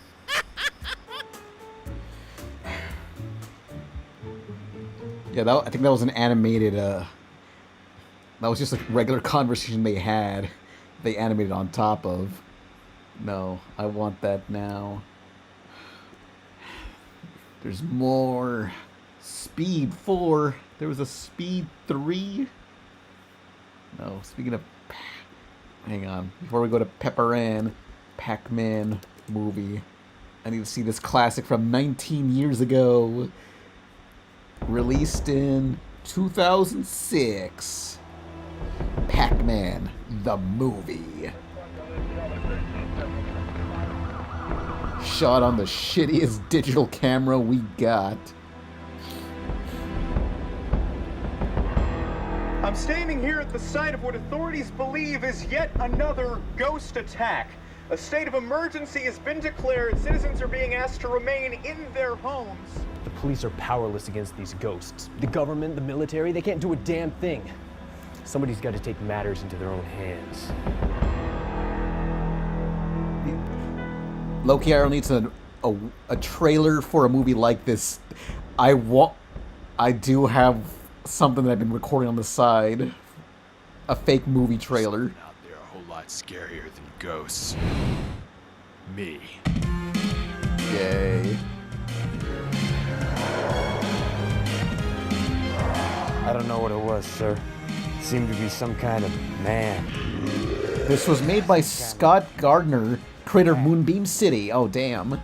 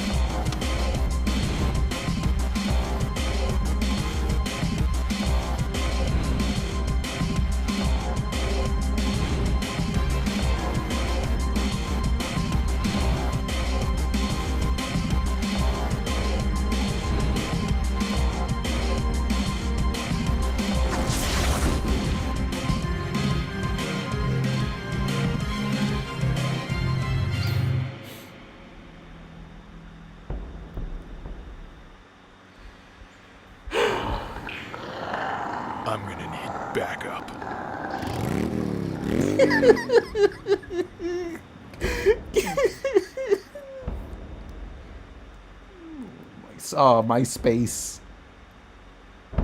Zoltra Kill, Scarred Gardner. Yeah. Oh, he has all the classic Steven Seagal moments on SNL. Beloved SNL star Steven Seagal. I caught these two guys with 3 kilos of cocaine. What do you think they were doing with it? Making chalk for girls' softball games.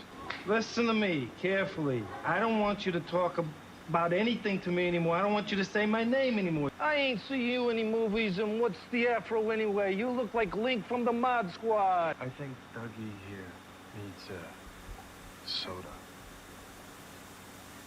Why don't you go out and look at it? I'm sure Dougie won't mind. I guess it wouldn't matter if I did because I wouldn't be there at the time. Michael Bolton, the President of the United States, on speakerphone as he reveals...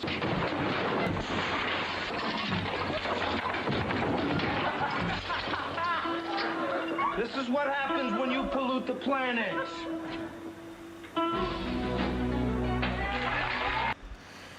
Oh yeah, that's a good video. Crap. Where's his... Yeah, because I know this guy also made the... Yep, there it is, the Sex Offender Shuffle. Oh yeah, but somebody asked about, like, making a fake trailer for Loki IRL. Well, I mean, a fake in-universe trailer. Like a movie they'd be watching. That was one idea. Hang on. Because I'm recording the episode 2 script for whatever extras I could find. But... I've explained this so many times on here, I guess, but not every... Oh, damn. Put Zaslav on the Zaslav one from his channel next. Hang on. I will. Yeah, so if you remember in the pilot, the rich kid, he had his movie trailer for 12 Years a Spy, and I want to have other fake movies like 13 Reasons Spy, Last Temptation of Spy, I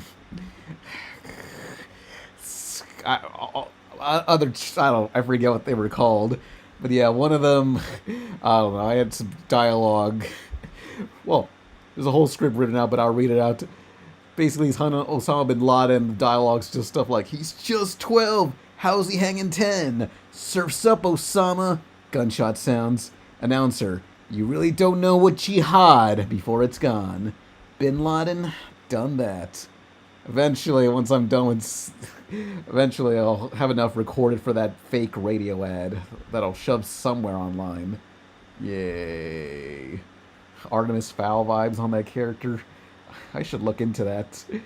Put on the Zaslav one from his channel. He's just 12. How's he hanging 10?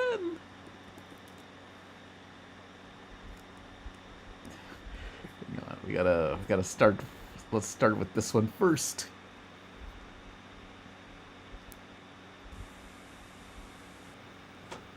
As a resident of Miami-Dade County, it is your right to know the names and likenesses of sex offenders living in your area. As a public service, we have created this videotape so that you and your friends and family can stay aware, stay safe, and maybe even have a little fun. Enjoy.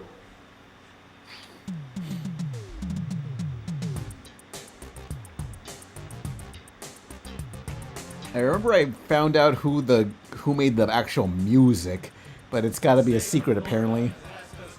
Disclose our sexual crimes to you. We were bad, but now we're good. Moving into your neighborhood. Oh wait, it was some other video. Never mind. Functioning members of society. We're not here to start no trouble. We're legally required to do the sex offender shuffle. I'm Larry Arthauer, and I'll refrain from touching my neighbor's kids again. What I did was not too kind, but I'm a nice guy, you'll come to find. I've got a backyard and a real nice pool. Y'all should come over for a barbecue. We can make some cold drinks, in my blender, but do keep in mind that I'm a sex offender. Vernon Douglas is my name. My battery arrest is what brought me fame. But there's much more to know about me. I love to dance and I love to ski. I zip and zoom on through the snow. Just strap on my boots and watch me go. But I can't ski until December. Till then I'm just a sex offender. I'm Charles Dolan, dropping rhymes. I've been arrested 7 times. I know that sounds like a lot. 3 of those times were for vandalism. Feel real bad, I got caught. Might do it again, probably not. I'm not here to make pretenses. I'm here because of my sex offenses. I'm Sam Pound, I'm number 1. Apologizing for what I've done. In case you were wondering what that was, I snuck into a bathroom and I... No truffles, I'm just here to do the sex offender shuffle.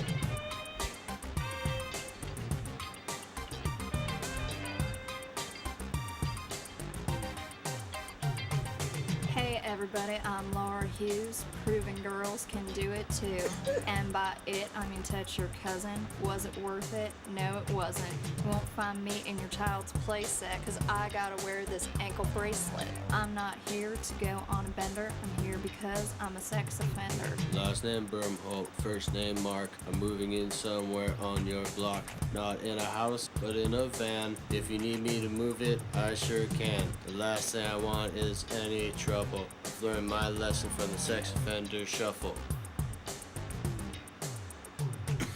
I'm the one they call Arthur Chase. They said I didn't have to show my face. My first trial ended in a hung jury. If I'm found guilty, they'll unblur me. I'm not the necrophiliac Arthur Chase. That's a different Arthur Chase. I'm not here to be my own defender. I'm here because I'm possibly a sex offender. Okay, real quick, I'm not like these people. Okay, this is an extortion plot by my ex-wife, who's the only witness, and she's trying to take away my kids. And if...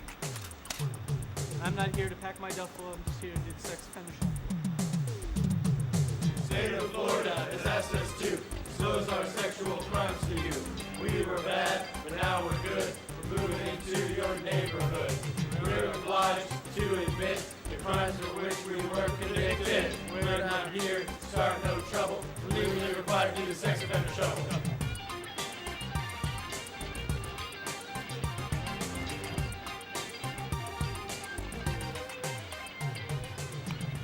Yeah. Let's watch their David Zaslav video. David Zaslav's Strike Proof Mac Show. The writers may have laid down on the job, but Max has still got brand new content. It's Growing Up Zaz, written by and starring WB Discovery CEO David Zaslav. Whoa, whoa, kids, what is seeming to be your problem that is going on? Oh, gee, Dad, well, it seems as though my sister and I are not seeing eye to eye. Yeah. Who needs writers when Mr. Zaslav can improvise the dialogue himself? Well, kids, as you go out into the world, you will have to be working with people with whom you do not necessarily agree. Well, Dad, I never thought of it that way, and your firm hand of leadership has guided us through a difficult time. Yeah. This is how the Jay-Z's appearance in that cartoon talks. Too much love to fit inside one yacht, which is why they have 7. Oh, look, Daddy, I did a drawing. Honey, this content does not align with our current family objectives, so we are going to delete it from the house and take a $150 million tax write-off. Woof woof, I am a doggy who is talking, which is an example of great storytelling. And also, Ezra Miller got a bad rap. Woof woof. Growing Up Zaz. Only on Max. The one to watch when you want to be watching the one that you watch and want. I remember fucking Ezra Miller. Got a bad rap. Woof woof. Growing Up Zaz. May contain scenes provided by ChatGPT or a copy verbatim from the original Harry Potter films. Grow Up Zaz repeats will soon air 24 hours a day on Turner Classic Movies. Yeah, where the hell is what's his face? The Flash guy. Is he dead now? Did they fucking kill him by this point? What's Ezra Miller? Ezra Miller. You dead yet, bitch?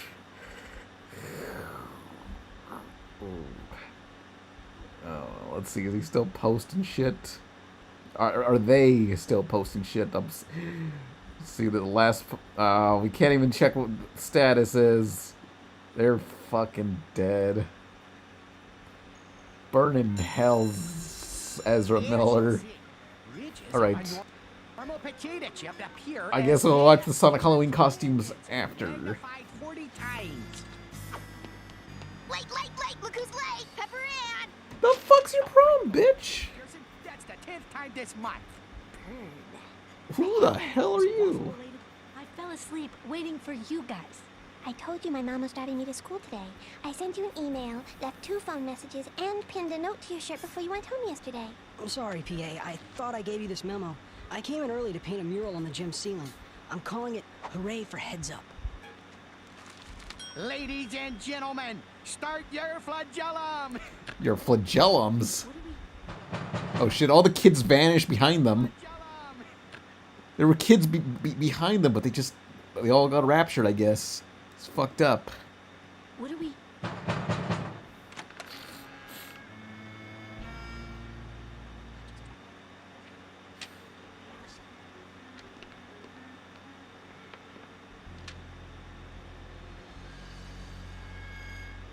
Hi, I'm Pepper. Oh, they're back. Oh, sorry. Your hand is so small. I'm Effie Shrug. I just transferred here. Oh, from Reform School. So, we're just supposed to identify various organelles within the cell. Cytoplasm, endoplasmic reticulum. Pretty basic stuff. Yeah, the ever-plastic curriculum. What's up, guys? We're just Tuesday through Thursday away from Friday. I am so psyched. Why? Explosions, the mutants, the infectious musical numbers. We're still going, right? Oh, I'm sorry, Pepper Ann. I'm on a deadline for this symphony I'm composing. And I'm hosting the art club's Bring Your Own Medium party. Hey, Pepper Ann. Are you doing anything this afternoon? Care to hang out? Why is her head so damn small? Greasy and cheesy, all meets loaf, the dumpster behind the toy store. I just transferred to this school. I've lived in Hazelnut my whole life. Why don't I show you some of my... Oh wait, something wrong with my keyboard? Uh-oh. I like books, Pepper Ann. Knowledge is power and all that. You said you like reading? Sure. Fuzzy Comics, Popular Megablading Magazine. Oh, and Turn the Page, Face Your Fate books. Hello? Did my mic explode or something? Pepper Ann. Dickens. David Copperfield. Oh, I don't know, I sound normal? Dark and mysterious illusionist? No. Buy it. You'll like it. Oh, the line is so long. Oh, well, guess I'll pick it up at the next book fair. What? Why wait? Here, just call me the book fairy. But how did you... Line let up. Oh, what? She fucked up all those people? So Darwin didn't just say that it was the strongest who survived. In fact, he said that the strongest, smartest, and most adaptable species not only survive, but continue to evolve into something even better. Awesome! Endangered slushies! Sorry, we're out of ice and thus extinct for the day.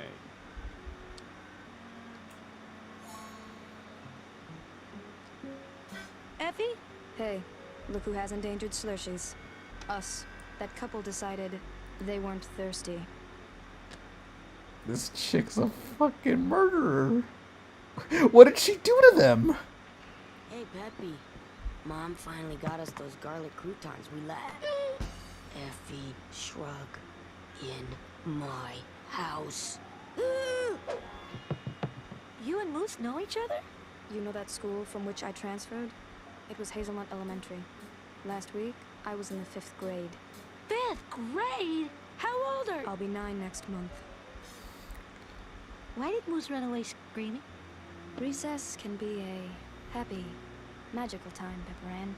It can also be rife with unfortunate incidents. Nietzsche built upon Darwin's theory by coming up with the idea of the will to power. Basically, he said that the strongest don't simply want to survive, but to also gain power over others. Uh-huh. He also developed the idea of the Superman. The Man of Steel? No, the philosophical concept. To Nietzsche, the Superman defines his, or her, own morality. Right and wrong, good and evil are far, far more complicated than... Hello, my little Pepula. Oh, that's so cute. You're having a tea party. Who's your new friend? I'm Effie Shrug. Pepper Ann told me you work at the Hazelnut Mall, selling apparel. Why, yes. You were the eldest child in your family, correct? Yes, that's true. I understand you've been divorced for several years now. You kept your husband's name. Bitch! I think I have laundry. Bitch!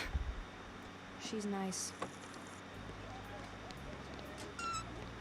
What are you doing? I'm, detailing your locker. I was leaning on it. You coming? Lunch is on me. Get all the wax, Noah. All of it.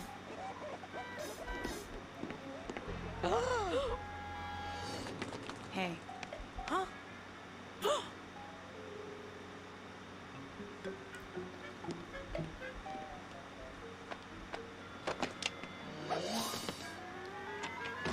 What are you guys doing? PA, we're sorry. But Effie, she's a bully. Effie? A bully? Oh, Press please. Effie in the chat. So you think you've befriended a bully? The warning signs you need to know. Guys, come on.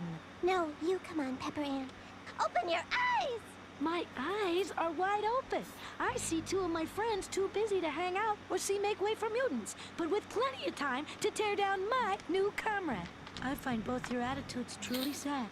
Effie is my friend, and unlike you, I don't bail on my friends.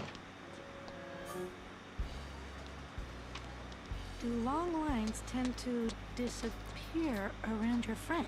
Do people tend to cower around your friend? Does your friend constantly have an excess of lunch money?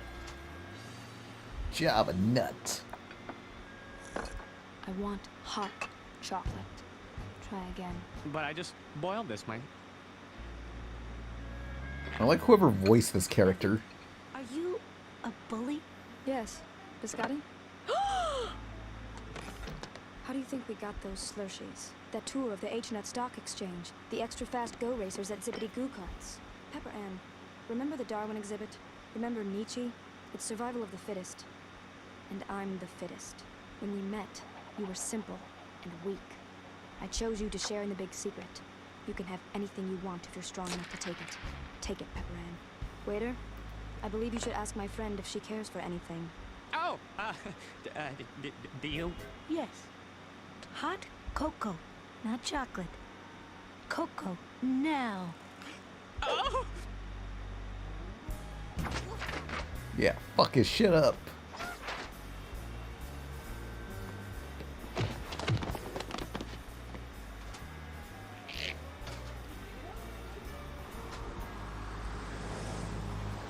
Look at that line. Have I taught you nothing? Oh yeah, I forgot. People fear us. Guys, what are you doing here? Waiting for you. We owe you an apology, Pepper Ann. We've been so into our transactions and gratuities. Is Yuna from Final Fantasy X's voice? Okay. Yeah, the voice is very unique. It doesn't. We aren't going anywhere. We've been waiting in this line for 2 hours. You just don't hear like a cold-sounding female voice in an American cartoon like this so much. Here comes the shove.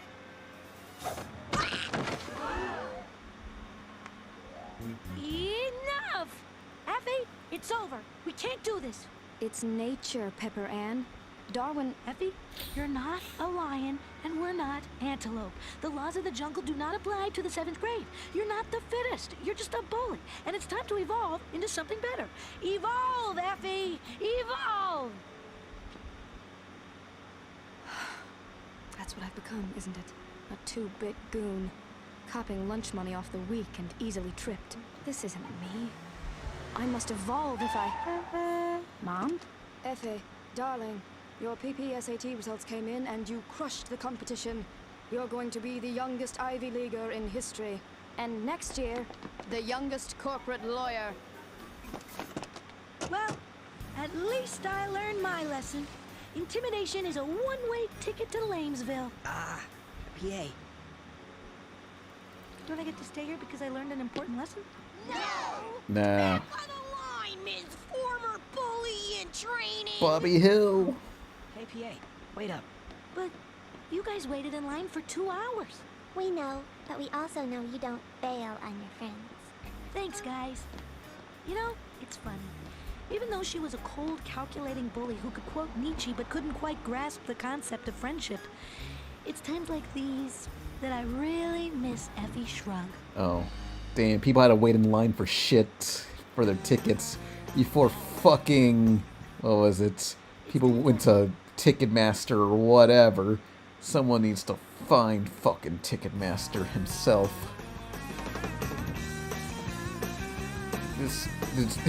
This share any crew members with Kids Next Door? Yes, the character designer is the creator of Kids Next Door. Yeah, before creating Kids Next Door, he designed the characters here. He didn't make this show. Yeah. But yeah, I love that chick's voice. So, Uni from Final Fantasy, which I never played Final Fantasy, but since I just got through Kingdom Hearts 1 again, I'm like, I should try the Final Fantasy games. Probably X or whatever the tropical one was. Final Fantasy X Uni. What's her face? Yeah, that the chick from the Spoonie intro, I think. Voice. Hurdy Berets. Let's see. Oh, wait, no. I gotta go on Behind the Voices, because I'm lazy. This site's kind of cool, but it also kind of sucks ass. I don't mind turn-based combat anymore. Yeah, I'm fine with turn-based. Damn, did they not list it in here?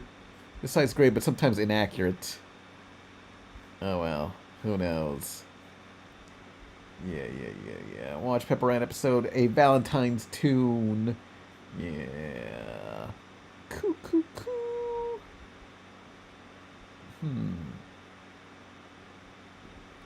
Alright, what were we watching? Oh yeah, the Atomic Rabbit stuff. Hang on, let me see what the super chats are. After dinner, Creations gave $2. Watch what happened in The Blind Side. Yeah. What happened in The Blind Side? Well, what happened? Well, thanks, YouTube search algorithm. No, I don't want... This it, I guess? What happened in The Blind Side? Okay. For some reason. I remember everyone hating this movie.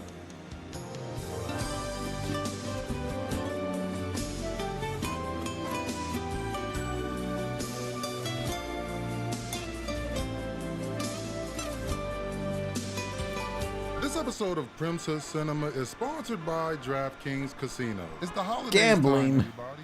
Come join the excitement. Shout out it's to your casino home for the holidays. You're on your phone and or computer right now. Out the way. Have a there, you're saying. I don't already have enough vices. It starts off with some hood movie narration. Even the white hood movies start off with narration. It's not even funny. Highest paid player is thanks to It's Orange Sandra Taylor. Bullock. Left tackle. We get this cotton. We understand. They made a movie just to tell everybody I have an IQ of 80. How is anyone? I don't want them to make a movie. They were gonna make a. They let Big Mike into the school. He don't know how to interact with humanity though. This nigga literally don't know how to do anything. Can I leave now? Yeah. Hi. Oh, fuck! Smiling. Calls me SJ. Wow. They call this little nigga SJ? Come on, bro. That's not together, bro. This nigga looks nothing like Michael Orr, by the way. Like, nothing at all. Michael Orr kind of light-skinned a little bit. Like Ice Cube type color. Y'all just be casting anybody, bro. L casting. Anyway, Michael Orr is doing real bad at his new school and more. Taking on the street like he's some dog. Let somebody else take on the responsibility. All right, whatever. You win, I'll take care of it. Meanwhile, Sandra Bullock and her family are driving home after watching their son's culturally insensitive ass school play. Mike standing there looking fucking goofy and lost as usual. I never had my own fork before. Thank you, Sandra Bullock. Like, bro, tone the performance down a little bit. Look at this slow-ass, somber-ass bite he takes out of the bread. Eat a sandwich Goddamn, faster, it's not damn it. Django Unchained, bro. It really got this nigga acting like a scared-ass runaway slave the whole movie. Oh. Come and get it, y'all. Yeah, baby. Let's eat. You know.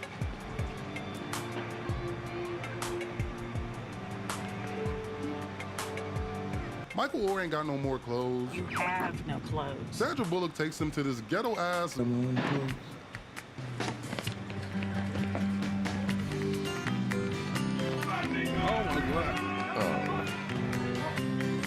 Dressed like a Harry Potter scarf. I'm about to cook the fuck out this young man. This nasty ass Old Navy shirt. Honey Nut Cheerios ass shirt. Phineas and Ferb looking ass shirt. I would rather stick with the soggy polo, honestly. Y'all couldn't take this nigga to the Nike outlet or something? Y'all ain't shit, man. I hate this movie.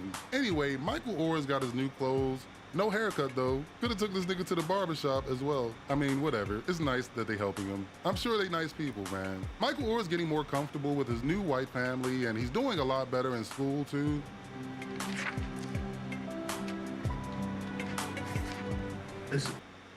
Did anyone in school actually get like letter grades on school? Because I've never gotten like a letter grade. They always rated based off a score of 100. I've never seen just a letter.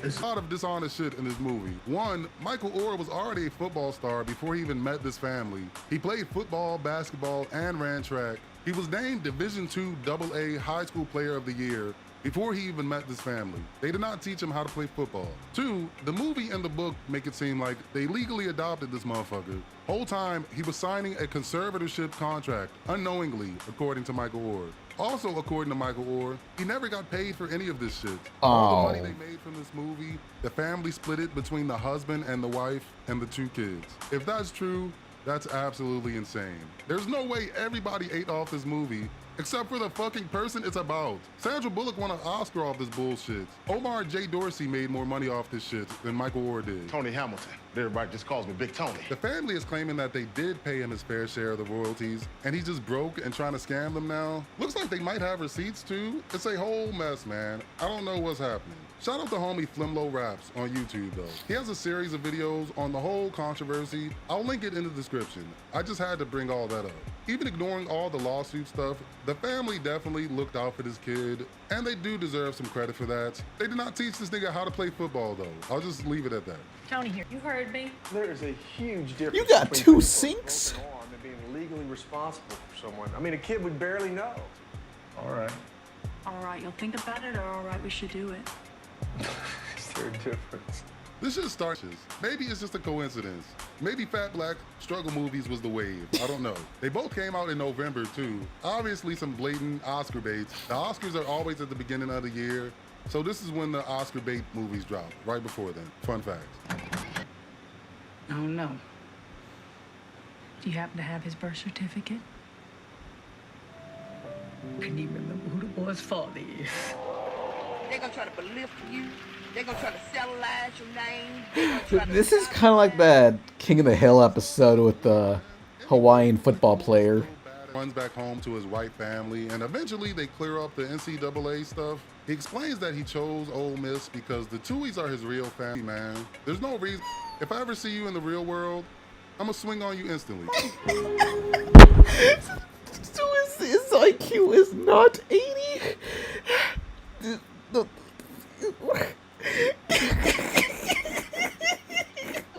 Why did they specify his IQ was 80? It's not true. What the fuck, 81? I don't know. IQs aren't accurate to anything. It don't matter. Maybe it could be, and it just doesn't matter. I don't know. I don't know enough about this. Ooh. What the fuck, bro? Yeah, I remember Jim ranting about this movie. I just didn't know, like, well, I didn't see the movie, so I was like, what's so bad about it? It's like, oh, I see. Hey, I want to pwn some noobs. Let me play a classic. Oh yeah. Our next super chat is How to Fix Apu Once and For All. Re-upload by Lewis Rat Warrior. Oh. Let me go to the bathroom. BRB.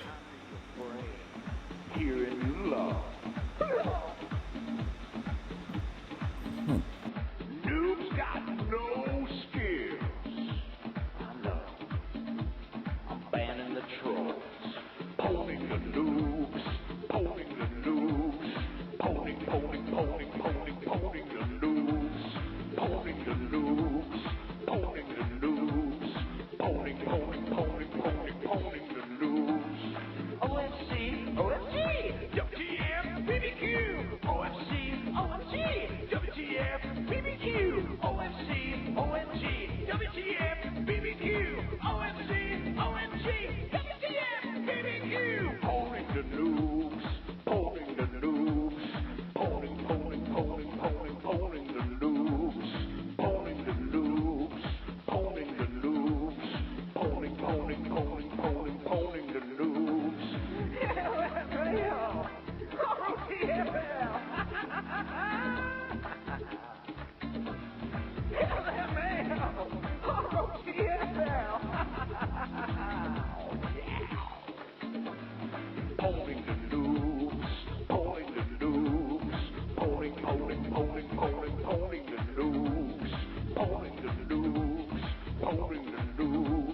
Pwning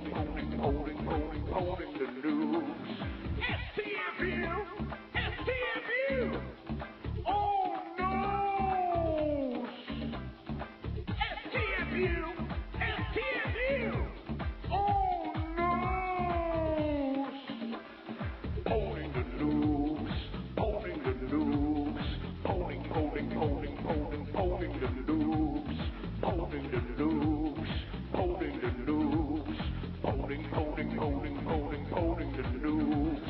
Major ponage, knock you into the pole dimension by way of the pole continuum. Pole and dethrone. Let me say why. Oh yeah, I'm back. There's a lot of pwned pics, okay? This is an internet classic, the Pwnocalypse. How was that guy pwned? Hang on, no wait. What's the I don't get what's pwned about this. Oh, I guess he just farted. Oh well. Ooh.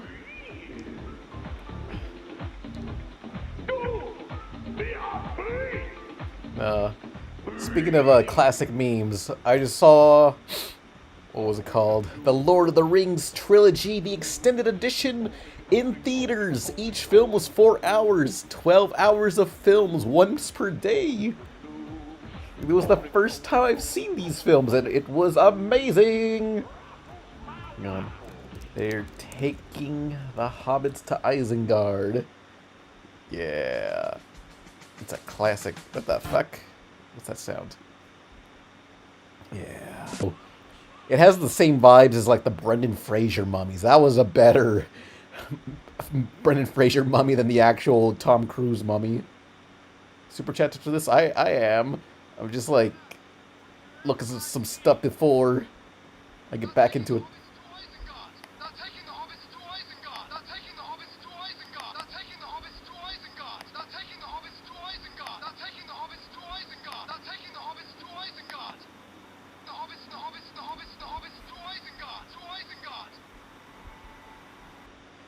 That's been stuck in my mind. Look, I've never seen Lord of the Rings until now. I was like, damn, I understand. It's like a stoner road trip film. I get it now, TV spot. Lord of the Rings. Lord of the Rings DVD. I want to see those classic DVD promos. Yeah. I know what I must do, but I'm afraid to do it. From New Line Home Entertainment, The Lord of the Rings, A Fellowship of the Ring. Enter a world where even the smallest person can change the course of the future. The ring must be destroyed. The 2-disc DVD contains hours of special features, including an exclusive preview of The Two Towers, the next movie in the trilogy. The Lord of the Rings, The Fellowship of the Ring. Bring home the epic adventure on DVD and VHS. From New Line Home Entertainment, a powerful force awakens. This is the One Ring, taken from the hand of Sauron. The ring must be destroyed. Hang on. I need my Lord of the Ring cups. Behold the legendary Lord of the Rings. Behold Gandalf, the wizard. Behold Frodo, the hobbit. And now they're not just to behold, they're to be held. Now at Burger King, when you behold and buy a proper value meal, even when you hold the pickles, get a magical Lord of the Rings light-up glass goblet, just $1.99 each. Collect all Those will be four, like $8 now. and Arwen the elf. They're all yours to have and to hold. The adventure begins here. Yay. Give me the fucking toys you gotta assemble. Wait. This way. A scent that's unmistakable. The real Big Kids meal. Lord of the Rings comes to Burger King with 19 magical toys, one in every Big Kids meal. You can witness their magic. Speed, trend, and himself. You can collect and trade them to build the awesome Ring of Power with the one ring that rules them all. The adventure begins here. I love that there were some toys from Burger King that you had to assemble, like Inspector Gadget. McDonald's? Like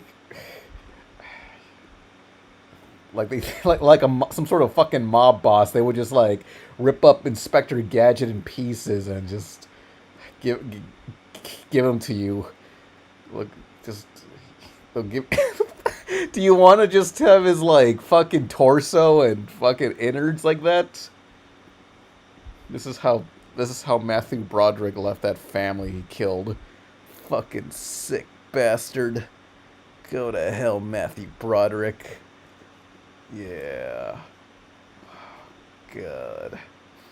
Oh yeah, I had the watch. I had the little gun guy. Yeah. His big stupid fuck-ass hat. He was the fucking Exodia Burger King of McDonald's. Why is his hat so stupid big?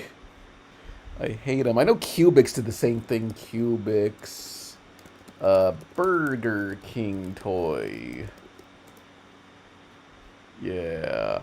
Cubics, robots for everyone, but not all people. I don't want everyone having a robot. Only some people are worthy. If you feed it, it talks.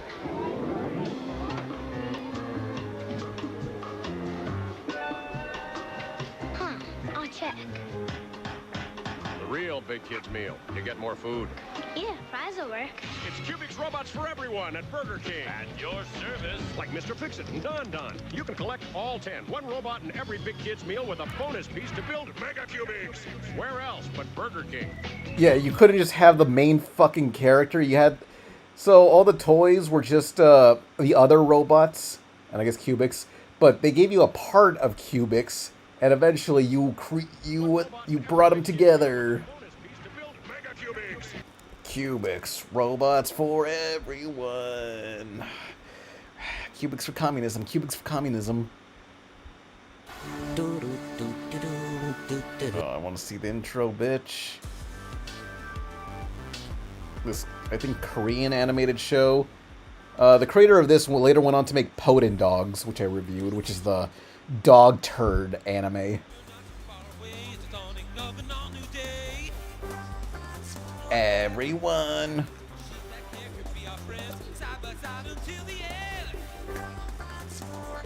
Yeah, I had... In my room right now, I have Cubics, I got Colossus, I got a couple of these toys.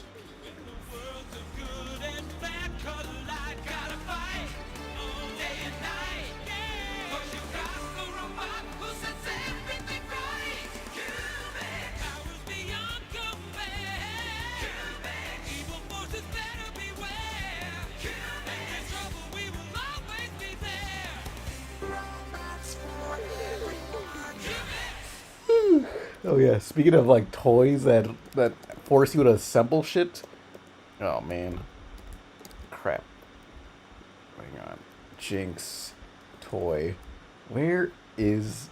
They did some real bullshit. Which was the figure? When they so... Oh yes. This is some bullshit. Look at this. You got... I saw this at Target forever ago, but it's a Teen Titans collection of the characters, you know, all the Teen Titans, and then fucking Jinx, which I love Jinx, but Starfire's not included, so you're wondering, where the fuck is Starfire? Well, guess what? You gotta buy her separately. Starfire... Oh, my god. Starfire, Blackfire. Blackfire... I mean, I don't really care for Starfire either. Where is it? But the fact that they just, like, made that separate, that you had to buy separately is so stupid. It's so shameless. I need the fucking twerking Robin figure. This is him in action, apparently. Yes, I could have... Yes. Golly. Oh. Scoot your booty! New Booty Scooty Robin is here. Yes. Brave, bold, booty. Scoot, scoot, scoot that booty. After saving the world, some superheroes need to shake it off. Teen Titans Go! Booty Scooty Robin, out now. Oh, it's... Hey, look, it's on sale. Now's your chance. What are the reviews saying? Oh, I mean, look, it's 5 stars. Everyone's loving it. There's got to be somebody giving it a negative review. I mean, you're getting what you paid for. How can you complain? Yeah. Why is he in a slushy machine? What's with the slushy layout? Twisty, tired, cyborg, flexible action figure. Oh, 'cause it's like a bendy straw. Yeah. Gotta get jinxed. She's the best! Cuckoo. Alright. How to fix Apu once and for all was the next super chat, says Lewis Rat Warrior. Oh no. Oh yes, it's a classic. Adi Shankar's finest moment. He's a genius. He created Devil May Cry. Excuse me, sir, but this is not an internet cafe where you can browse all you want for free. Apu, why do you still talk like that? Like what? I don't know. Sort of like a racially insensitive caricature of an Indian person, fabricated by a bunch of Harvard-educated white guys. How about that? But Mr. Shankar, people love the way I talk. Listen to how foreign I sound. What's funny is he casted Brock Baker, a white man, to voice him. Isn't that funny? America loves me. Apu, maybe Indian Americans could love you too. All you have to do is represent them better. And be a little more honest about it. Hey, buddy. Are you just here to dogpile on me too? Look, I just say what the writers tell me. Sounds like Saber Sparks. Isn't that sort of the problem? That it's been almost 30 years, and they're still writing you like this? What do you want me to do about it? It's not up to me, man. I'm just a fictional character. Yes, new cartoon crush unlocked. What do I want you to do about it? Maybe stop perpetuating this made-up mockery for another 30 years. That would be an amazing place to start. That's gonna be hard to do. The Simpsons would have to change my character, or like hire Indian writers and voice actors. It just can't be done. You know what, Apu? You're making me cry right now on the inside. I'm also crying on the outside, but you can't see it because I'm animated right now, and animated tears cost too much money. And you're also a cartoon character voiced by a white guy who already quit. I'm not gonna take it out on you. But I am gonna take it out on you! What did I do? It's time to stop making excuses. It's time to stop being upset and annoyed or lazy or going on Twitter and calling each other snowflakes. Everybody loves The Simpsons. I love The Simpsons. I want to be on the same side again. But this is a problem. So let's fix it. Writers, I'm asking you to come up with a solution that subverts, pivots, or evolves Apu here into a fresh, funny, and realistic portrayal of Indians in America. And if it can't be done, well, I guess we're gonna have to write you out of the show entirely, Apu. Please don't do that last thing. I would like to continue to exist, please. I'm gonna post a link right here that goes to a submission page for an Apu screenplay competition. A panel of judges will be selecting the very best script that we receive, which will then be delivered to Fox. In the end, Bootleg Universe will adapt the script as entry number 7 in the Bootleg One-Shot series. And What's fascinating is that this was like an attempt to like say, "Hey, hire me, Fox," which, you know what? I don't know. He was shooting his shot. I shoot my shot with an indie studio, and they ignored me. We can all move on with our regular Simpsons-loving but slightly Or they less haven't got racist it, lives. or the guy's not online much. Who knows? Don't you dare. Yeah, sorry. You're right. I haven't gotten a no yet. Cuckoo. Yeah. Pooh, why are you talking like this? Just get Did him. we talk about that Apu thing that we watched? Have we talked about that yet? I don't know. I don't think so. Yeah, Chris, you explain this garbage, this shit. It's a video that some guy on YouTube made where he draws himself as like a really cool emo Indian Simpsons character, and he walks into the Quickie Mart really angrily. His hair. He's got like eyeliner on. He looks fucking badass. He walks into the Quickie Mart and Apu says, "Hello, what would you blah blah blah?" And he goes, "What are you doing here?" And he literally like. Oh no, this is not the guy that made the documentary. Adi Shankar is a different guy who made a bunch of like bootleg animated thingies, and then the Devil May Cry cartoon and Castlevania. I don't know. He's an Indian guy, so he's like, "Apu, why do you talk it's like Charlie. that?" Oh, that's Well, I guess shit. it's drawn Captain by Laserhawk. Charlie. Bullshit. It's his little signature. He says, Apu, what are you doing? Yeah, Why are you talking Apu, like why that? do you still talk like this? Apu, why do you still talk like that? Like what? Sort of like a racially insensitive caricature? Oh no, I don't know why they make me talk like that. Hey, buddy. Are you just here to dogpile on me too? Look, I just say what the writers tell me to, okay? Isn't that sort of the problem? That it's been almost 30 years, and they're still writing you like this? And it's just like, fucking shut up. It's not real. Apu's really a white man inside. No, but he's implying that Indian people shouldn't have Indian accents. It's like, this is a stereotype Yeah, I accent. would've No, done it. that's No. actually a stereotype need- accent because that's what Indian people I sound was gonna like. say, if Indian people learn English usually in India, and that's Did the show accent remove they Apu? have. I think. If I was the writer, I'm not even kidding. I would have killed Apu off. Who even watches The Simpsons? They could be doing anything for all I know. Hello guys, it's me, Garou. Just replace with act like nothing is different. No, you know I what mean, I who would watches do? New Simpsons? I would have a really horrible stereotype replace him. And then they go, well, bring back Apu.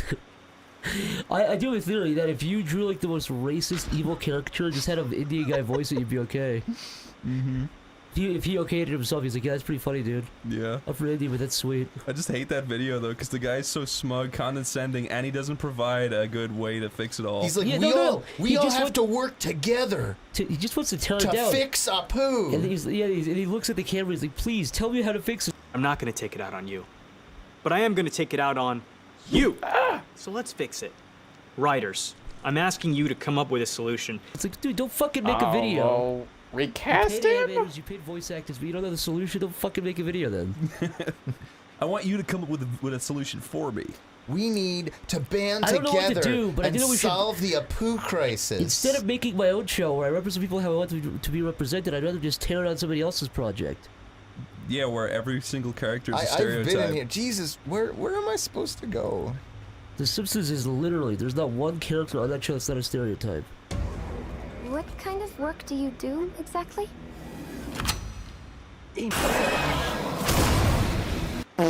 Oh,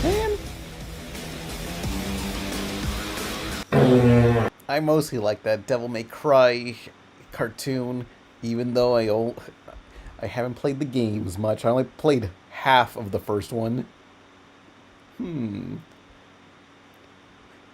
Let's see. Retro Lover gave $2. Watch the strange story of Crash Retro Hijinks. I don't know how to fix Apu. Why are they asking me? I don't know what to do. Adi Shankar. Fan projects. I absolutely love fan projects. This reminds me. Oh, where's the?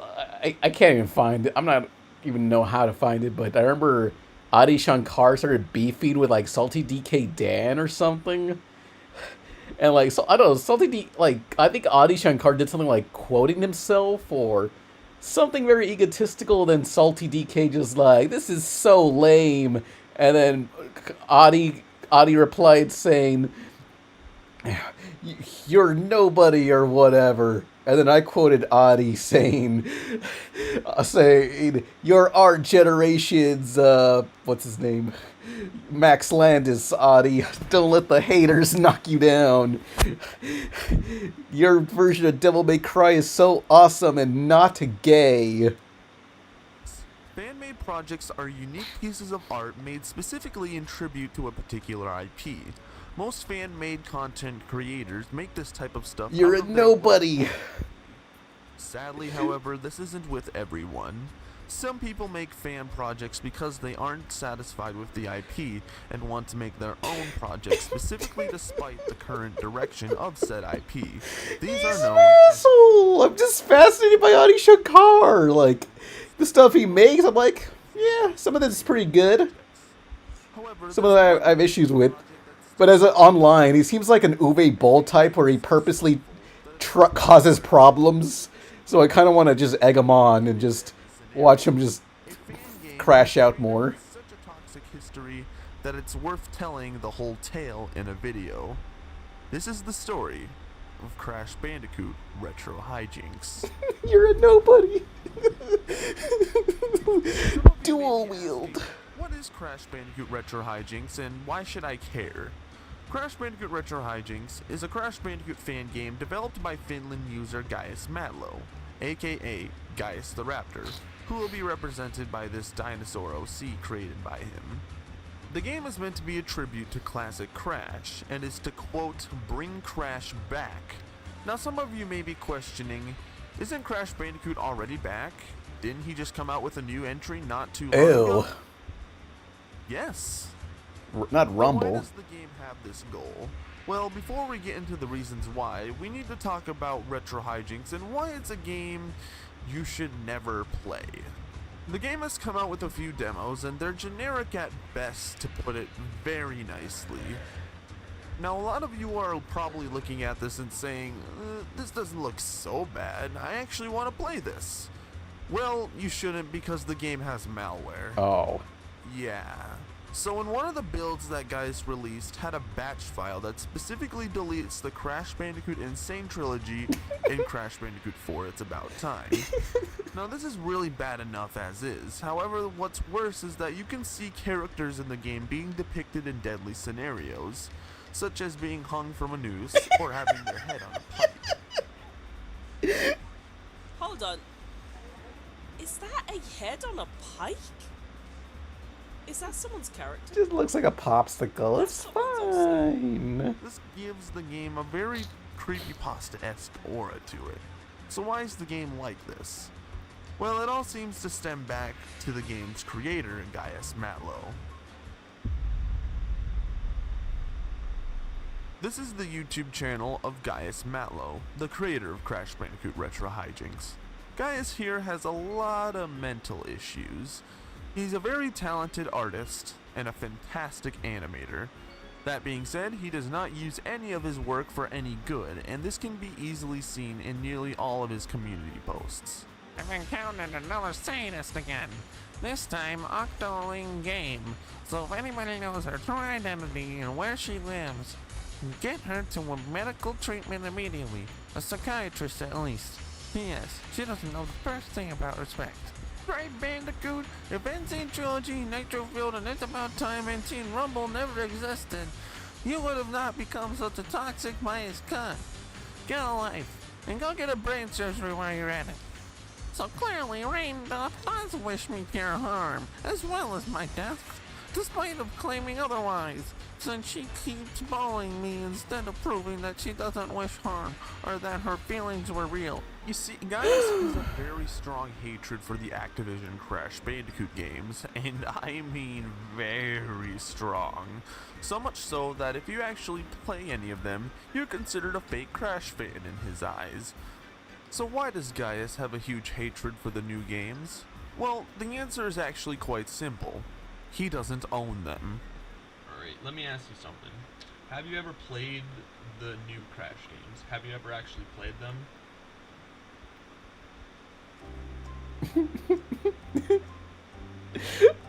Wait. Who says I really have to? Who says I have to? I mean, yeah, Gaius has never actually even played the Activision Crash games, and blindly hates them due to his inability to play them. I'm tired of this Now, footage repeating. if he didn't constantly spread his hate onto other people who have played them, sending death threats and making edits of them and or their OC being depicted in deadly situations.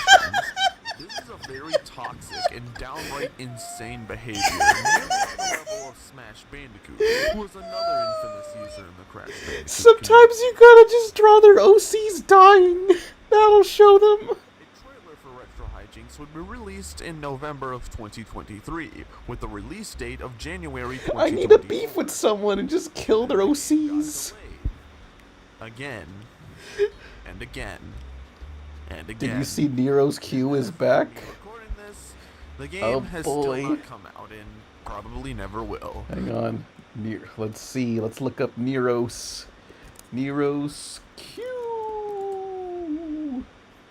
Oh yeah, 3 months ago, who killed the animator who killed other YouTubers? Classic. 6 no, not this one. Where are they back on? Let's see.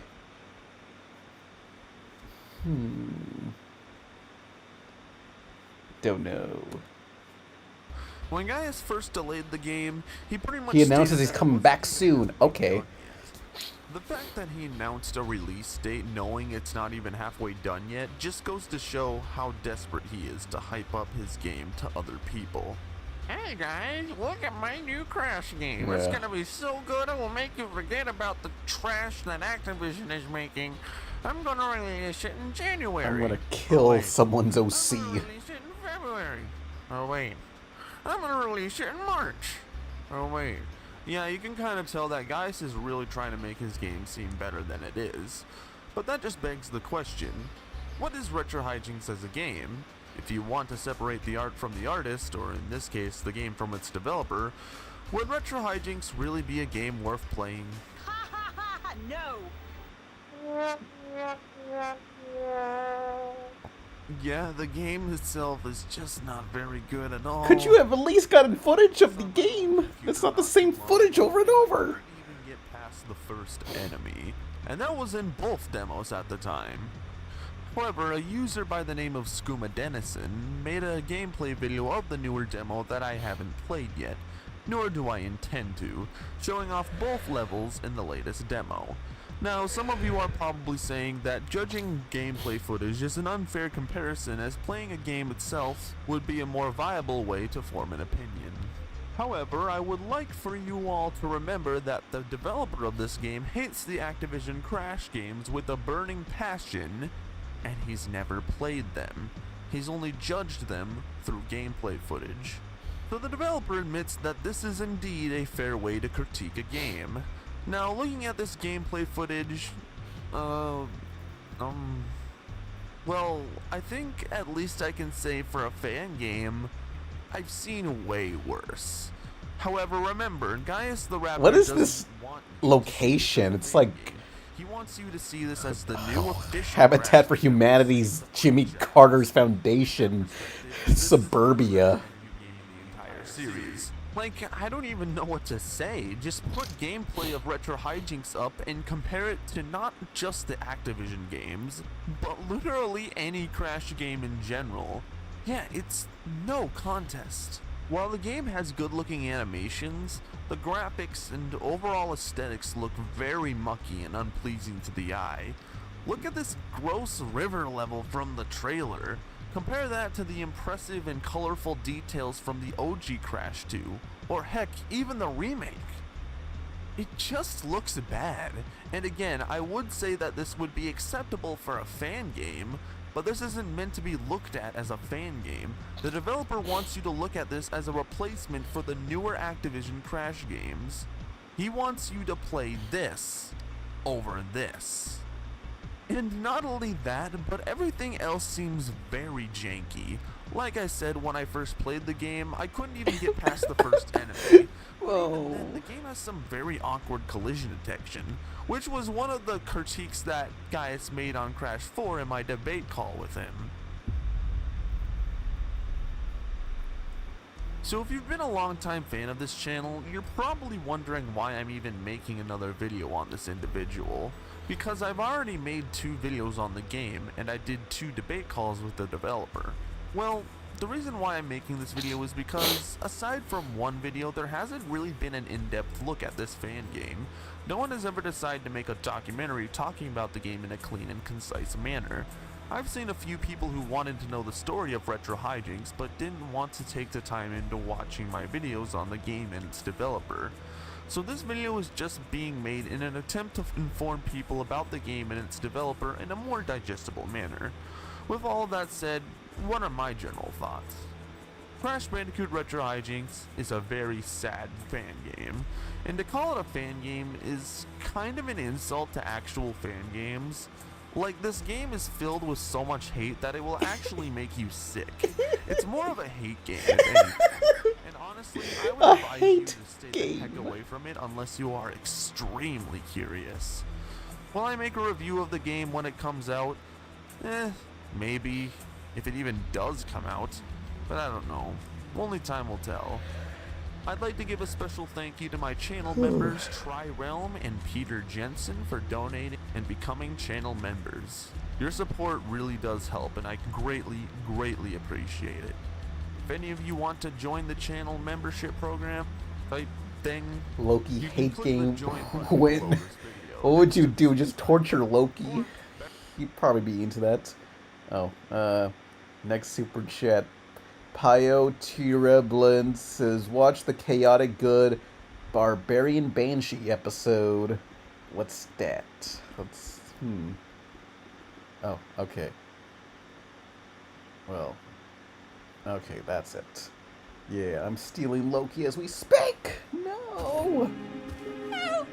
Please help me, adventurer. I've fallen and hurt my leg. Oh, thank you, kind soul. What have you got there? It burns! Damn it! Just a few more steps and you would have drowned at the bottom of the bog like all the fools before you.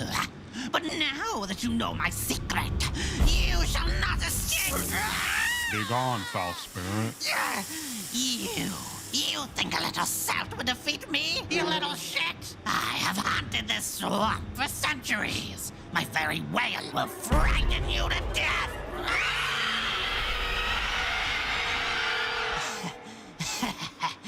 Wait, what? Not bad. I think you'll work just fine. But no mortal has ever been able to resist my... Wait, what do you mean by work? I mean, you'll need a few adjustments, but you're gonna make a fine set of bagpipes. What the f... Huh? Okay. Besides the fact that you're obviously joking, my ghostly form cannot be harmed by one from the physical realm. We'll likely need some extra pipes. Then there's a matter of where I'm blowing into. You're a formidable foe, I'll give you that. Which means you'll make a formidable puppet!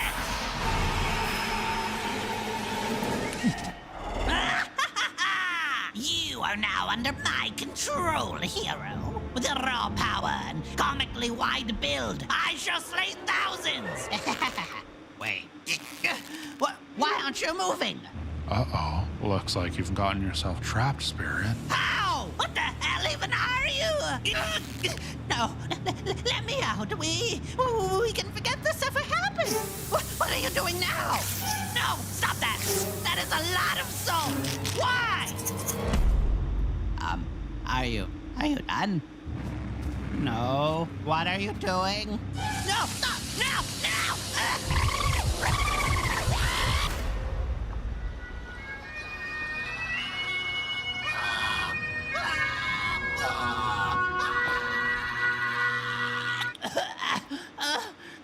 Thank God you're done. I don't know how much much more of it. Begone, foul spirit! No. Huh. Hey, was that by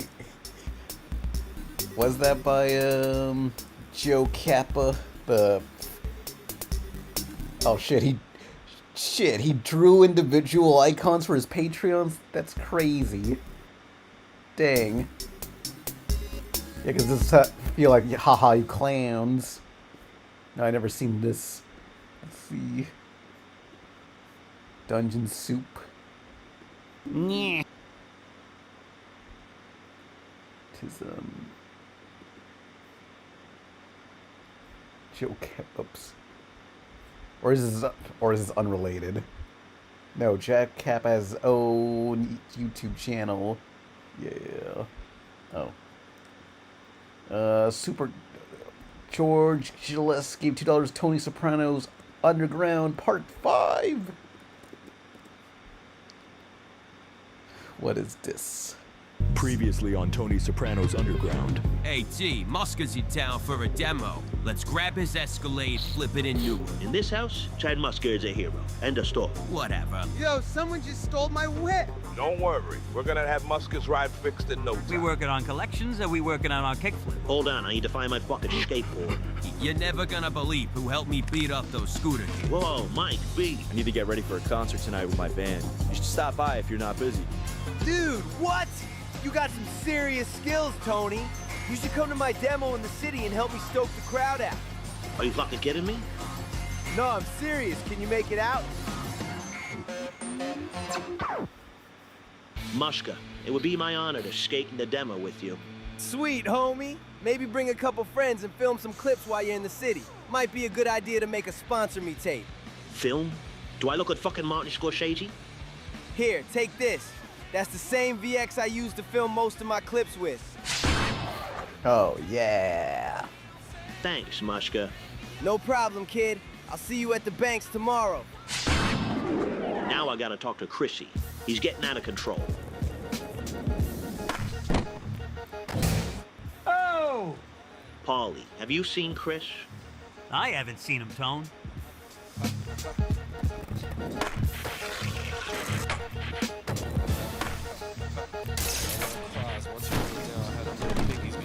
Hey, yo, we head to a party. What about you? Have you seen Chris? Maybe I did, maybe I didn't. If you want to find out, you gotta do the tricks I call out.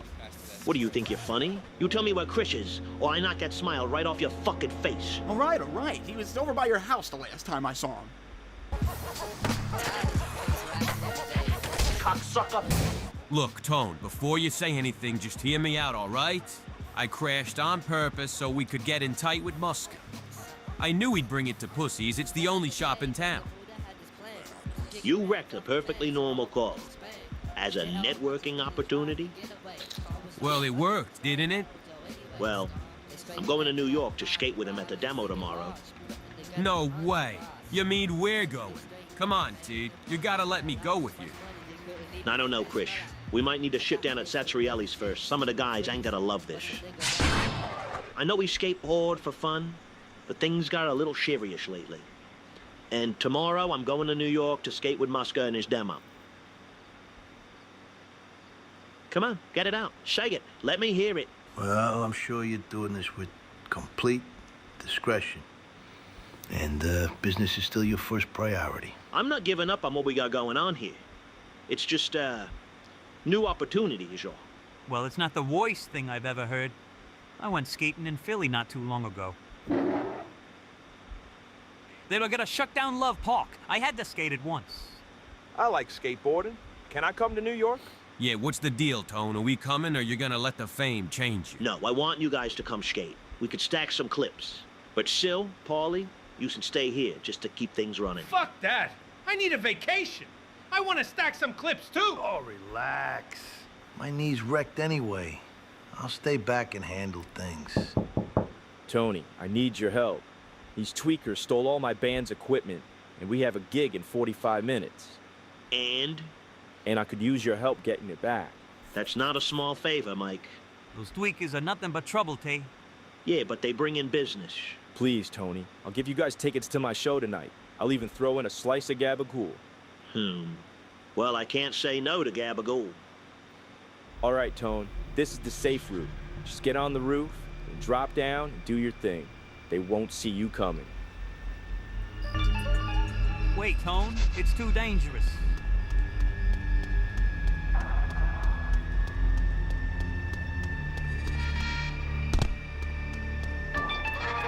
Pan, have you seen the new All You Need Is Kill movie? No, I have not. I've been wanting to watch at least the Tom Cruise movie, the Live, Die, Repeat film. Oh, what is this? You can go inside in this version? Oh, when can you do that in Tony Hawk?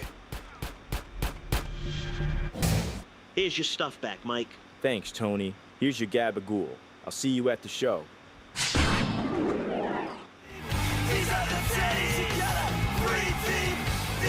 Yeah.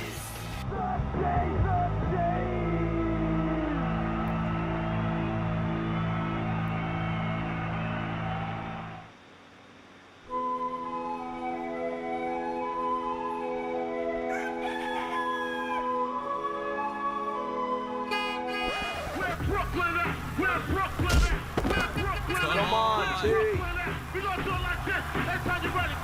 Like 7 Mac 11s, about 8, 38s, 9 Mac 10 Mac 10s, the shit's never end. Oh yeah, picks that go hard. Big bad New York. I hate this fucking shitty. But there is some iconic spots. Musker suggested I get some footage while I'm here. So who knows? Maybe we can make a good skate video and get some sponsorships.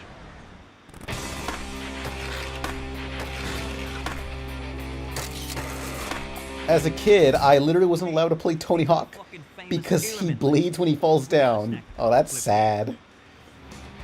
It was too hardcore. Here, check out this fucking spot, T. Ain't she nice?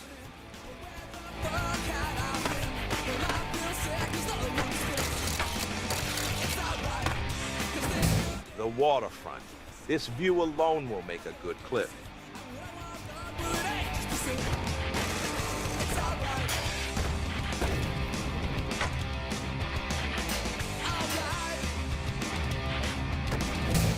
I don't think we're allowed to skate here, so let's make it quick.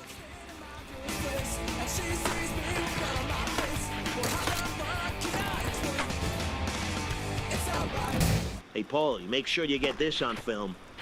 Fucking A!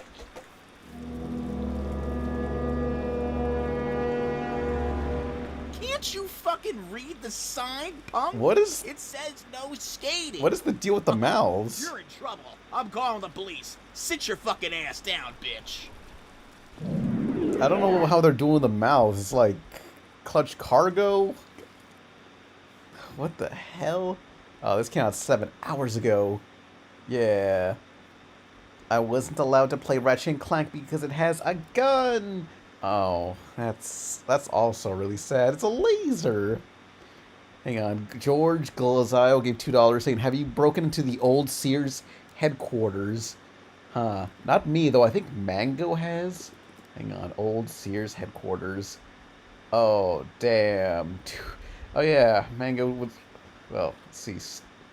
I know Mango, who knows several of these, like, Urbex YouTubers. 2Swag and Stringer Media. Coo. Which one? Let's see. Mango's gonna move to the Ukraine. Pray the gay away and become a missionary. Look at this. This is a peak first-person shooter map. If you grew up in America in the last century, there's no way you haven't been to or at least heard of Sears. From having an anchor store in pretty much every single mall in the country to releasing their annual catalog that every kid in the nation would marvel at, it was safe to say that from the early 70s to late 80s, they were on top of the world. Figuratively and literally, with their headquarters at the time, the Sears Tower, actually being the tallest building in the world.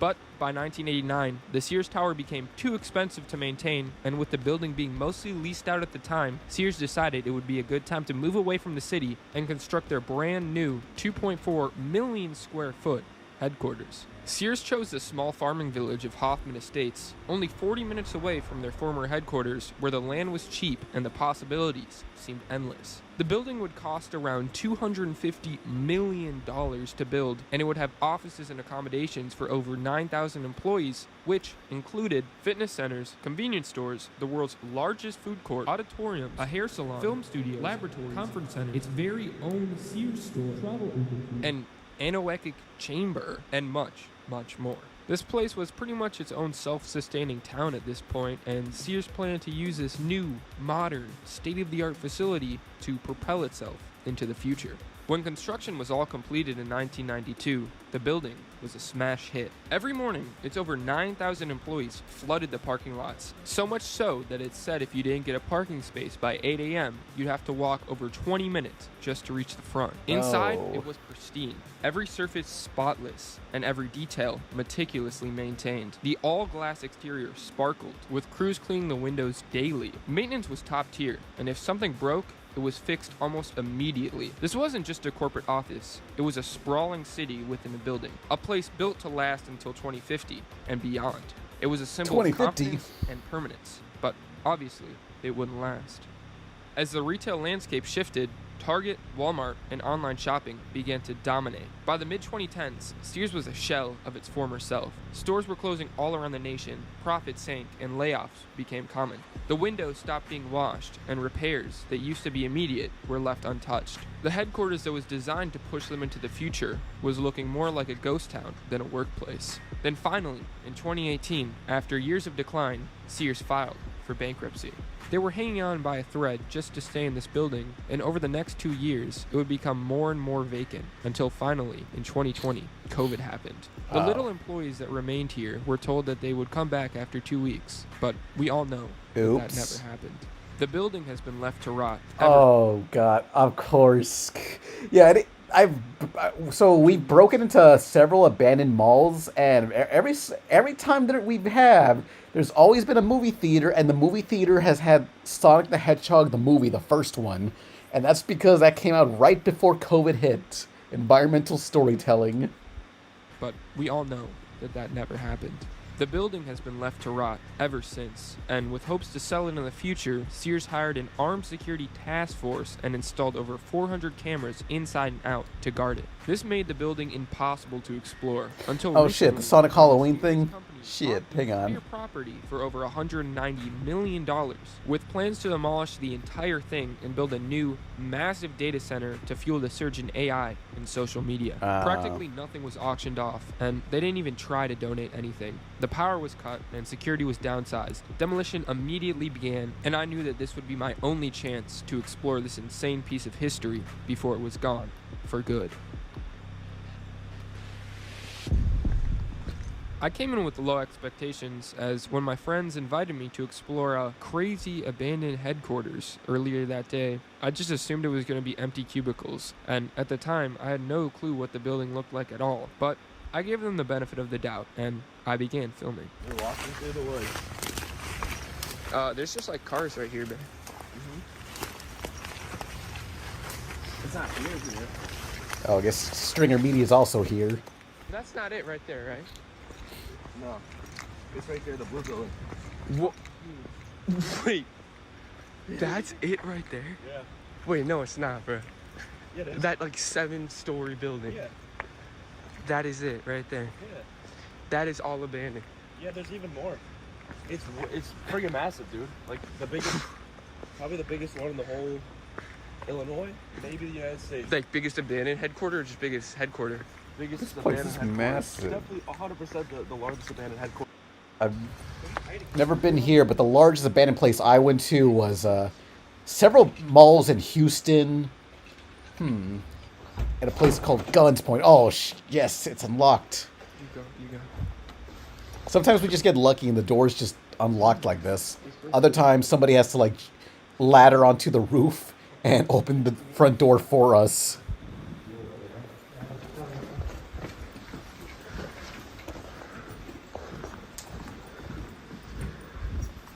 What is this one? Yeah, I went to Guns Point, Houston.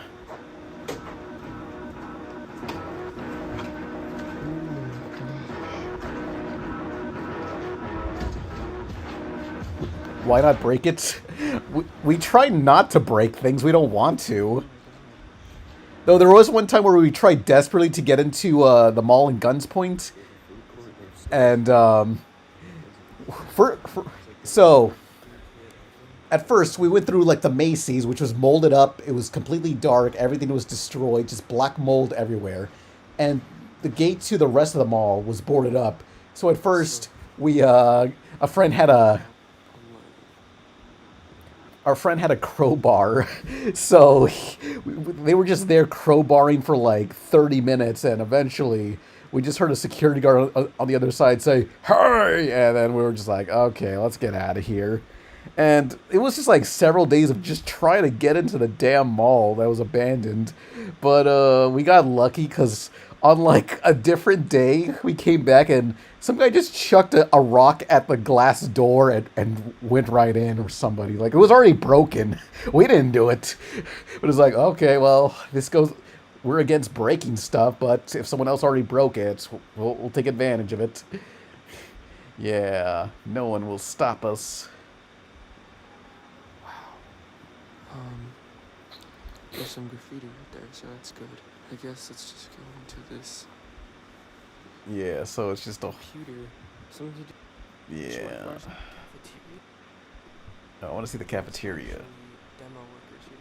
Oh, sometimes there's security guards in these places, or construction. Did you know someone held a hostage at Guns Point?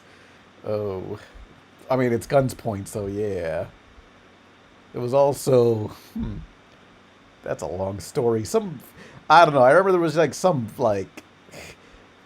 I don't know. There was damn. I don't even know what to. Well, it's called Greens Point, but people call it Guns Point. We're not gonna think about that. We're just gonna go straight to the basement and record it, and then get out of here. So I'm also sorry if I seem very paranoid, because I am very paranoid.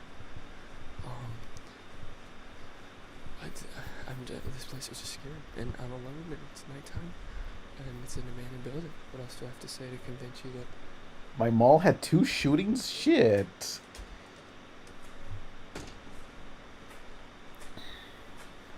It's broad daylight. You would be freaked out. Like, I am freaked the out right now, and I'm not on acid. I would be thinking I'm gonna die. Look at this place. Damn. It's multi-layers of just darkness.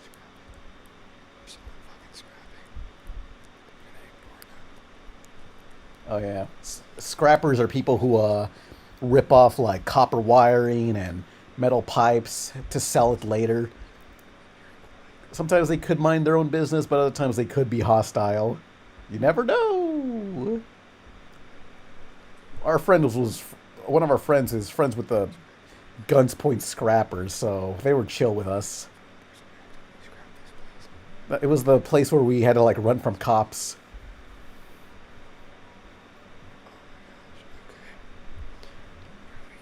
Well, not cops, security, so it's not as scary.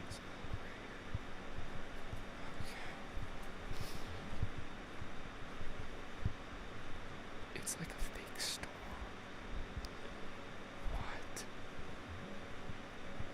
What is going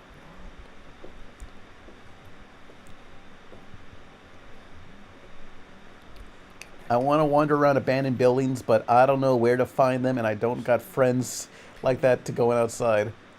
Oh, it's snowy again. Yeah, you gotta like, I don't know, there are like just online places where people catalog, here's an abandoned area, here's how safe it is. So you just gotta find the proper social media outlets for what urbexers use.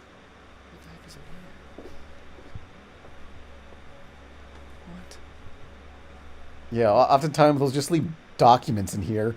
Like one time we went into an abandoned like apartment building sort of place. We found like a lawyer's office, and they just had all these documents for divorces and transcripts and everything. Mango did steal a book on laws about breaking and entering from this lawyer's office.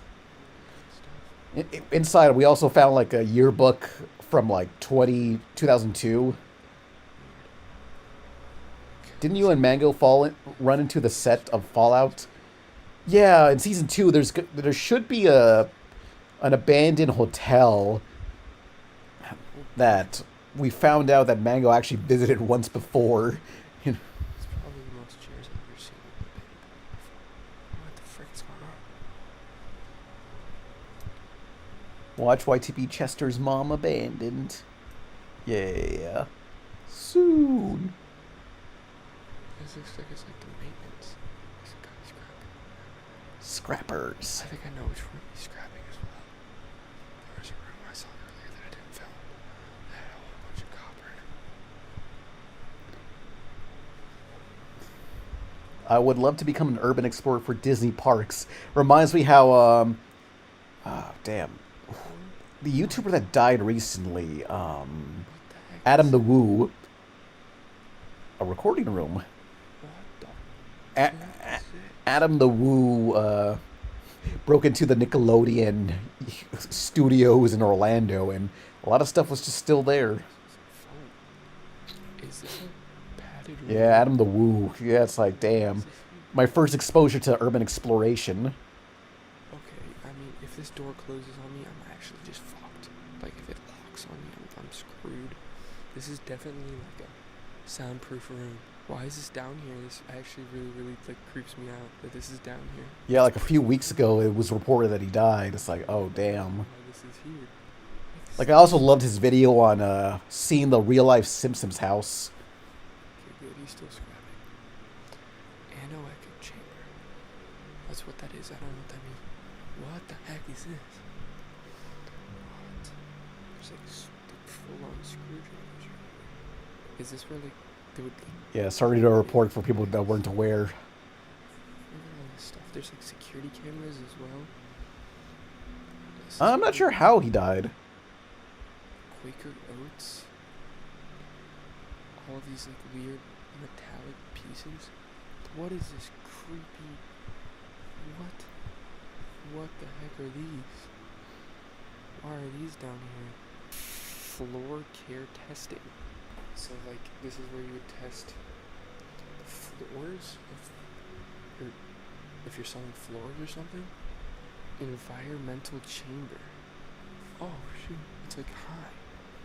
What the heck is all this? A red microwave. What is down here?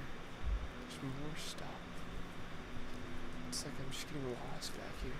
It looks like they would like make drills over here or something. Would be fun to like sleep here at one point. Pillows? Is this where they would like test electronics and stuff?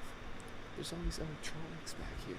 There's so many microwaves. What is this? I don't know what the heck that is. Look at all this stuff.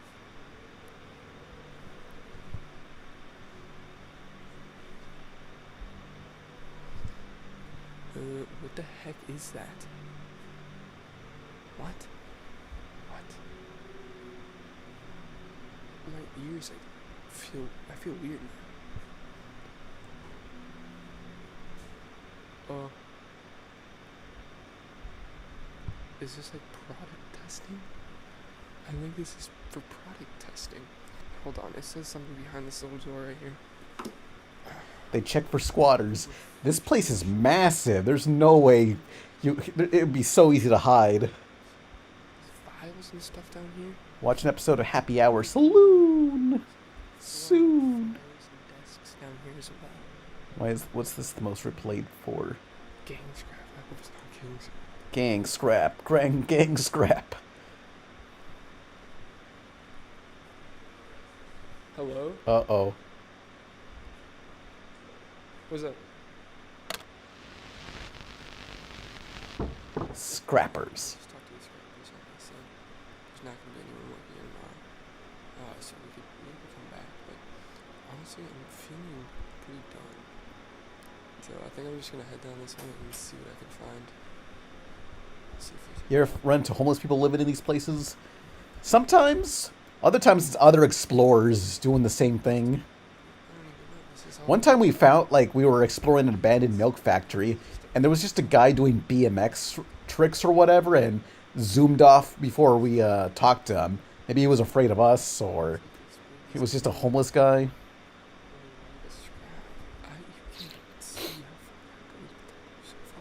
That goes further than I can see. Wireless support center. Wow. So this is like all of. This is just what goes behind. It was like a milk processing factory, and my friend, who's the rotoscope model in Loki, that's how we met at that factory, and she does sometimes loiter there, and she found like documents, ancient ass memes. She found like some documents that show that this place was like having a mold breakout or something that they had issues with, and that's likely what shut down the factory. There's like flames and stuff. If my flashlight like dies in here, I'm so screwed. I mean, I can see that I left so much stuff. It's like impossible to get all the stuff out of here. Okay, so now we're going back down here.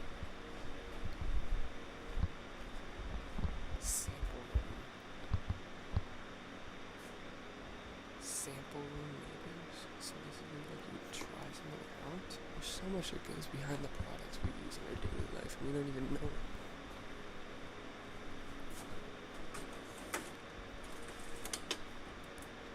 Yeah, so if it wasn't for me exploring that abandoned milk factory, I wouldn't really have a rotoscope model for Loki. Classic.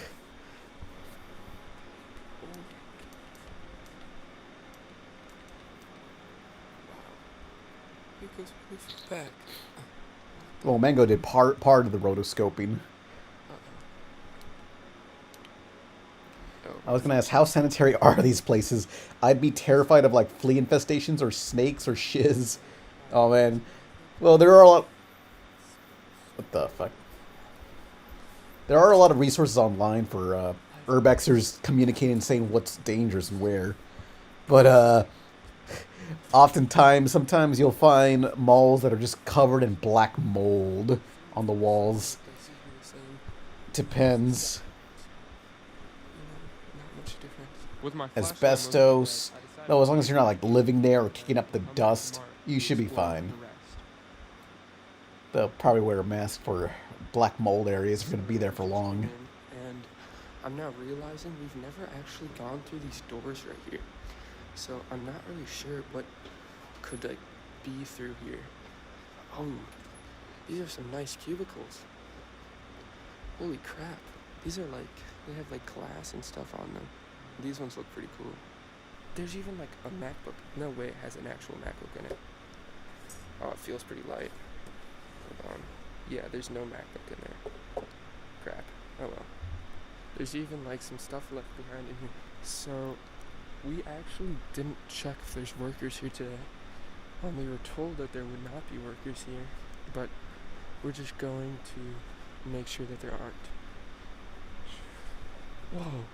This is all a chalk drawing. I just realized. That's really cool. I wonder how they did that. Look at that. It's all chalk. What? Oh crap. Wait, this isn't even here. What the heck is that? Wow. Why do they have that? Look at that title. That's pretty cool. Alright.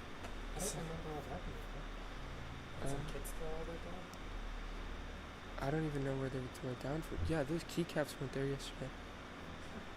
No, but I left at like 1 a.m. There's no way kids would have done this.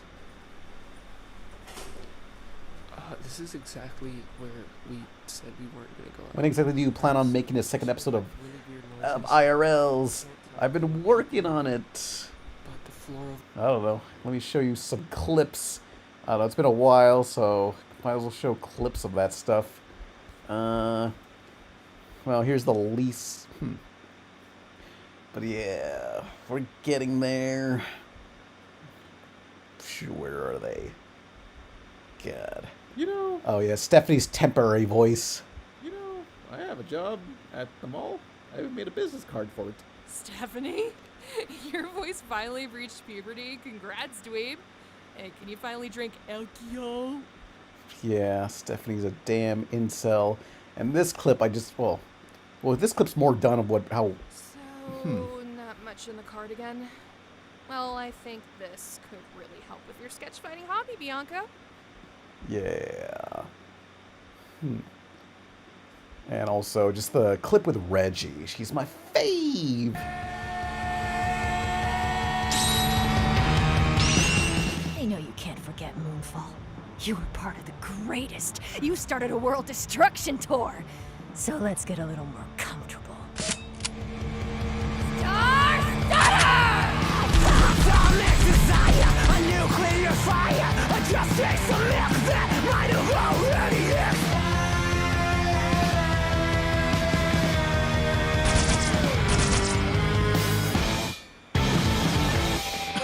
Yeah. I don't know. If you go on LOKIIRL.com, I was this past week I've been busy making model sheets and updating stuff so my action animators can do this new character, Reggie Radical Grinder. Yeah. She's extreme. Yeah.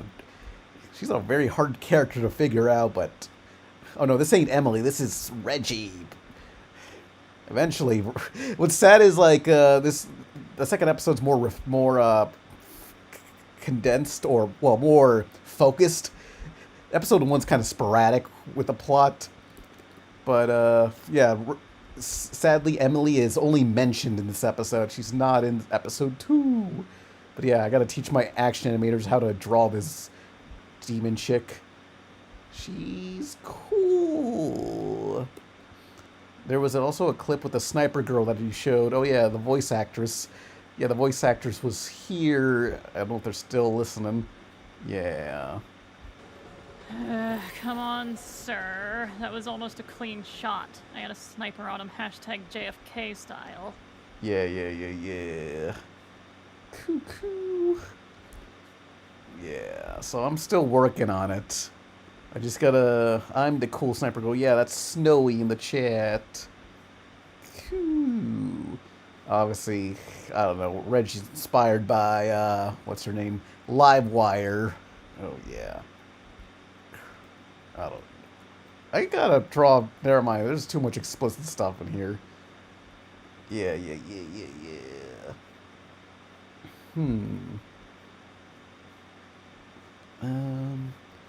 Oh yeah, but what was this? The Sonic Halloween. What was the Sonic Halloween thing that somebody wanted me to watch?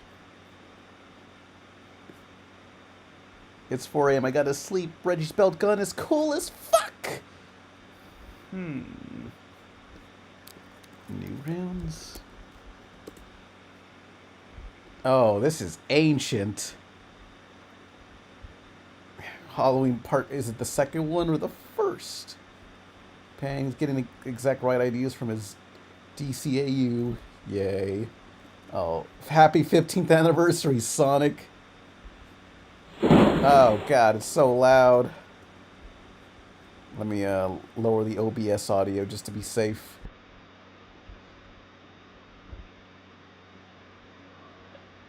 Oh yeah.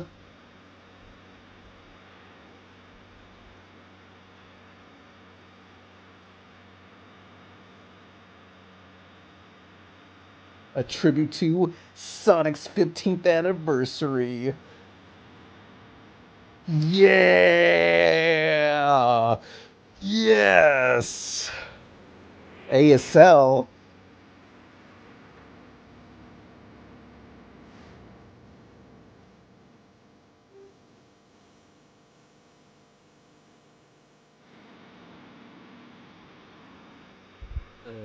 Sonic. Yeah, Knuckles? I remember watching this as a kid, Z-Boy. Yeah, I was Wait.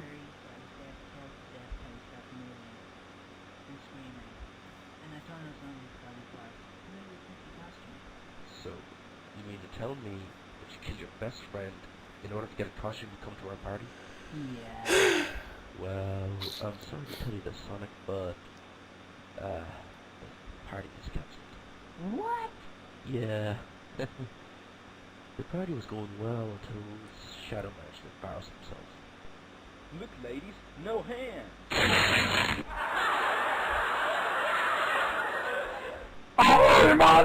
Oh. Cool. I guess I can eat nothing but crap instead of getting laid. That's a lot better. Hey, Knuckles, what happened to my girlfriend? I didn't see her all night, and she said she'd come. Thump, thump, thump, thump, thump. Hey, is Shadow home? I was hoping we could have some fun before the party Oh my god! It's a vampire! Oh, yeah. The audio peaking.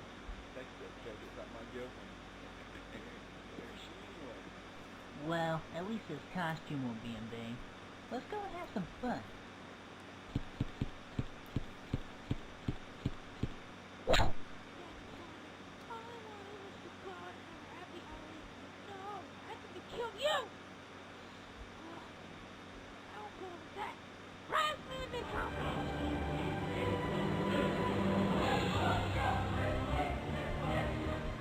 Who the fuck are these people?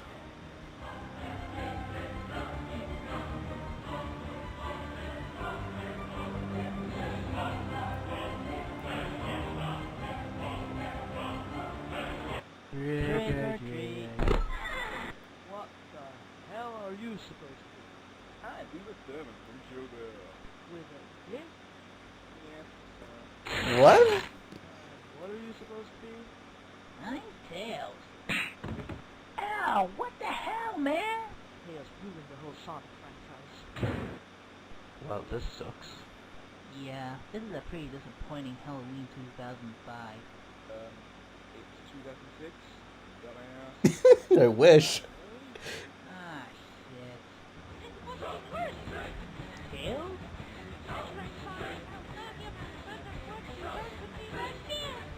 It was 2 hours ago. Shut up! Oh, the Naruto music.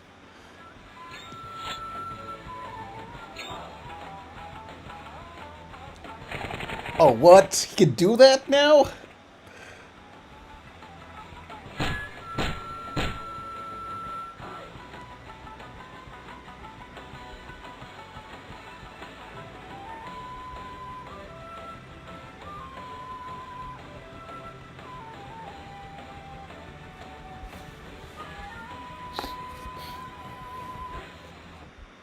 Well, this has been a shitty Halloween. Let's just go home and watch some Halloween movies. Oh, let's watch some pretty. No, so The Lawnmower Man. No, Clockwork Orange. Clockwork Orange. Shadow, you can't watch anything that's in 18. And so all the Sonic fans were pissed off and they all went to kill Little Max. Oh.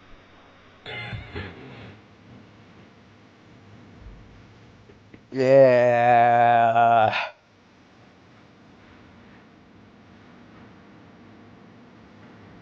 Chippy Chan.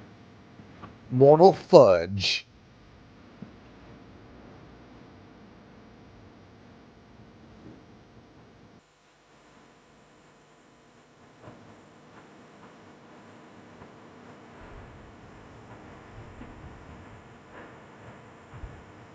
Tom Fulp. People hated the last one, people loved the last one.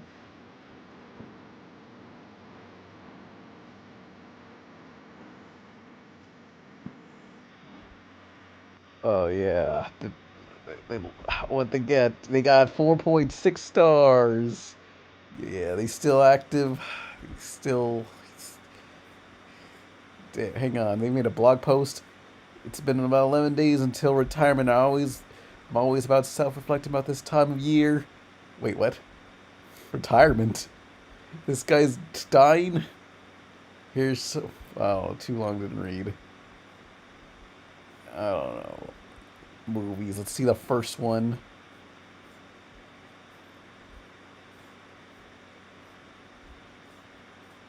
Sonic Halloween costume. Ruffles.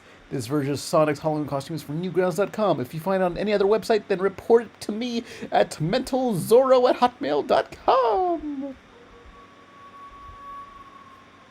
why I made this. Tell us. I was in the middle of making a Sonic Flash when I got a little impatient. The voice actors weren't taking their sweet time, and I got bored. So I decided to make a Halloween movie using models, and I'll be using the new movie. Plus, I was promised myself that I should make a Halloween movie all month after I finish. Yay.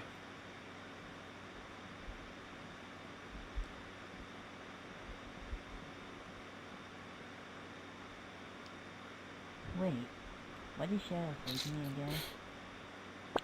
Son, this party's gonna be fucking awesome. I swear to fucking God, there's gonna be booze, dope, gotcha chicks, party hats. Oh yeah, it's a sweet, sweet Halloween special. But remember, if you don't come fancy dressed, you ain't coming in. Well, where am I gonna find a costume? Come on, check out a happy hour saloon. I will soon. God damn it! If I don't get no costume, I don't get no hoe. No ho! 30 seconds! Oh, you gotta... Yeah. Oh, he credits the music? Come on, you can do this. Yeah! Gotta get there fast! Yeah!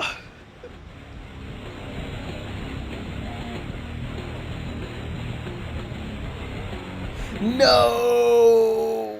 No! Yeah. God damn it. Now where am I gonna get a costume? Hey, Sonic. Holy shit. Uh-oh.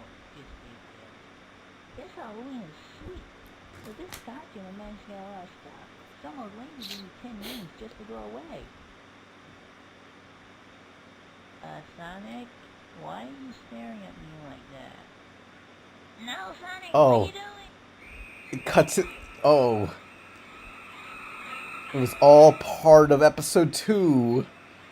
He killed him last year and used him for the next year.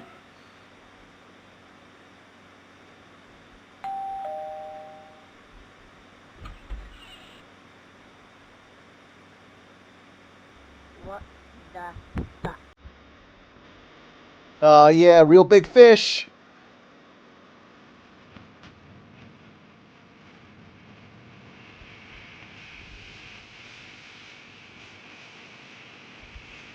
Pico himself.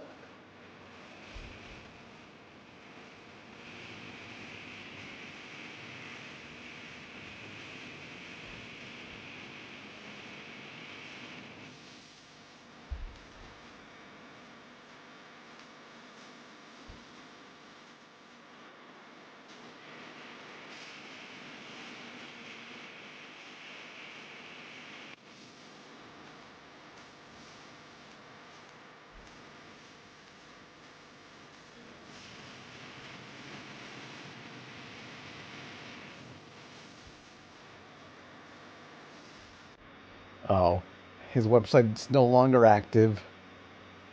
It's over. Yeah.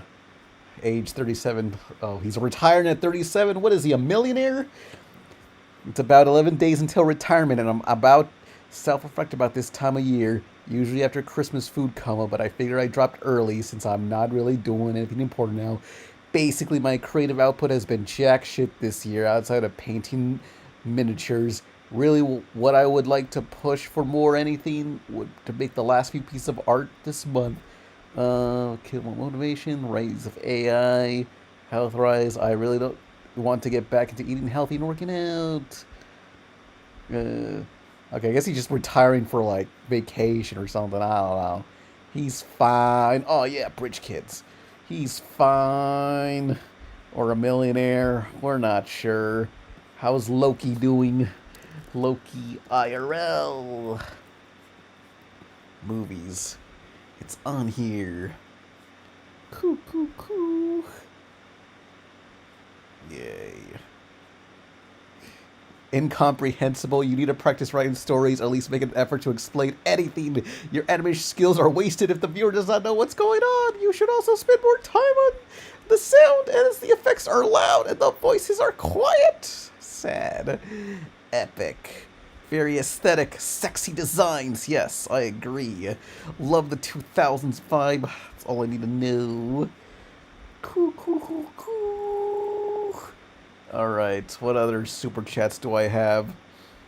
Oh, Oni plays Fat Albert compilation, says Retro Lover. Cool, cool, cool. Yeah, more refined. What else is there? Nathan, for you, Dog Heaven. Hang on, what was... I know Z-Boy was in here, so it's like, let's just get theirs out of the way, because I know they requested it a while back. The Shadow the Hedgehog... I like the Shadow the Hedgehog shoes on the demon chick. Yeah. Reggie's great. Oh, this looks vintage. Did Dom Preston write this? I like the Shadow Hedgehog shoes on the demon chick yet again. Machinima. Go to hell, Machinima.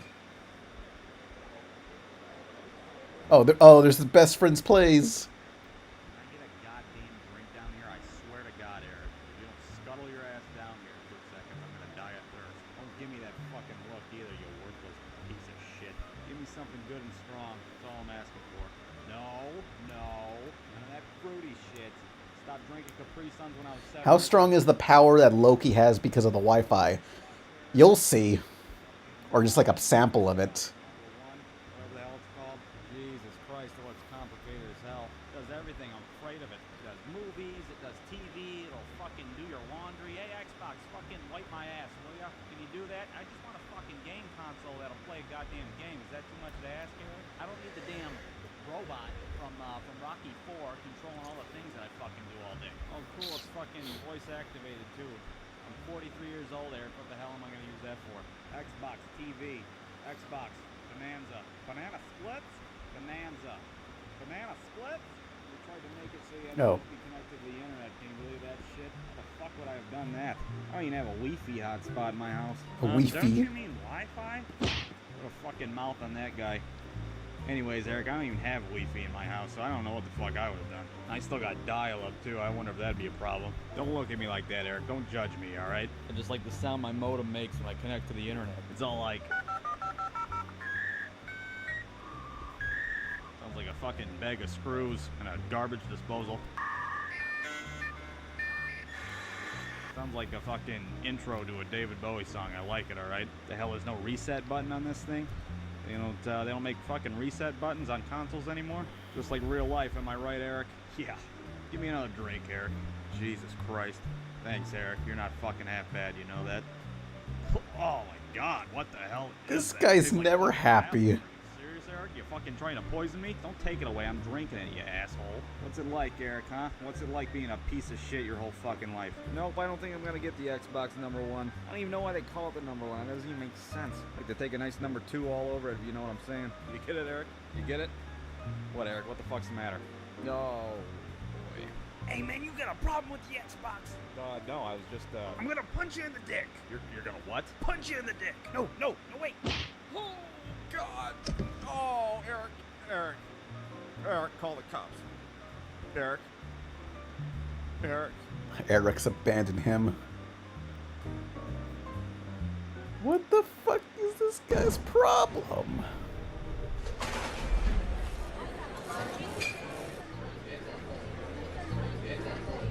You see, Derek, this is where Uncle Lou goes to have a good time. It's like a Chuck E. Cheese for divorced people. Hey, Eric, I'd like you to meet my nephew, Derek. Derek. You know, Derek, this guy might be your father. He's got a bad habit of fucking other people's sisters all the time. Yeah. Why don't you get us a drink there, you two-timing son of a bitch? What do you want, kid? You want a 7-Up? You want a fucking Go-Gurt? Tell you what, Eric, get him a beer, all right? He's my nephew. I'm allowed to get him drunk. Just be glad you're not my niece. You'd be sitting in my lap right now, and things would be getting kind of weird. What? Joke, Eric. All right, don't call the fucking authorities. What the fuck? Yeah, what are you playing there, kid? You're playing your Pokechew? Pokemon. Poketron? Pokemon. What do you call that one there? That's Chansey. Chansey, I like that name. I knew a stripper named Chansey. You didn't want to take a Chansey with her, though. She had hepatitis. Wait a minute, I remember this game. You got all those little monsters. You got Ratamataz and Bulbous Back, and, the fucking pigeon. And you just make them fight each other till one of them dies, right? Faint. What? Faint. They don't die, they faint. Yeah, whatever. I know what I'm talking about. They come out with a pair of games like every fucking year, alright? You got fucking Pokemon Red and Blue. You got Gold and Silver. You got fucking Peanut Butter and Jelly. Fucking Pokemon Sunny and Cher. Yeah, I fucking know. It's like 48,000 Pokemon now. I can't keep track of them all. I'll trade you my fucking Umbrella Mon for my goddamn Chicken Nugget Mon. Yeah, check out my holographic Macho Man Randy Savage Mon. What kind of fucking parents let their 10-year-old kid walk around in this goddamn world that are filled with things that look like fucking that? Did you hear about little Shelly? Yeah, she got her fucking face ripped off by a goddamn Kangaskhan. I just can't keep up anymore, okay? I can't fucking do it. What the fuck's Pokemon even mean anyways? It's short for Pocket Monster. Pocket Monster? Hey there, sweetheart. You want to see my Pocket Monster, huh? I'll show you my fucking Pokeballs too, huh? Well, that's funny, cuz I'm a man, motherfucker. Oh my god, I'm gonna throw up. Hey man, how old is that kid? He's not a kid, he's a grown-ass man, alright? His name's fucking Chansey. Chansey? I knew a stripper named Chansey one time. Only you wouldn't wanna... Yeah. This was made, whatever, well, Dick. this is re-upload. Who knows when the original was?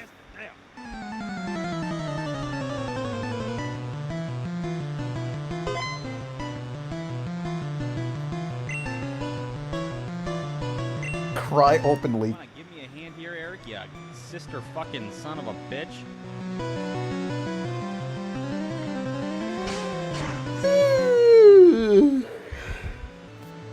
Cry openly. Cry openly.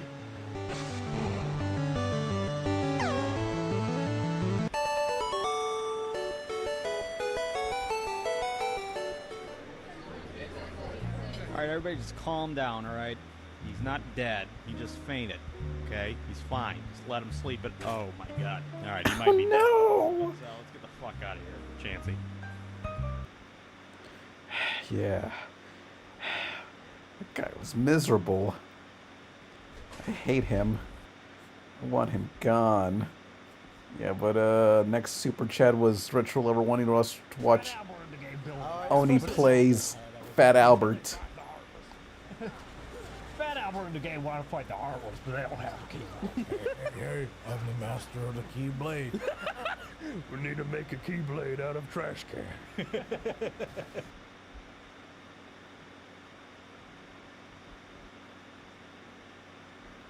I don't know what you're selling me. Go away.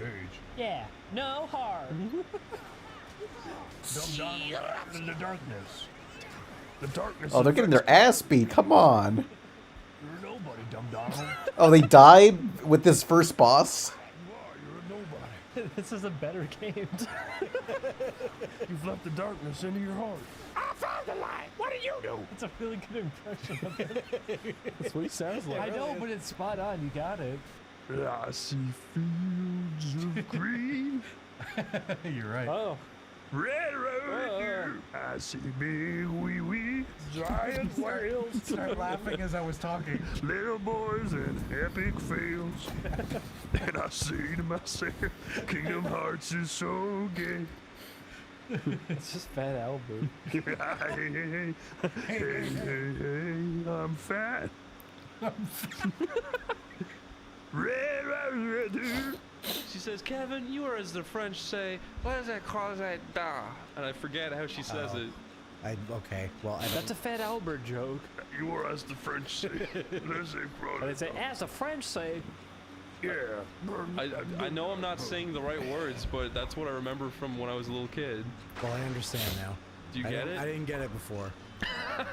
Chris, you're NC. Not Crash. Did you watch Fat Albert if in the episode it was them trying to help Seth Rogen? Yeah. From being an asshole and having too much money. Seth, you're being really mean. I don't care. He becomes best friends with Rudy. They switch places. They understand each other. Please get off Twitter, please. I don't want to. And he goes, leave me alone, Albert. And Dumb Donald's saying, I want to join Twitter too. Here you go. No, you're getting us all addicted. Addicted. Seth, you're really And just then a they watch jerk. they watch a Brown Hornet episode, and it's really boring, and everybody falls asleep. Seth says, if I had weed, this would be really funny. The Brown Hornet goes on social media. I am going to like this Facebook For every vowel he puts down 3. It's just 3 A's in a word. He's gonna run out of characters. He needs to use twit longer. And he would just hit enter over and over again.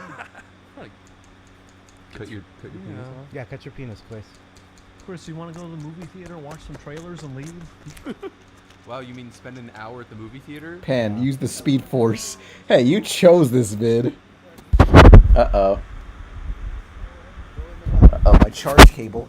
Oh, no. Oh, no. I like when Sid the Sloth fall down on his bum. When he say, "Oh, I am Sid the Sloth." It's just it's full of cement. Oh. Zoom in on the well and play the Hunchback of Notre Dame. With snow gently fall. Don't actually do that. Do it. Don't actually do Okay. it. That's a lot of work. Matt, go look down the well. I love that my laptop battery goes from like 17% to 2%. We're not sure where it's going.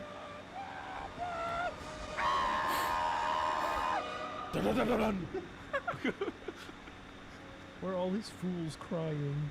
Ooh. All these statues. Those aren't statues. Pikachu's vacation music video. Of course. Get the charger, dummy. I do got the charger, it's just... This thing struggles to charge. This laptop's on its last leg, and I'm animating a cartoon on it. Oh, he came. Okay. He walked over. I guess that's a thing. Oh shit! It's one of those things. Mm-hmm. What is Those that? things are really hard. They're little Cthulhu man. Oh. What? Holy! Wait a minute! Holy. Wait a minute! He's not supposed to be here! Holy shit! I don't like these Cthulhu fucks. They're scary. What is he doing? Oh! What are you doing? Grab his Cthulhu hair. Get the hell out of here! What? Grab You it. are not allowed in. What? Holy shit, dude. Okay, can't come in here. Is he gonna? He's gonna crouch Oh, look down. at there. Hey.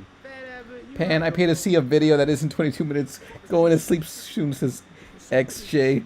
Okay, since you're going to sleep soon, let's watch your vid. YTP Chester's mom abandoned. Oh my god, we watched, I showed you a little. Oh, fuck. Did you show him the rape episode? I only showed him a little bit. Oh, no. Explain. Did you say the rape episode? There's literally an episode where a friend Oh. steals a car and goes for a joyride with the Fat Albert gang in it, and then they get sent to prison, like to get scared straight, and all the prisoners are making cat calls at them. What? Yeah, And that's crazy. like just explicit like rape threats. And at the beginning, Bill Cosby's like, "Now, this episode's got scary language. Be careful." He's saying bring your parents in to watch it with you, but then like 10 minutes of the episode, Yeah, is trying to build a water slide. It keeps going for like 20 minutes, and I'll get back to that. Let's watch their YTB so they can sleep. Mom officially closing its ears. Now, this year. Now the community and customers coming to grips with customers coming at Chester's Mom's. In 1974, Chester's Mom would become the #1 mom in the St. Louis area. It would be featuring Field Mom. Decades later, dinosaur. Remnants of what was now fading away is making for some serious. Old Annie, what happens next? Old Chester's mom. His mom's ass. Oh, yeah. Basically, we gotta get into this. Urbexing. The entrance. He's sitting still in the Jeep. I don't think he's part of the Jeep, because he's just in a Jeep. He's coming in. Oh, wait, Pan, I made a super chat for Tales of the Atherin before the last few videos you played. Okay, whoops, I missed it. I'll look into that after this one. I've never seen a YTP of a damn Urbex video. I'm worried. I'm not fine. This is definitely the abandoned mall I think we've seen.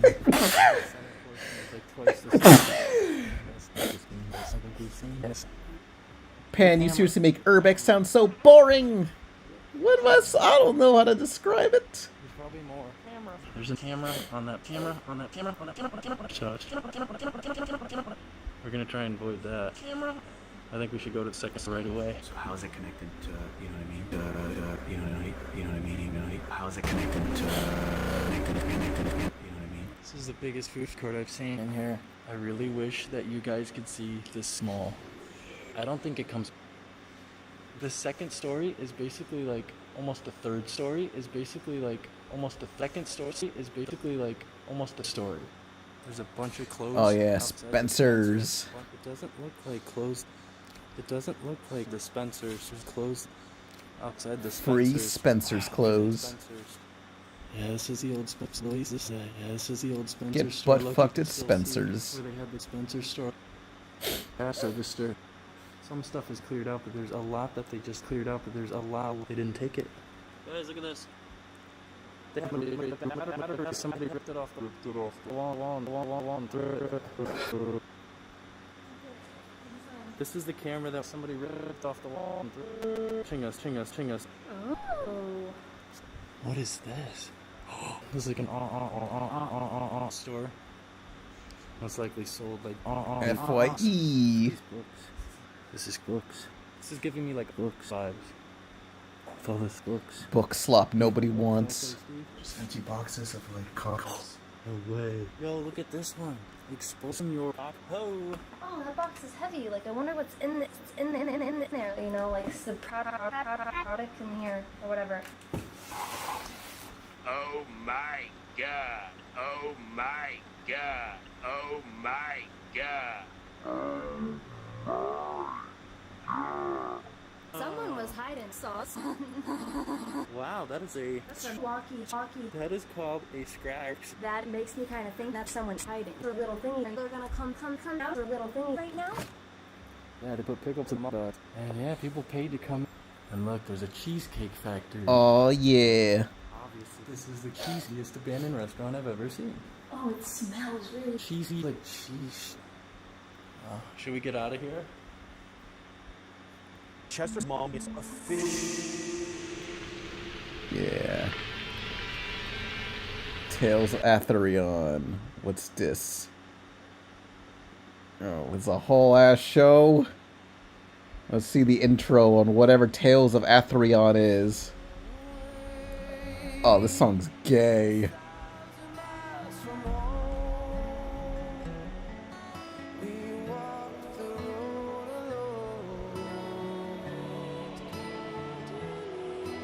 See ya, XJ.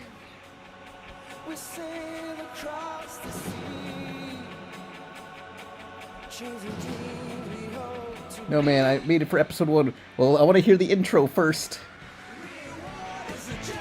Yeah.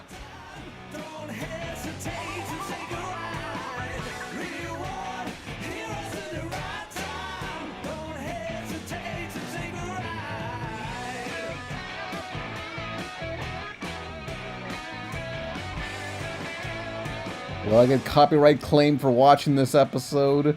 Let's find out.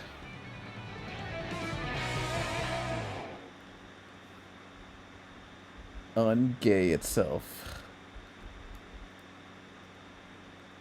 Yeah. Uh-huh. There we are.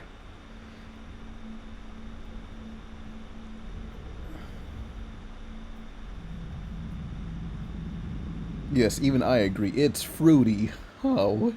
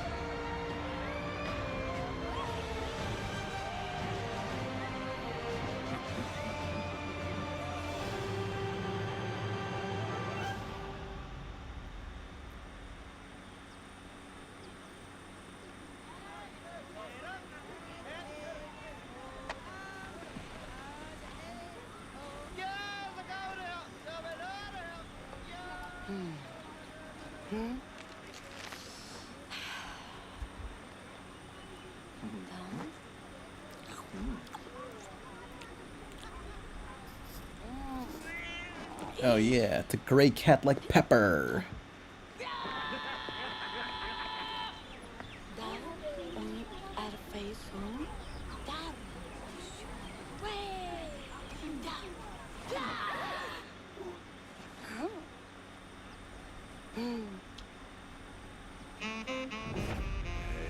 Damn.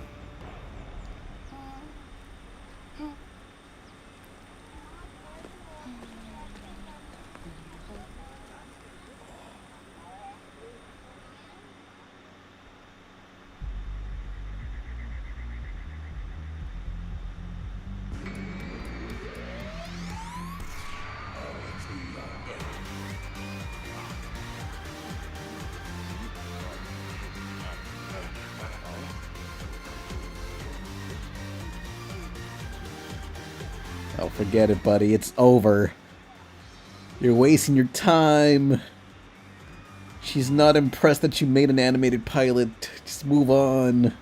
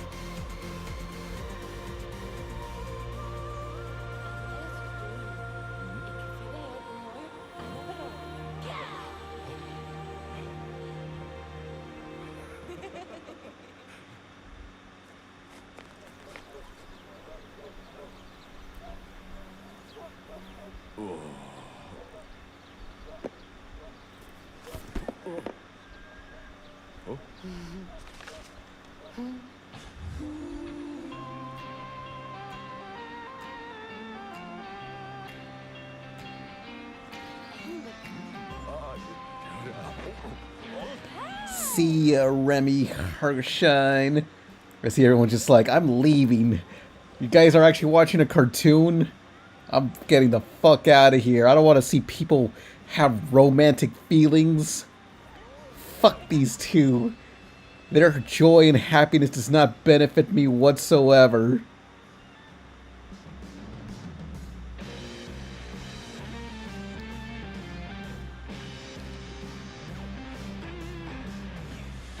I came here for the Fat Albert compilation, bitch. It's gibberish, that means I can just talk over it. We're not missing any dialogue. Heterosexuality. Yeah, fuck in front of them. They can't argue against that.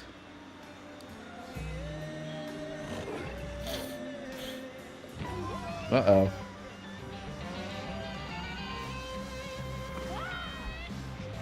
Whoa.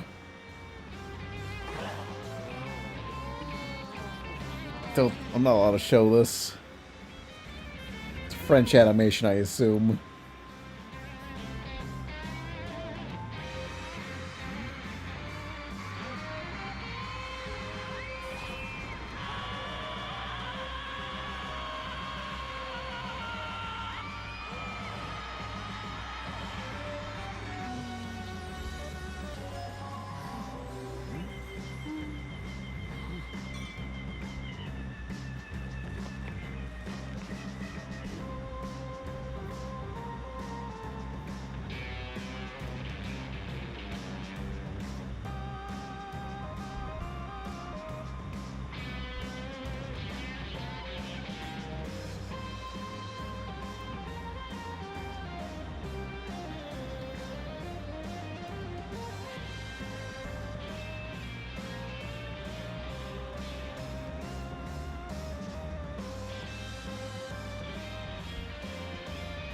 Yeah, me and my fucking profits, my sponsorship money.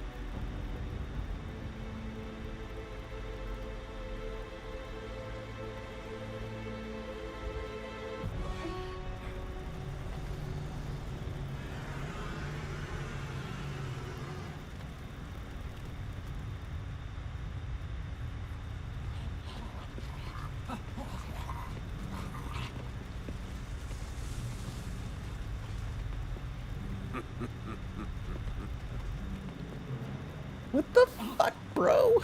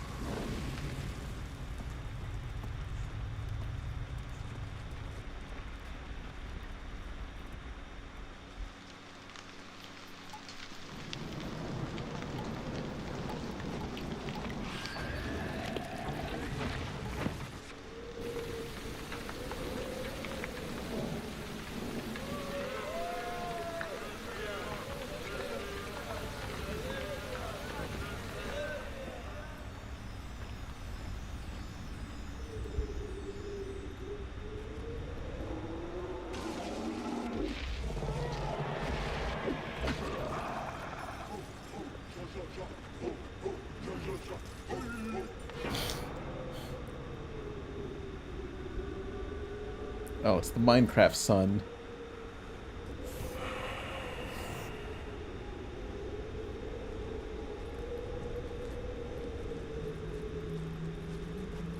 What the fuck? Shovel Knight? What the fuck's he doing here?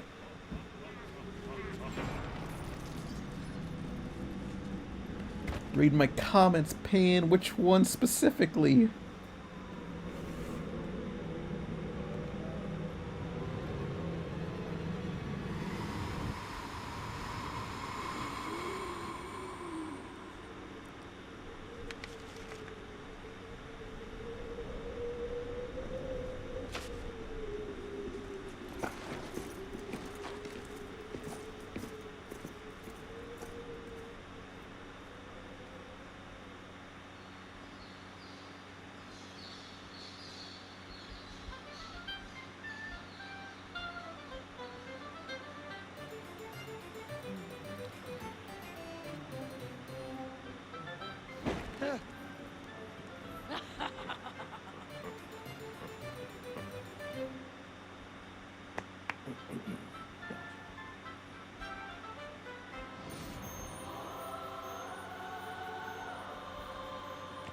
Oh, Newgrounds guy. There he is. It's Noogie, the Newgrounds guy.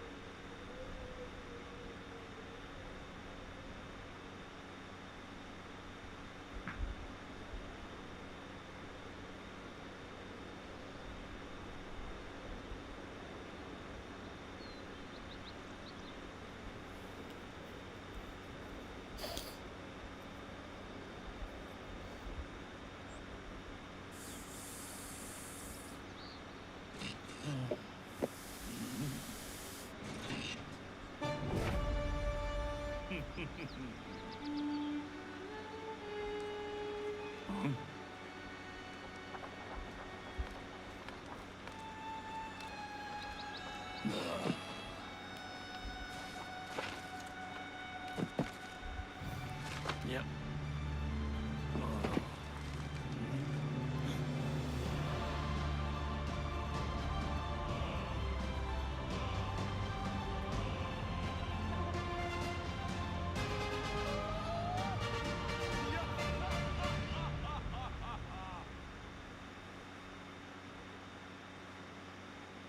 Wait, was that the guy at the rave?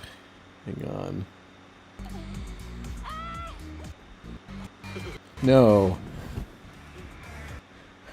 Well, I guess someone else just found the treasure. But yeah, this was part of Tales of Althurion. Althurion. Are these like unrelated stories? I think someone mentioned it was an anthology series. What's the origin of these things? Where'd they come from?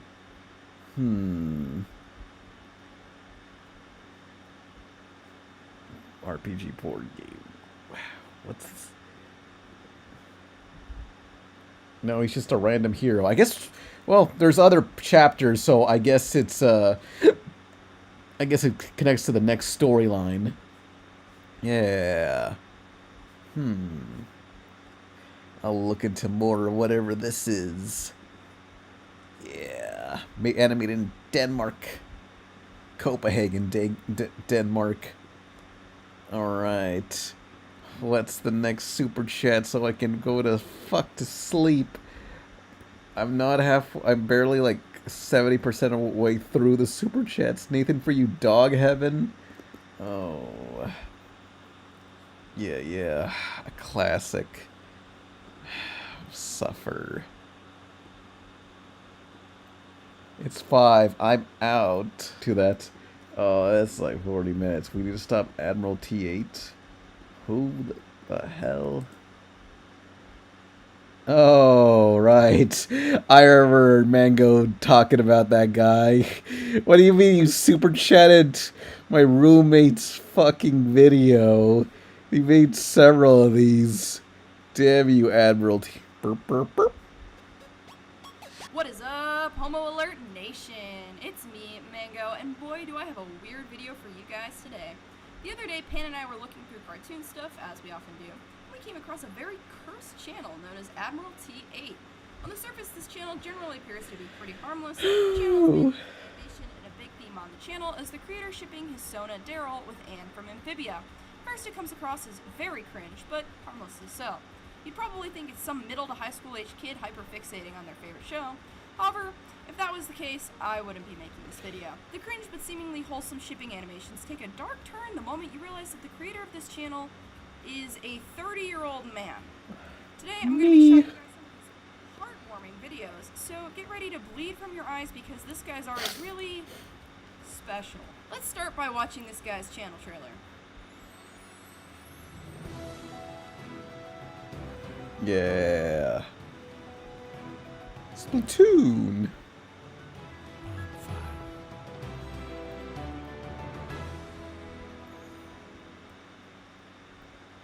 That looked like a speed paint that had Parkinson's. Send this shit to a biology lab to dissect what the hell is going on here. The resolution is so bad, it looked like it was rendered on GoAnimate. After watching that trailer, I've decided I need alcohol and a friend to watch this with. So say hi, Shiki. So we're gonna watch some of these heartwarming videos. We're gonna start with Save the Date, which was posted 5 days ago. All right, let's see what. Hey, my bid's in the recommends. I want you guys to remember, this dude is he's 30 and Anne is 14. Like literally less than half his age. Awesome. I just want you guys to take that in. Oh my God. Graphic design is his passion. We're not gonna get like... Look at that age-turning effect. We're not gonna get DMCA struck for this, are we? I'll deal with that. I mean, I'll be safe, but a few months later... Bro, this is so sad. This is gay. Heterosexual marriage. Dude, he's marrying a child. That's his child bride. No. And he's totally she's not 30. Oh.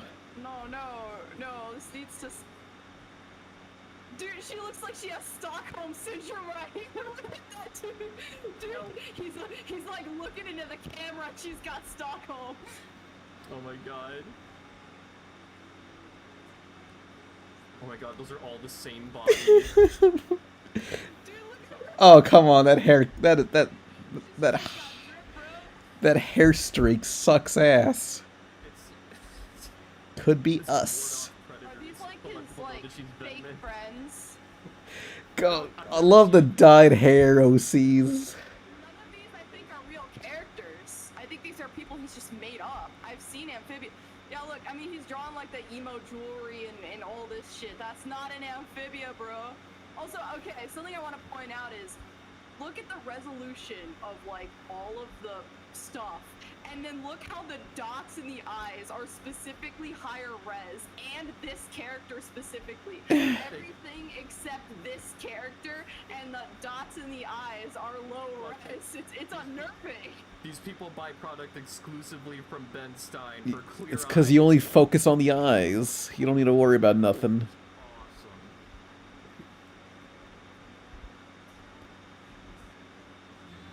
Why does he have scars? Who's that?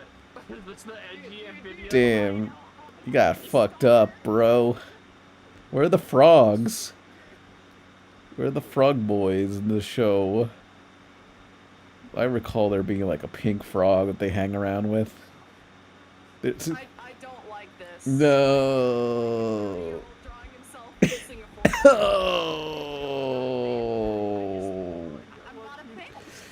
He's sick in one of the... Why does the...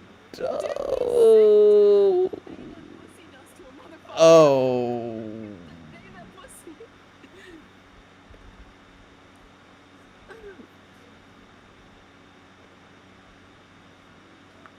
Bro, she turned me into a snail. Oh. Gave her smallpox or something. Yo, he's got the Harry Potter scar. He endorses J.K. Rowling. Oh my god, dude, this guy confirmed transphobic. Gay. I was like, dude, no, you can't be drawing that. That's illegal. Fuck this, bro. I'm taking a shot. Hold up. They're praying to be free of the Windows Movie Maker. Yay. This Dude, is... they're praying away the sins of having a child bride. I saw like a few episodes of Amphibia. I didn't keep up with it. What should he be up there? I am about to lose it. She's like, God, I wish that were me. Sometimes in my head I'm like, I saw a few episodes of Amphibia, and I'm like, no wait, that's Owl House. These isekais run together sometimes. This man is not in camera focus. But he's in front of her. It doesn't make sense. Dude, I'm a big fan of the fucking... I don't know what fucking layer settings this guy... I've used that leaf. That's the default Photoshop leaf effect. This is so dumb, but I'm losing my mind at the book. It looks like he's like squeezing some jello. I've used the fucking leaf brush so many times.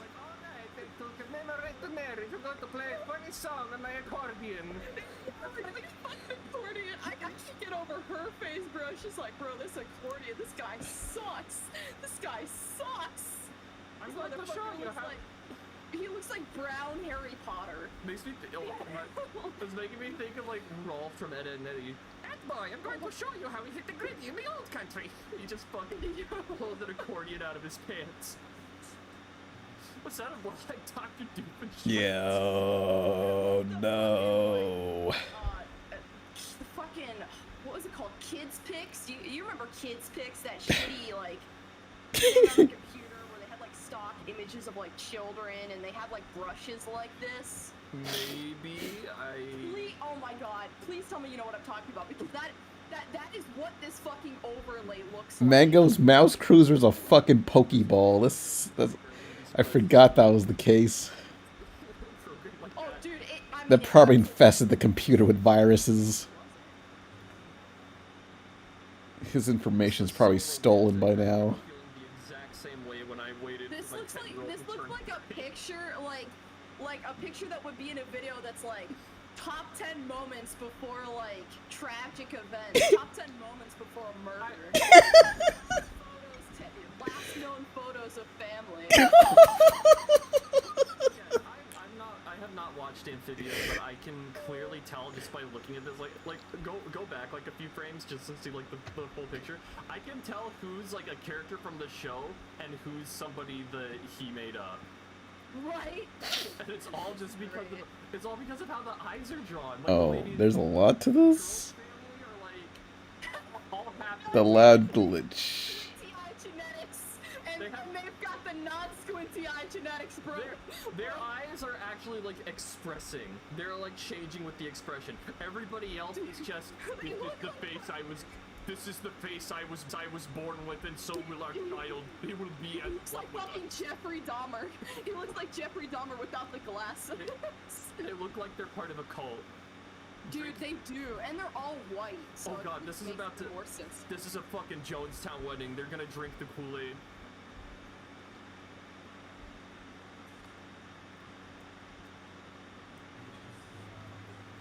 Rush is like, yo, I'ma hit the gritty. And they're all like, yo, hit the gritty, hit the gritty. She's throwing the bouquet. Also, the gem on her ring has changed shape like 3 times. It's hard to be consistent. It's supposed to be shifting, bro. It's Oh. man, that's just so What they romantic. drawn. Oh. These voices are great. The more someone wants Star Co to be a thing, the more evil they are. It's like she's like coming out of the fucking. It's like the ring. She moves like she's in the fucking ring. She moves like fucking Samara. Yeah. Double forward. Oh. This needs to be like wait. This needs to be a Twitter. This needs to be a Twitter reaction. Wait. I need to fuck. Dude, Focus on my lips. The rest of my face is blurred out. Focus on my lips. And they are saying, shh. Dude, this is me and Pan. This is me Oh and Pan. no! Send this to Pan, and I'm gonna be like, this is us. No! This is when we were dating. Whoops. I'm gonna like send this to Pan, and I'm gonna be like, this is us. Classic. Oh, my old profile icons. Yes. And the Valbun icon.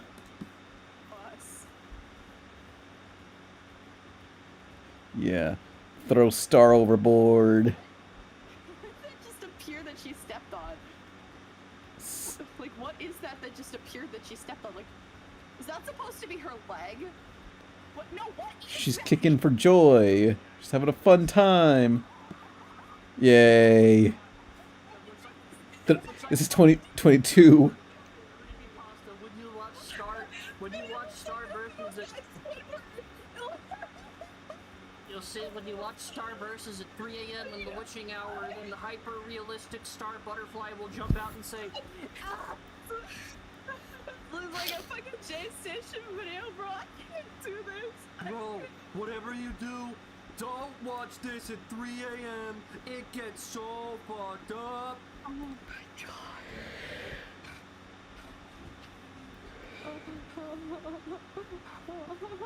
You watch it, the Among Us imposter will show up at your doorstep and challenge you to Squid Game. I feel like if you showed this video to a therapist, it would be valid for a schizophrenia diagnosis. That, like, this is... Her head's backwards! Oh no! Rip. She's fucking dead! She just turned... She's actually a fucking creature. She just The rotated her end. head. Literally just saw a creepy pasta, bro. Amphibious theme song, fan made. Oh, yay. Let's see what this is all about. Let's hear the theme.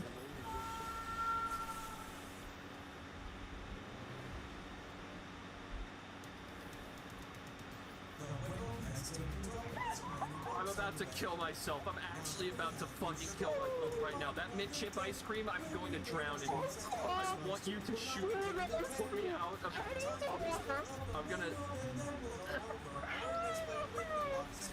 I'm about to overdose on pens.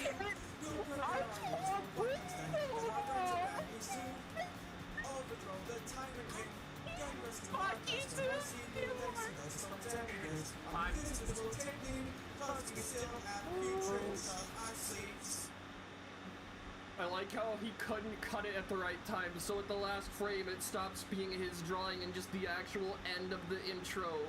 Oh wow. Axolotls, do's and don'ts. I have a sudden urge to put myself into a coma. I want to put you in a fucking microwave. Yeah.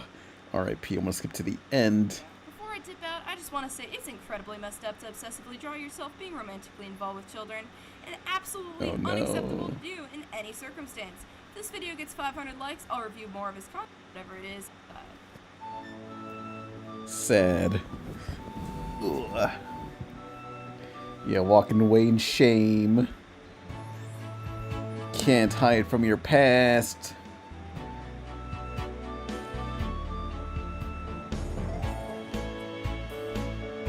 Yeah, so now Mango's got a black and red icon that I drew. Oops. Yay.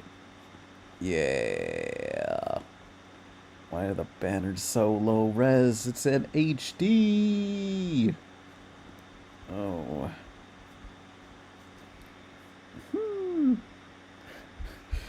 Stop. We're roommates. We still talk. Tune in to the end to find out about their amazing service. Starting today, you can check into one of the over 150 rooms here at the Cartoon Network Hotel Management. I don't want to go to this hotel. Cartoon Network themed hotel in the world. We know that so many The families first are and going to last. bring their kids into this area. They're going to stay multiple nights at the Cartoon Network Hotel to I experience ain't. everything here. But then that's going to translate into longer length of stay, hopefully here in Lancaster County, to experience all the attractions. The hotel is located right off of Route 30 and right next to Dutch Wonderland, and hotel management tells me if you book a stay here, you get a $10 discount on a ticket to Dutch Wonderland The in Lancaster County. Fuck is Dutch Wonderland? Life's greatest oddities. Never before have I seen such a potentially brilliant idea for an all-inclusive family resort squandered by such a baffling, half-hearted execution. I mean, let's not beat around the bush here. Of all places to open a hotel themed No, around Summer Camp Island. That show was lame. only location they picked is not somewhere famous for housing a lot of vacationing families. It's not open in Florida or California. Yeah, I tried CC's Pizza. The other places people vacation, Ocean City, New Jersey. No. The only Cartoon Network hotel in existence is/was located in Lancaster, Pennsylvania. Where is that, you may be asking? Well, we do have a pretty famous city in Pennsylvania called Philadelphia. You may have heard of it. And don't you worry, Lancaster is a nice, short, easy 70-mile commute to the west. Why? Look at this. Does anything on this map look fun to you? Amish farm. Okay, that's pretty fun. Hell yeah. Why did they put a hotel all the way out here? Smack dab in the middle of the county with the largest Amish community in the entire United States. Well, as a born and raised Pennsylvanian, I can actually share a little light on the subject.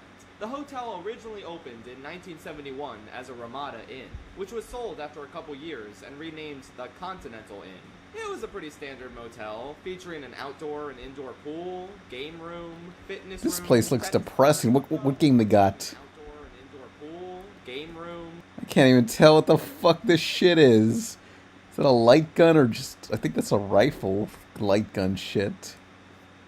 fitness room, tennis court, the works. However, in 2018, it was purchased for $4.7 million by the owners of a popular local attraction right next door. This is Dutch Wonderland, a family amusement park that's primarily for little kids. There really aren't a lot of thrilling attractions for adults, like you might find at Universal Studios, or, to use a Pennsylvania example, Hershey Park. Dutch Wonderland is, more or less by design, baby's first amusement park. I would know, because my parents took me and my brother Patrick here every year when we were little. Patrick was always very terrified of the big purple dragon mascot, but not me. I was brave. Anyway, Dutch Wonderland itself isn't important. What's important is that the park's owners, Palace Entertainment, decided they wanted to turn the Continental Arctic Inn Thunder. into a family-friendly resort. I mean, it just made sense. The hotel was literally right next door to the park. So if you're gonna get money out of families coming to visit Dutch Wonderland, might as well get even more of their money with this conveniently placed motel. But then, something odd happened. For some reason that I could not figure out in all my research, Palace Entertainment got into talks with Cartoon Network, forming a partnership and jointly announcing in October 2018 that the former Continental Inn in Lancaster, PA would be converted into the Cartoon Network Hotel.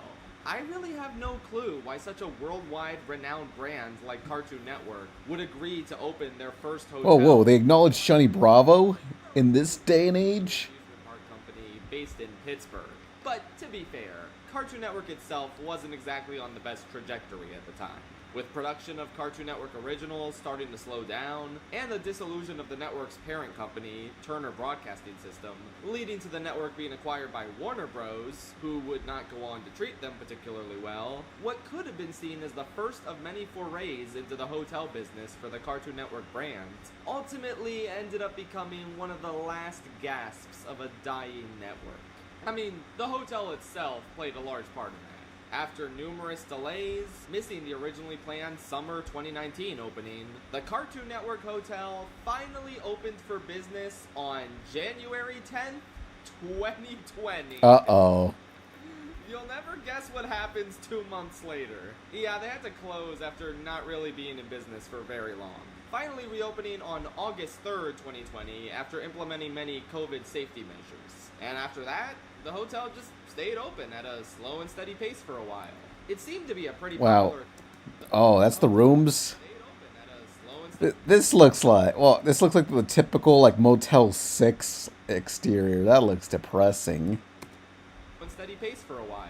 It seemed to be a pretty popular... This is where I go when I want to, like, smoke crack away from my family. Or fuck without someone hearing me. And tickets to the amusement park. Which is kind of a no-brainer, since what else are you doing in Lancaster? Look, man, I'm from southern PA. I have the right to slander it. Sure, it's not all farmland and Amish country. There are some high-end shops or whatever. But, dude, just drive to the King of Prussia Mall at that point. It's worth the trip. I feel like the mark of true success, however, would be if this became the first of many... It'd be cool if you could buy the entire building like Travis in No More Heroes 3. Yay. Live in a hotel room forever. Adventureland in Iowa. Why not just plop another Adventure Time themed hotel there? But, no. This remains the... This is a hotel you go to fuck. That's all this place is.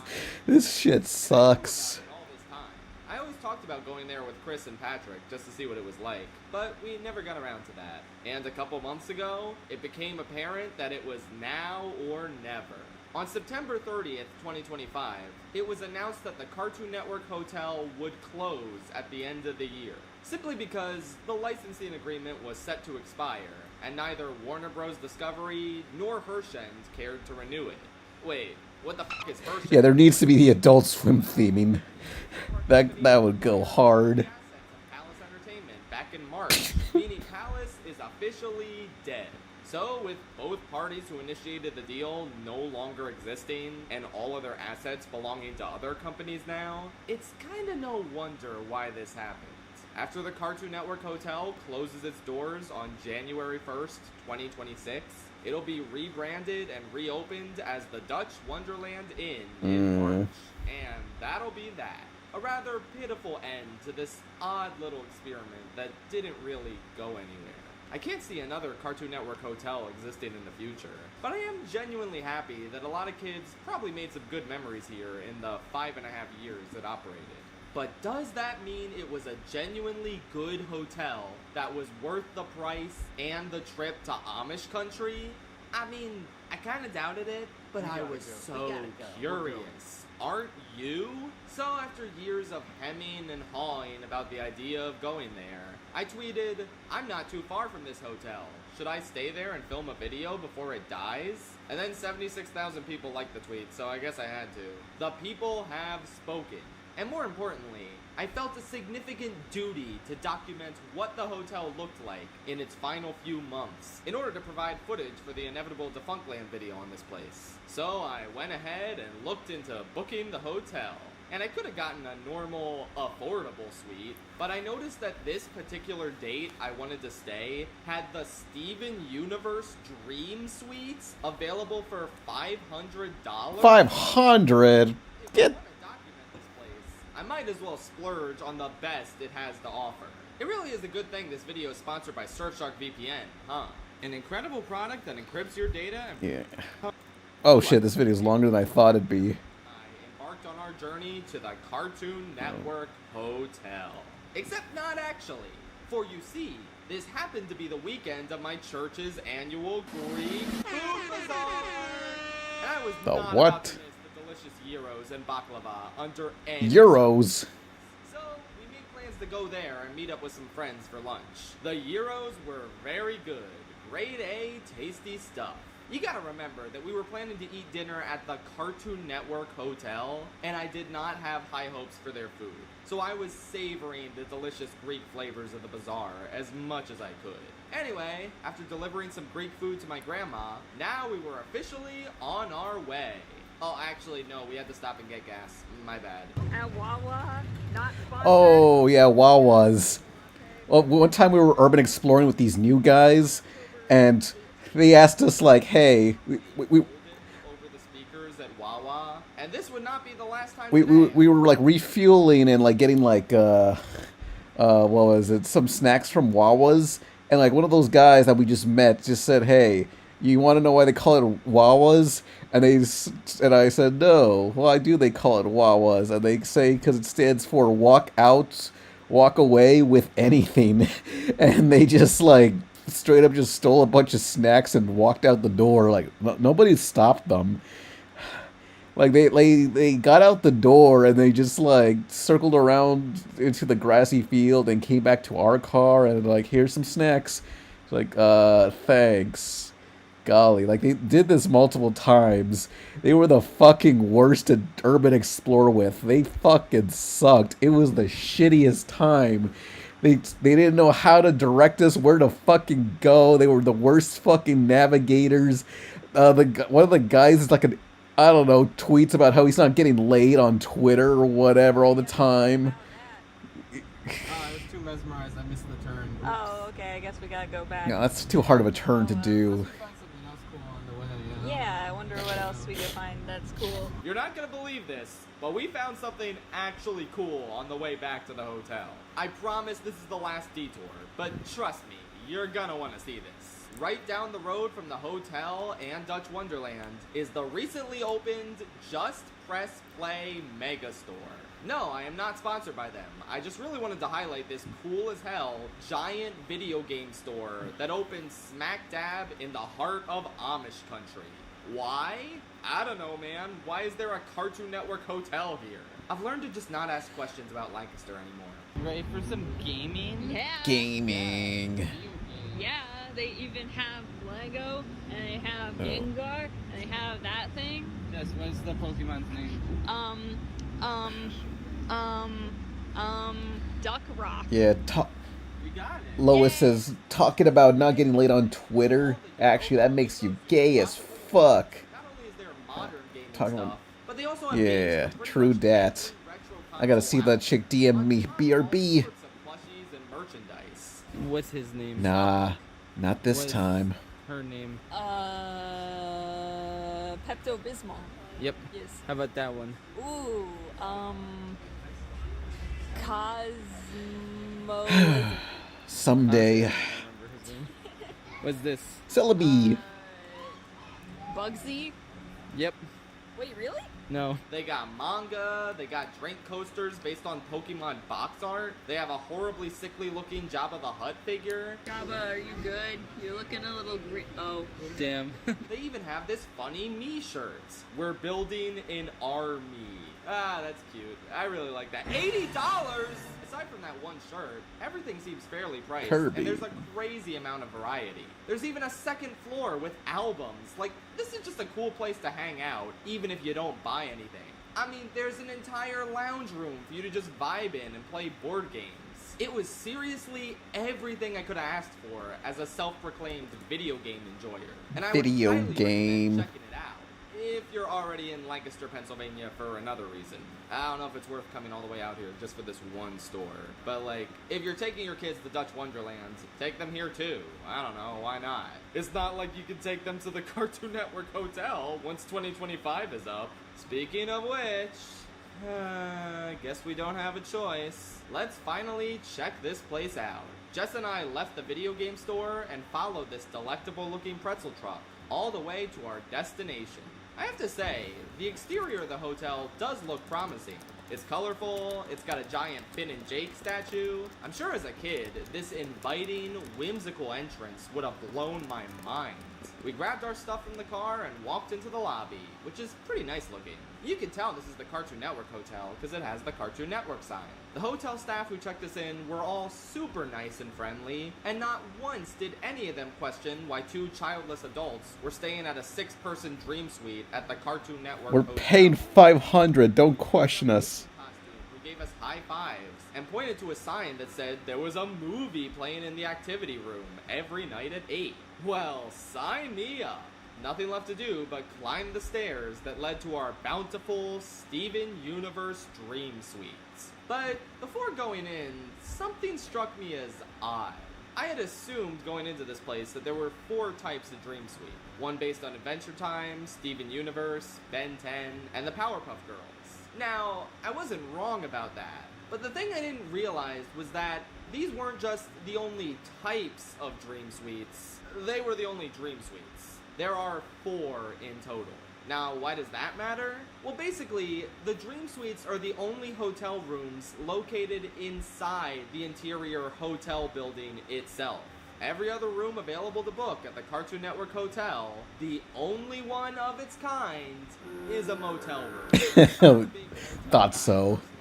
I vastly prefer the security afforded by a normal hotel where you actually have to go inside the main building in order to get to your room. I like going to Holiday Inn. Accessible from the outside of the building like this. Now I understand that a lot of people prefer motels. I want the since they're thrill of someone killing me in my sleep. is that the Cartoon Network Hotel is anything but. Most motels in Lancaster, PA will run you about $70 to $80. That's a good for deal. one night, whereas a standard motel room at the Cartoon Network Hotel will run you anywhere from $149 to What the around fuck, CN? I just can't even fathom that. Like, are you just paying for the atmosphere of having Cartoon Network characters on your throat? I have that in my damn room. I don't need this. Tape it to a hotel pillow, and there you go. Oops. Damn. You're getting the Cartoon Network experience. Knowing that there were only 4 Dream Suites in the entire hotel, I kind of felt a little bad realizing I was taking up the entire 6-person suite just for me and my girlfriend, when it could have gone to an actual family with kids. They don't but care. To be fair, it was only for one night, and I made the reservation the night before we planned to stay there, so if it wasn't already booked by then, I kinda doubt anyone would have swooped in to claim it instead at that point. Plus, at least I'm doing the service of preserving on video what this place looks like for future generations. The bar soap like stuck to my hand. Speaking of which, what do I think of the Steven Universe Dream Suites? It was pretty nice, not gonna lie. I don't know if it was $500 nice, but it was certainly a cute, spacious room with some solid theming. There was a nice bedroom with drawings of Would you rather stay in the motel with CalArts theming or a gung from a motel with the same rates? No, I want to stay in like a $10 shithole motel themed after like Robert Crumb art or some shit. For the black and white Cartoon Network logo, and this cute little gem-filled corner for the kids to sleep The in. Robert Crumb cigarette ashtray motel that rents by the hour. Thick girls get in free. There's also a TV in the living area and the bedroom. If you miss one of them, you can't miss the others. They also had some framed sketches that I assumed were from the Crooniverse. That's pretty neat. Though, Shit, rip that off the wall. they could have gone a little bit further with the theme. A couple of the walls and the ceiling are entirely blank. They definitely could have painted over those and immersed you even further into the world of Steven Universe. I was decently happy with the room, but again, that's kind of without factoring price into the equation. Anyway, I was so hungry I could eat an Octorock, so we headed down to the Cartoon Kitchen, the one and only restaurant here at the hotel. It was mostly deserted, aside from one or two families. Maybe that's because we were having an early-ish 5:30 dinner, I don't know. But regardless, the lack of people gave us a chance to take in the atmosphere. I actually quite liked these little pods you had the option to sit in that had their own TVs, where you could watch Cartoon Network shows, baby! The volume was quiet enough to the point where you could only hear them if you were sitting at the booth, which I thought was a nice touch, because otherwise it would make this restaurant kind of unbearable. Anything else of note here? This window had the only chowder reference I saw in the entire hotel. That made me Yay. pretty happy. Yeah, that's the one thing I might as well bring up now.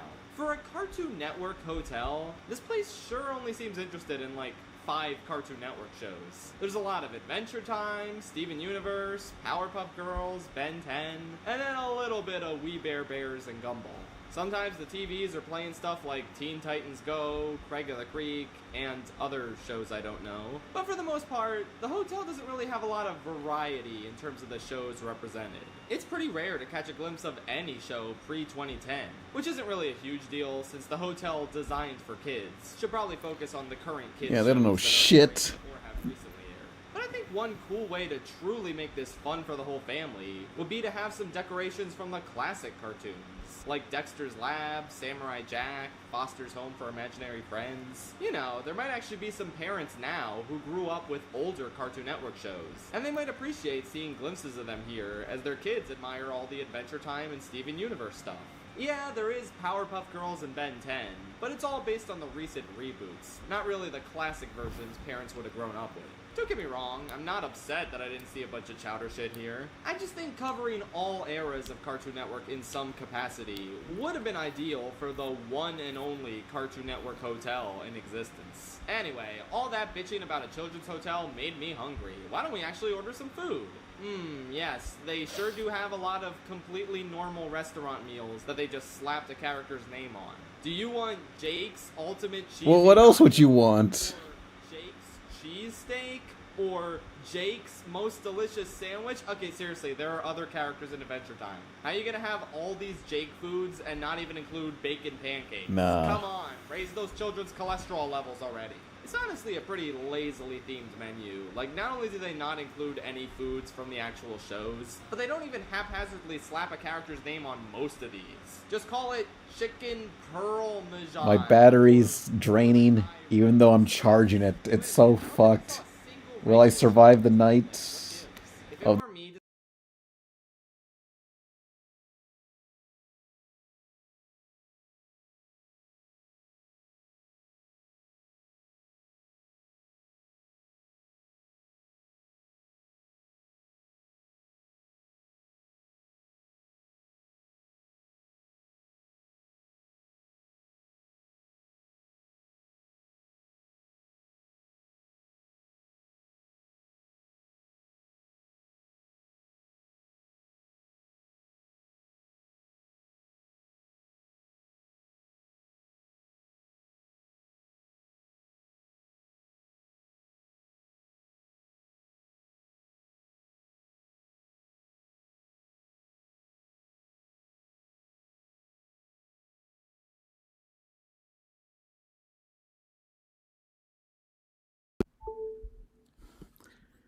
Hello? Hello?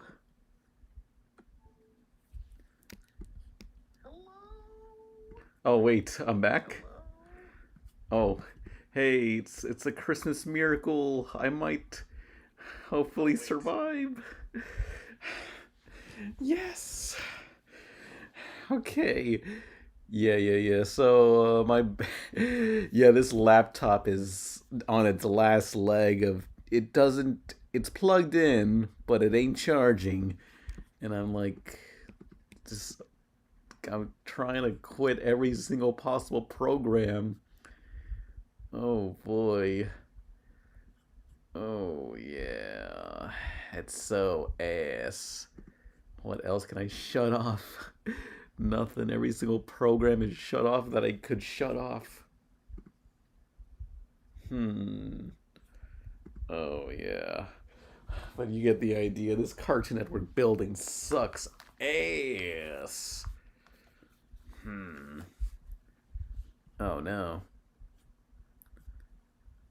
No, come on. You can do it. Please, play. Designing this hotel, I would have added a gumball machine that looks like Benson, but, you know, I guess I better leave hotel designing to the professionals. Anyway. Are we still playing? I assume we're back. Yeah. We should finish up the last super chats so I can go the hell to sleep. Have you seen the message from the CEO of Reddit 2000? No. What is this? Charge me up. Alright. This the original? Hello, Spez, Mr. CEO of Reddit. I hope you have received this public video that I have created. Alright, this guy. If not, I hope anybody who cares about the topic in this video can get this to him in any way that you can. This video is about a topic of deadly seriousness, and that is of Reddit moderation and the state of your platform. But first, some background. I'm Brian, or Stale2000, or Tarot Card. I was the top moderator of... Oh, I just want to hear the first minute. I just want to hear what he's got to say. I've seen it, but it's like, it's all I need. Yeah, so some guy was mad that he's a moderator and he's not treated with respect. Yeah. Oh, well. Please. Is this a skit? No idea, but I want to believe. He does look AI generated with how smooth he is. It's gotta be a gag, I think.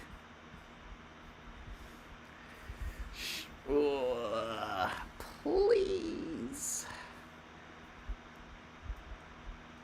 Yeah, this laptop don't give a fuck.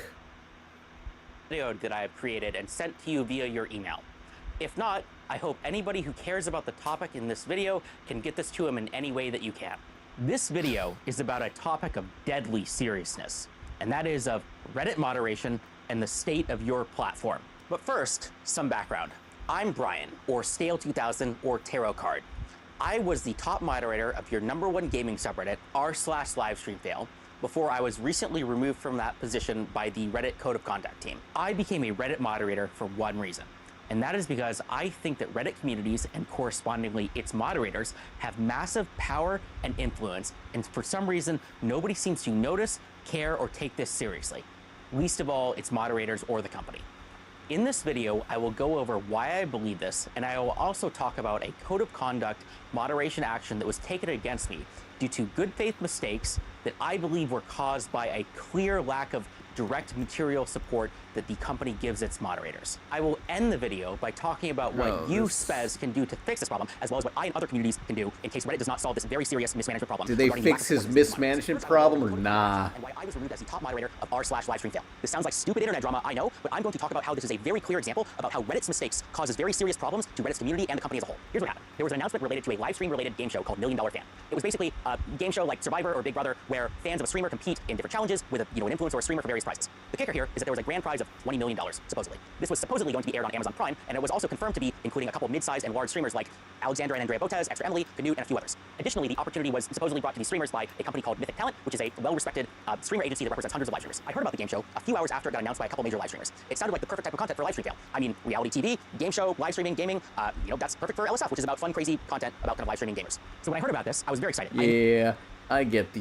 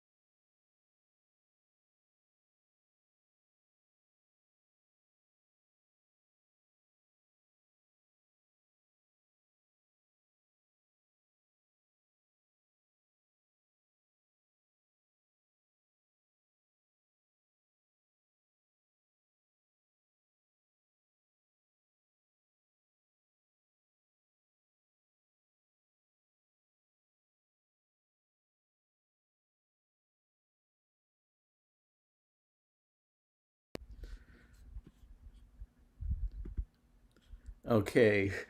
Well, yeah, this laptop is fucking dying. 9%, it switches from 8%. Sometimes it's charging, sometimes it's not. It's kind of fucked. I'm just like looking at the icon, seeing if it actually is charging. Oh, no, that's back to the non-charging icon. Yeah, so I'll stream some other time when when I finally get my new laptop and PC and I can do the rest of the super chats next time. Sorry we missed out on so many, but thanks for joining, everyone. My laptop is fucking... This thing had to make a whole animated episode. It's so fucked. So thanks, every pony. Guess I gotta stop the stream. Yeah. All right. Just waiting to see all everyone's messages.